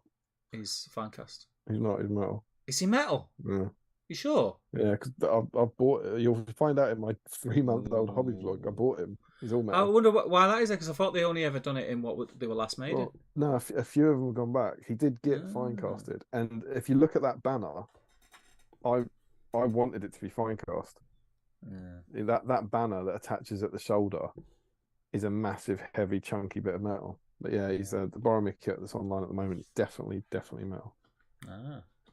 Okay. Julian's in. Julian doing Julian things again. Can't wait to see that finish, mate. I know he's going to smash that in it. Not sure what I'll do with the banner design yet, though. Ignore it. Hajinder says, didn't think I would ever put this guy on a base, let alone get him primed. Nearly a finished model. There you go. That's what we're here for. Isn't it nice? Carl. Good work, Carl. A lot of Boromirs coming in, Steve. Yeah. Chris Webster. Very nice. Oh, that's a terrible mould line there, Chris. That's disappointing after you've primed it. Are you Oh, what, along the arm? This page isn't available right now. Did you get that? No. What the hell's just happened? Is your internet gone down? You're having Virgin installed. The fact that we're still talking makes me think not. No, I think it's come back. I've got the picture. Chris is in anyway. Yeah, well, don't. I can't. No, hang on. You can't just say. Yeah, he's in because Zoom is still working, which is great news. F5 it, mate. Right. There's Snoop. There's Chris Webster. Okay, I think, Mr. Hammond, I think we are back in business. Chris Webster doing Bjorning and Boromir together at last. Yeah. It's got a lovely colour scheme for his Bjornings with that blue. That blue's lovely. And we've got an update from Mark and Lily. Looking good.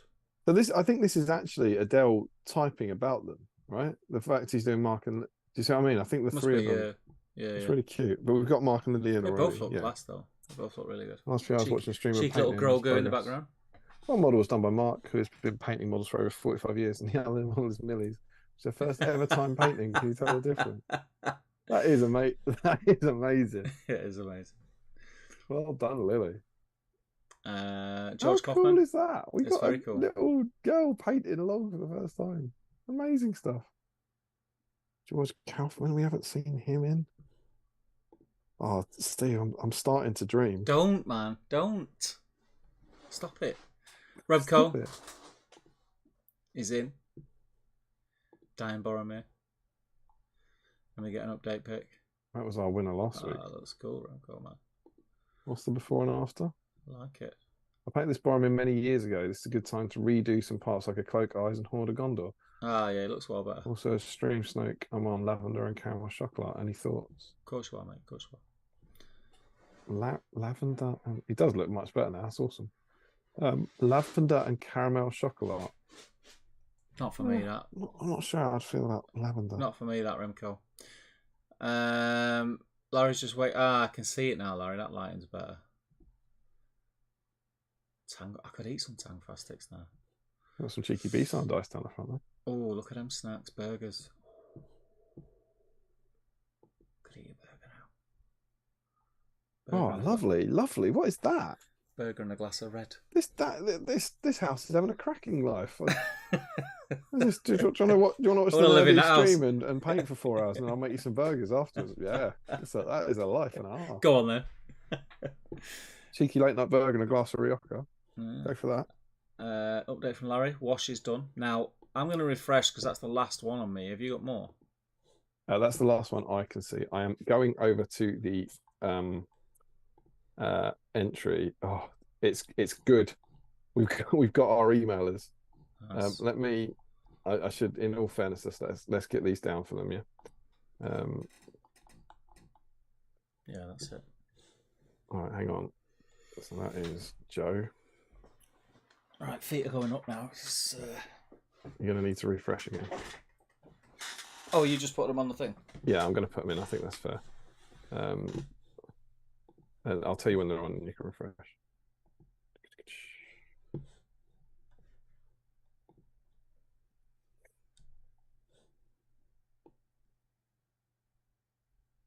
So our long distance non-Facebook emailers have really come through for us, which you love to see.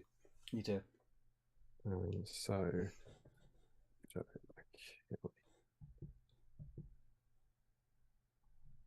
he says,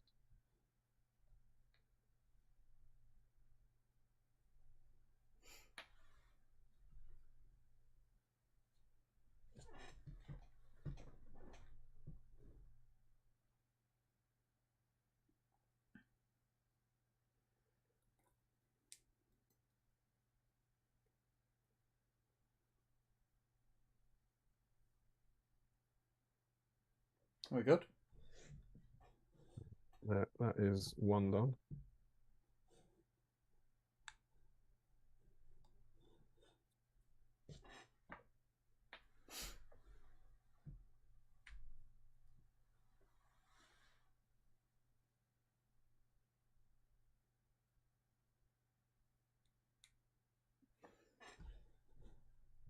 While you're doing that, Boris says in the chat, had them as a kid, but they were thrown out by my parents when I went to uni. A friend has the whole lot and binders and says I can have them, but he's really far away one day. Remco says, never read them, had some of them, but never the whole collection.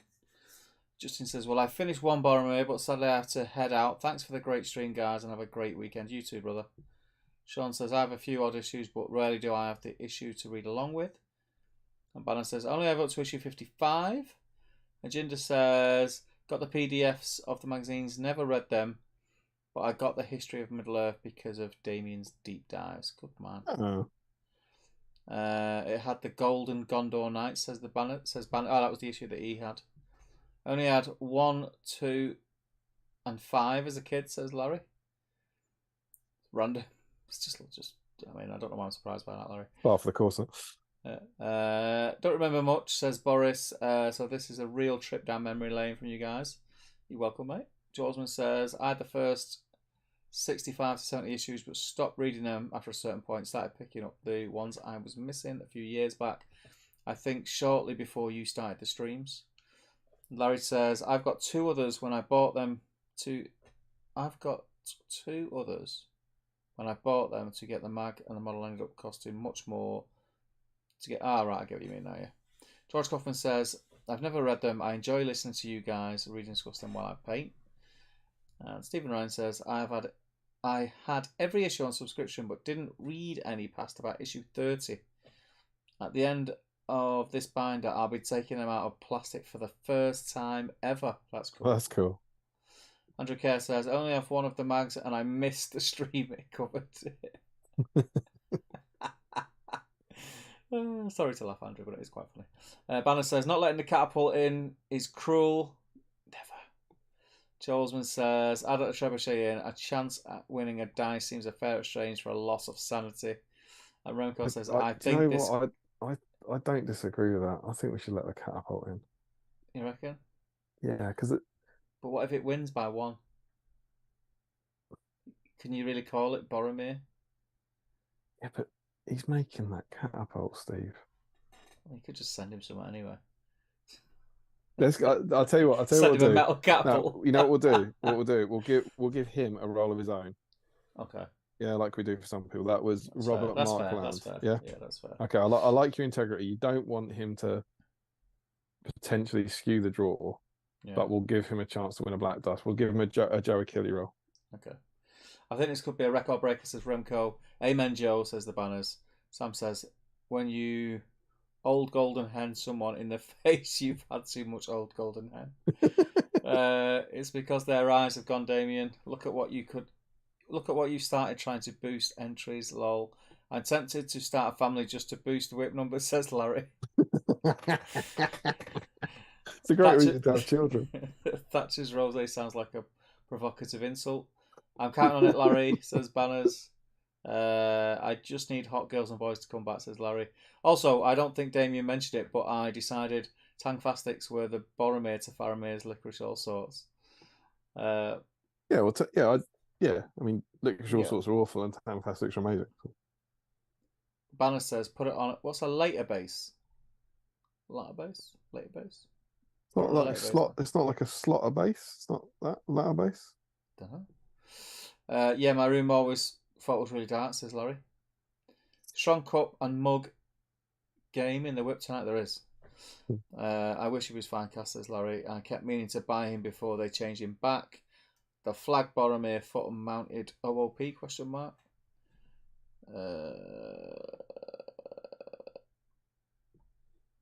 No, it's not. It's there now, is it, Damien? Has it gone back up?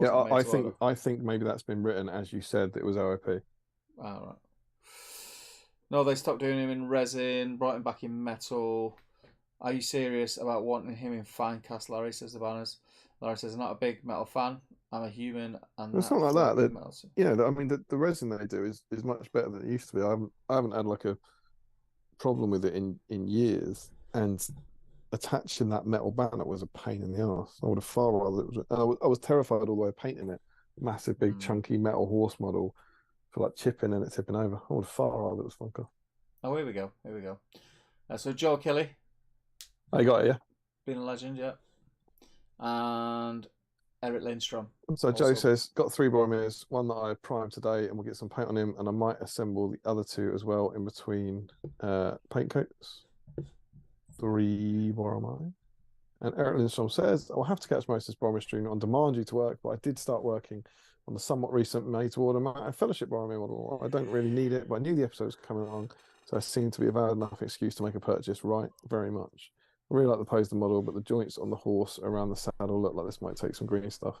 My future self, thanks you for another great episode. Appreciate the great work. That's awesome. You're welcome, man. Yeah, you're quite right. Again, I think that's quite a nice another counter argument that everyone always moans about the resin ones not fitting, but the metal horses are horrendous when you have to put those legs in and then fill it with 10 tons of green stuff.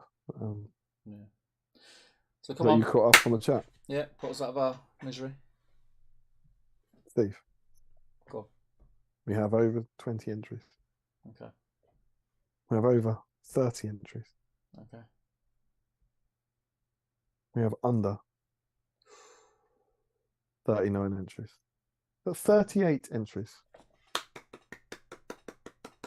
No, it's a solid effort from the. Do you know what? It is a solid effort. It felt like more. Do you know what I mean? I thought it was going to be over 40. Yeah. I thought it was going to be pushing it, but as it is 38, so stop waking up your families. We're not going to push for. Well, do you know what makes me actually feel better? The fact that even if we allowed. Yeah, he wouldn't tip it over. We can't be morally tempted. Babies and stuff. Oh, the babies, yeah. Three more Damanskis. Still wouldn't have made it. Actually, do you know what? 3 more Damanskis and a catapult would have only got us to 42. Yeah. But yeah, do you know what I mean? It just felt like more as they were coming in. But again, it just goes to show what a big deal Gothmog was to get to 46. Because I thought that was I genuinely can't, it's fine. We broke a record recently. We can't be disappointed about that. 38 people painting Boromir on the stream. That's amazing. Yeah, it's class. It's genuinely amazing. So well done to everyone. But indeed, we have 38. I just realised I didn't get my dice out. Hang on. Not prepared. Do we have a party popper standing by just in case? Don't need it, Michael. Don't need it. The glazed bun, says the banners. It's a black one sitting on 2 purples. It's been there since Faramir week, but you didn't notice it. Which one? It's the black one sitting on 2. It's the dice. The structural integrity of Michael Curtis's dice pot was compromised on the way back from. Oh, was it? Last time, so we have a bag of dice now. I'm going to cut over to CCAM and see what state the dice tray is in. Please bear in mind that it has been destroyed by falling source books. So you might have. Oh, and do you know what? It's worse than that. It's not even connected for some reason. What's going on here?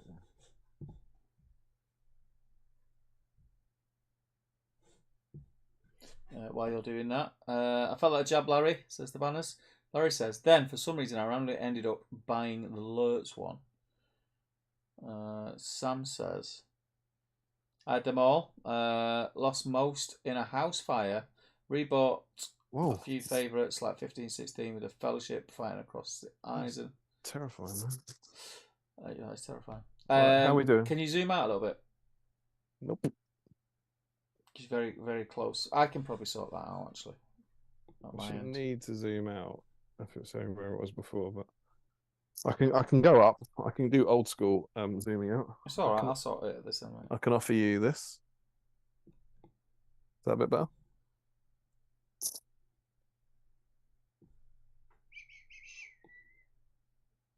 We've got 38. So we need a D38. It's 13, isn't it? It's D38, I think, mate. We need D38 for a thingamajig. Look, we all sorts have flavour of a different kind. One day, Damien will see it, says Laurie. Yeah, it's definitely flavour of a different kind. I'd rather they do a new Forge World or plastic one, ideally with a sculpted banner, but failing that, I'd want a resin one. I think the new plastic one was probably what did it for Gothy, said Larry. I agree. I reckon if we had a recent plastic Bozza, especially one in a starter set, he would have had a good shot. You know what will really annoy me if we get a new plastic Boromir tomorrow? I think they're right, actually. That's a good point. If the like the Faramir bounce, because Faramir did well. Yeah. Oh my god. What? That is insane. What? Oh, this is perfect. This is Denethor all over. How many did we have today? Was it 38 something? Yeah. How many did Faramir have last week? 37. Yeah. Denethor is very pleased somewhere. Good. Well, I'm imitating that. That is nuts. Where's my D14? Sorry, turn this heater off now. It's got a bit warm.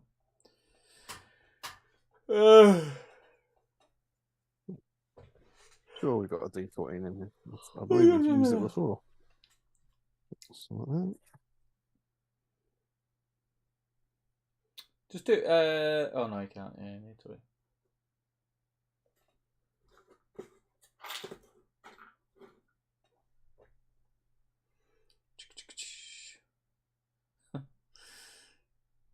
Team at Tiberius has just rocked up, saying just made it. Very cool, very cool. Oh, there it is. D14, got it.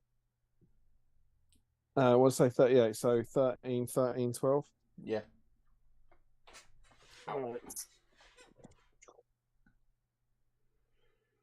That then puts us at, so that's 10, 11, 12, 13.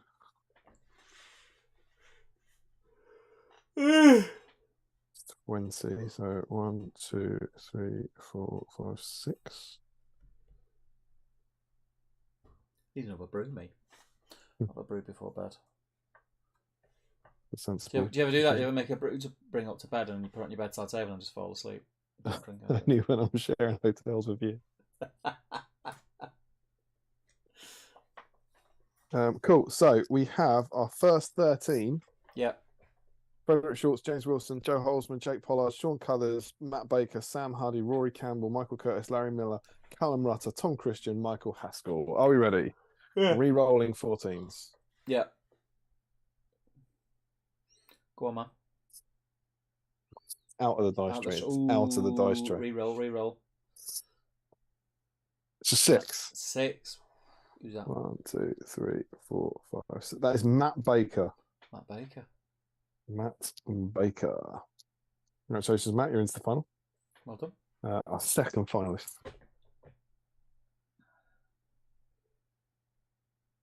Bit of a Shark Tank, this.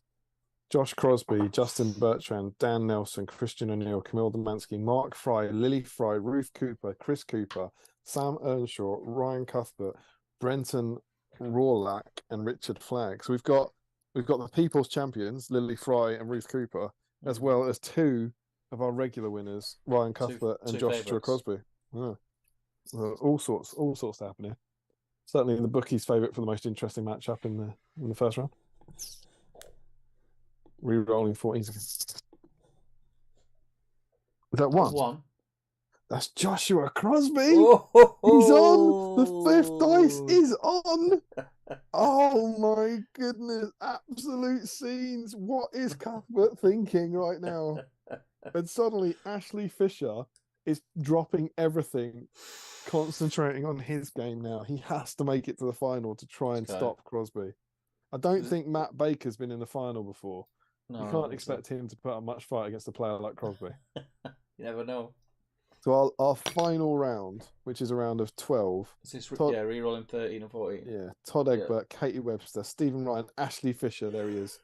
Julian Hammond, Harjinder Singh, Daly SBG, Chris Webster, George Kaufman, Remco Kiestra, Joe Achille, and Alec Lindstrom. Are we ready? Do you reckon you get tactical entries on the whip thread? Like if someone sees, like Josh has put they'll say, "Oh, I'll wait a few posts just so I'm not in the same group." Yeah, you wouldn't want to be in the same group as him, definitely. No. You'd want to be in a different group so that the luck works differently. Yeah, for sure. Yeah, absolutely. Shadow it that way.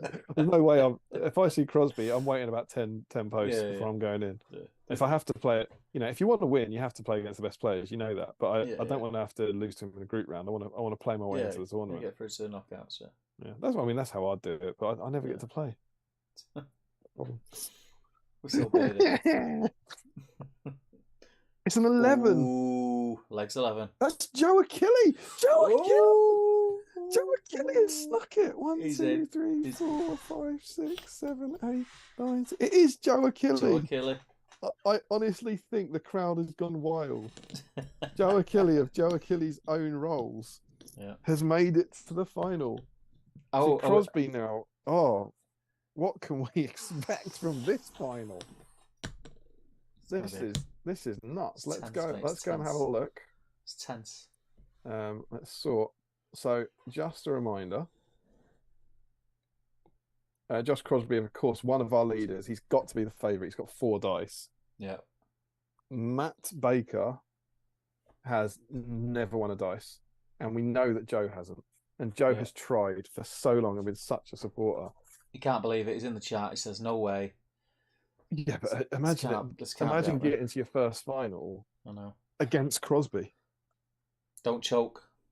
So where do you think this is going? Are we going to have? I mean, there's 2 chances for a first-time winner. Or do we get someone? Can Crosby pull ahead? He hasn't won a dice in a long time. Mm-hmm. His last win, Steve. He'd be on this planet. He would hold the most outside of presenters. Mm-hmm. The most black dice. He hasn't won one since stream 57. He hasn't won a dice in 30 streams. Ooh.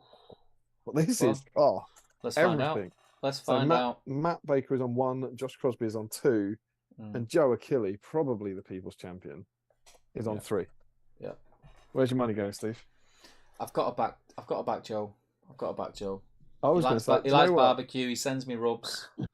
We normally like to disagree on this sort of thing, but I think I'm with you. I think it's Joe's moment. I think it's going to be one of those rounds where it's got to be Crosby, and then Joe is going to come from nowhere. Yeah. But maybe we're ruling Matt out. Baker's not even getting a look in. Sorry, Baker. We're being unfair to Baker. He could win it. He's been doing so well on the entry level circuit this year as well. All right, here we go. First to 3. Let's do it. Crosby, look at him. True to form. Sorry, who? Says Josh. Yeah. Aced it, turn 1. Baker, says Crosby. Achille, says Crosby. Oh, Baker. Oh. Baker, he's not mucking about. No. He is not mucking about. He's like, anything you can do, I can do equally. Yeah. Come on, Joe. Get in the game. Make it interesting. There he is. There's Achille. Achilles listening. So it's all square. It's all square. You love to see it. It's great when all 3 turn up for the final, isn't it? Yeah. It's nice to see it. No one seems to be overawed by the situation. It's a straight 2-set shootout. Let's do it.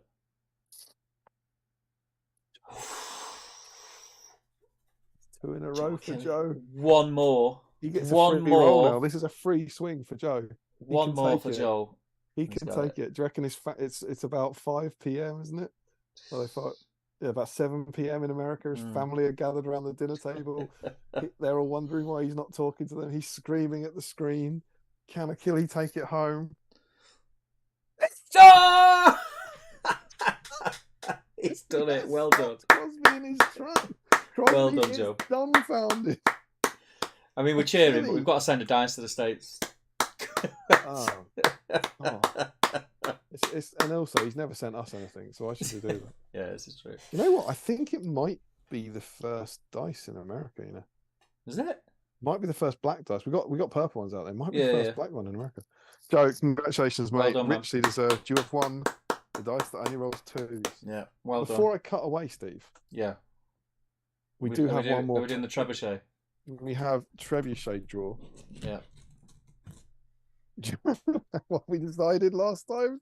I think we just got the biggest dice and gave him a number from that, didn't we? Yeah, I think it was like was it D30 or something? I've got a D30, so it should be a 1 in 39 chance. Yeah. But let's give him. What do you reckon for a trebuchet? Pick a number. What we do? What we're rolling? D30. D30. Let's go smack in the middle. 15. So this is for Robert Mark Land, who is the only person to try and build a trebuchet tonight. Yeah. If this gets a 15, Robert, wherever he lives in the world, gets a dice as well. Here it comes. Let's do it. It's an 18. I like that. So 18. Sorry. We tried. Close. Yeah, we tried for you, man. We tried. We did our best. That's all we can do. We can only do our best. Gave him a cheek, well done for getting in the spirit of it. But let's not take anything away from Mr. Joe. Joe Achille. As I said, it would have been nice to see Crosby take the lead and get a 5 dice, but I don't think there's a BSIME in the world who'll be begrudging that to Joe. No, and I don't think Josh is going to begrudge him. I think Baker's got a taste for it now. Yeah. You know, he's an experienced finalist. He's an experienced finalist. You know, he won't fluff it next time. Yeah, he'll definitely be back. But yeah. I'll dive 28th, back in the 4th, chat. 23. Love the man's Boromir. There's nothing else like it in the range. Says Banners. Bank holiday weekend, boys. Whoop. Looking forward to your alarm, Steve. Nope. No Boswell models to paint tonight, says Tiberius. Sad to say. And Banner says, damn, I forgot to cast Channel Larry Miller. No way, says Joe. Joe all the way. Sam says, if he gets the 5th dice and we expand into Angmar tomorrow, he needs to celebrate with a BSIME Gulliver. By the power of Joe. That's a Joe. No way, says Joe. Dare to dream. Yes. Is Joe in there? Is Joe He's watching? He's in, yeah. He's in. Oh, no effing way. Congrats. Yes, man. Way. Congrats. I'm overjoyed, says Joe. Brilliant that. Congratulations, Joe. Well done. Love the support, guys. Appreciate it. Congrats, Joe. Congrats, mate. Just jumped. Joe says, Damien, can you put that die in my B-sign mug? Save postage. Lol. I'm sending you a D60 just to put it in you. I'm sending you a D60 just for these kinds of circumstances. Michael Curtis. He provided the Michael Curtis. Do that, please. That'd be amazing. The banner says a 1 in 30 chance ? Give him a D6. Oh, we can't do that. It's meant to be that he's in the draw like everyone else. It's the same odds. Yeah. Thanks all, says Joe. Adam G. A D30 did not know that was a thing. Yeah, it's been a thing for a long time, Adam. Yes, I will begrudge him, says Joe. Have you guys thought about doing sports commentating, says Tiberius? We just did we? It's only 7:30 here. I might stay up all night and finish the Boromir as a tribute to my new die, says Joe. Joe's running around the house. He's buzzing now. He's buzzing. He's got no underpants on. He's running down the street. And rightly so. Oh, let me just, sorry, I haven't added him well done, mate. To the Joe, to the dice column. Row below. He's our second Joe to win a dice. I think if he lived closer, he'd be inviting us now to a celebratory barbecue or something. And we'd be paying less to send him a stupid dice. Yeah, we can bring it with us. Stream number 82. We jest, of course. Joe, you've been an amazing support to stream over the years, and I'm more than happy to send one of these winging its way across the Atlantic. Joe Achille has won 1 dice on stream 82. I'm just delighted with that. What a conclusion. It feels like there's like when Larry won a dice. There's like people out there that you really want to get one for their support. Yeah. Larry says, package the dice by putting it in some meat rub. I don't. To be honest, I don't think an American would want. I was going to say, can we send British some meat rub food or something? Like... But I mean, there are some companies that are up and coming, but I think the Americans do the rubs a little bit better. The catapult was in the issue though, says Banners. Doesn't feel real. Someone pinch me. It's always good when you win your first Grand Slam, you know. Yeah. Sure. And that's it, guys. Look at Ashley Fisher. Ashley Fisher is delighted. It's gone to Joe, and not Crosby. Congrats, Joe. Well done. We're gonna have to sign off because I do need to get to bed. But yeah, thank you everyone. This is a great stream. Flew by again. I can't believe we've been on over 4 hours. And one stream. In one stream, no interruption, which is a very good sign going forward. But yeah, the next stream, me and Damien are going to have a chat because it's a manic month with events and just other things, birthdays and things planned in the calendar. But we'll come up with some sort of solution. May's going to be tough, as soon as we can. As always, we'll. It might be a non-Saturday or Sunday one. Yeah, it might be midweek or something like that. Yeah, but we'll work something out. It's just funny. The kind of weekends that would possibly be available for one of us is not available for the other, and vice versa. And when we come back, no, SPG won't be out. That'd be madness. It's not going to be 4 weeks. But yeah, we would have been to teams, I think, maybe. Who knows? Yeah. And do you know what happens in 2 days' time? What? It's gonna. It's gonna be May. What is? 2 days' time, Steve. It's gonna be May. So, there you go. There's an NC gift. Of course, it's your boy. So Steve will want to make it a big one. But next time, the ring race attack the hobbits in Bree. We continue our Lord of the Rings campaign, The Mines of Moria. Even though I don't need any more Aragorn, I'm going to paint an You're doing Aragorn. I'm going to paint an Aragorn start to finish in the stream. So you're going to have to carry a lot of the weight of reading comments and stuff. Oh, yeah. I'm going to do it. I'm going to do it. All right, we love that. Strider comes to the aid of the ring bearer in the town of Bree. You paint your Aragorn miniature. You build the town of Bree. Yeah, boy. There we go. Yeah, Here's a guide to build a house. Now just build Bree. Yeah. With a guide to making realistic houses and details, and you get an awesome Aragorn model. Yeah. Could Aragorn do it? He could do. Everyone's got loads of. There's so many models of him. He could do. He could do. He'll definitely do it. He's got a chance. But I think. Let's keep everything crossed, guys, for good announcements tomorrow for our hobby. Yeah. And no doubt we'll catch up, guys, in the Battle Streams Patreon chat group. No doubt that'll be live tomorrow. I look forward to. I'm going to be away. I won't be driving then because I'll be there. Did you say it was 2:00? So I'll already be settled in. No, tomorrow's is noon. The Old World one on Sunday is 2. So it's noon, right? I'll be settled in. But anyway, if I'm out and about with the family, I'll keep an eye on the BSIME chat so you guys can keep me posted. But yeah, Ashley that's it. Fisher has suggested that the next stream is the 2/3 stream. Do we get a song? It's not because of specials. The issue 62 will be the 2/3 stream, and we'll be celebrating. Yeah. But yeah, it's pretty cool. Arjinder has asked when part 2 of the stream is. But yes, it's Aragorn week, and we are super excited. Excuse me. Yeah.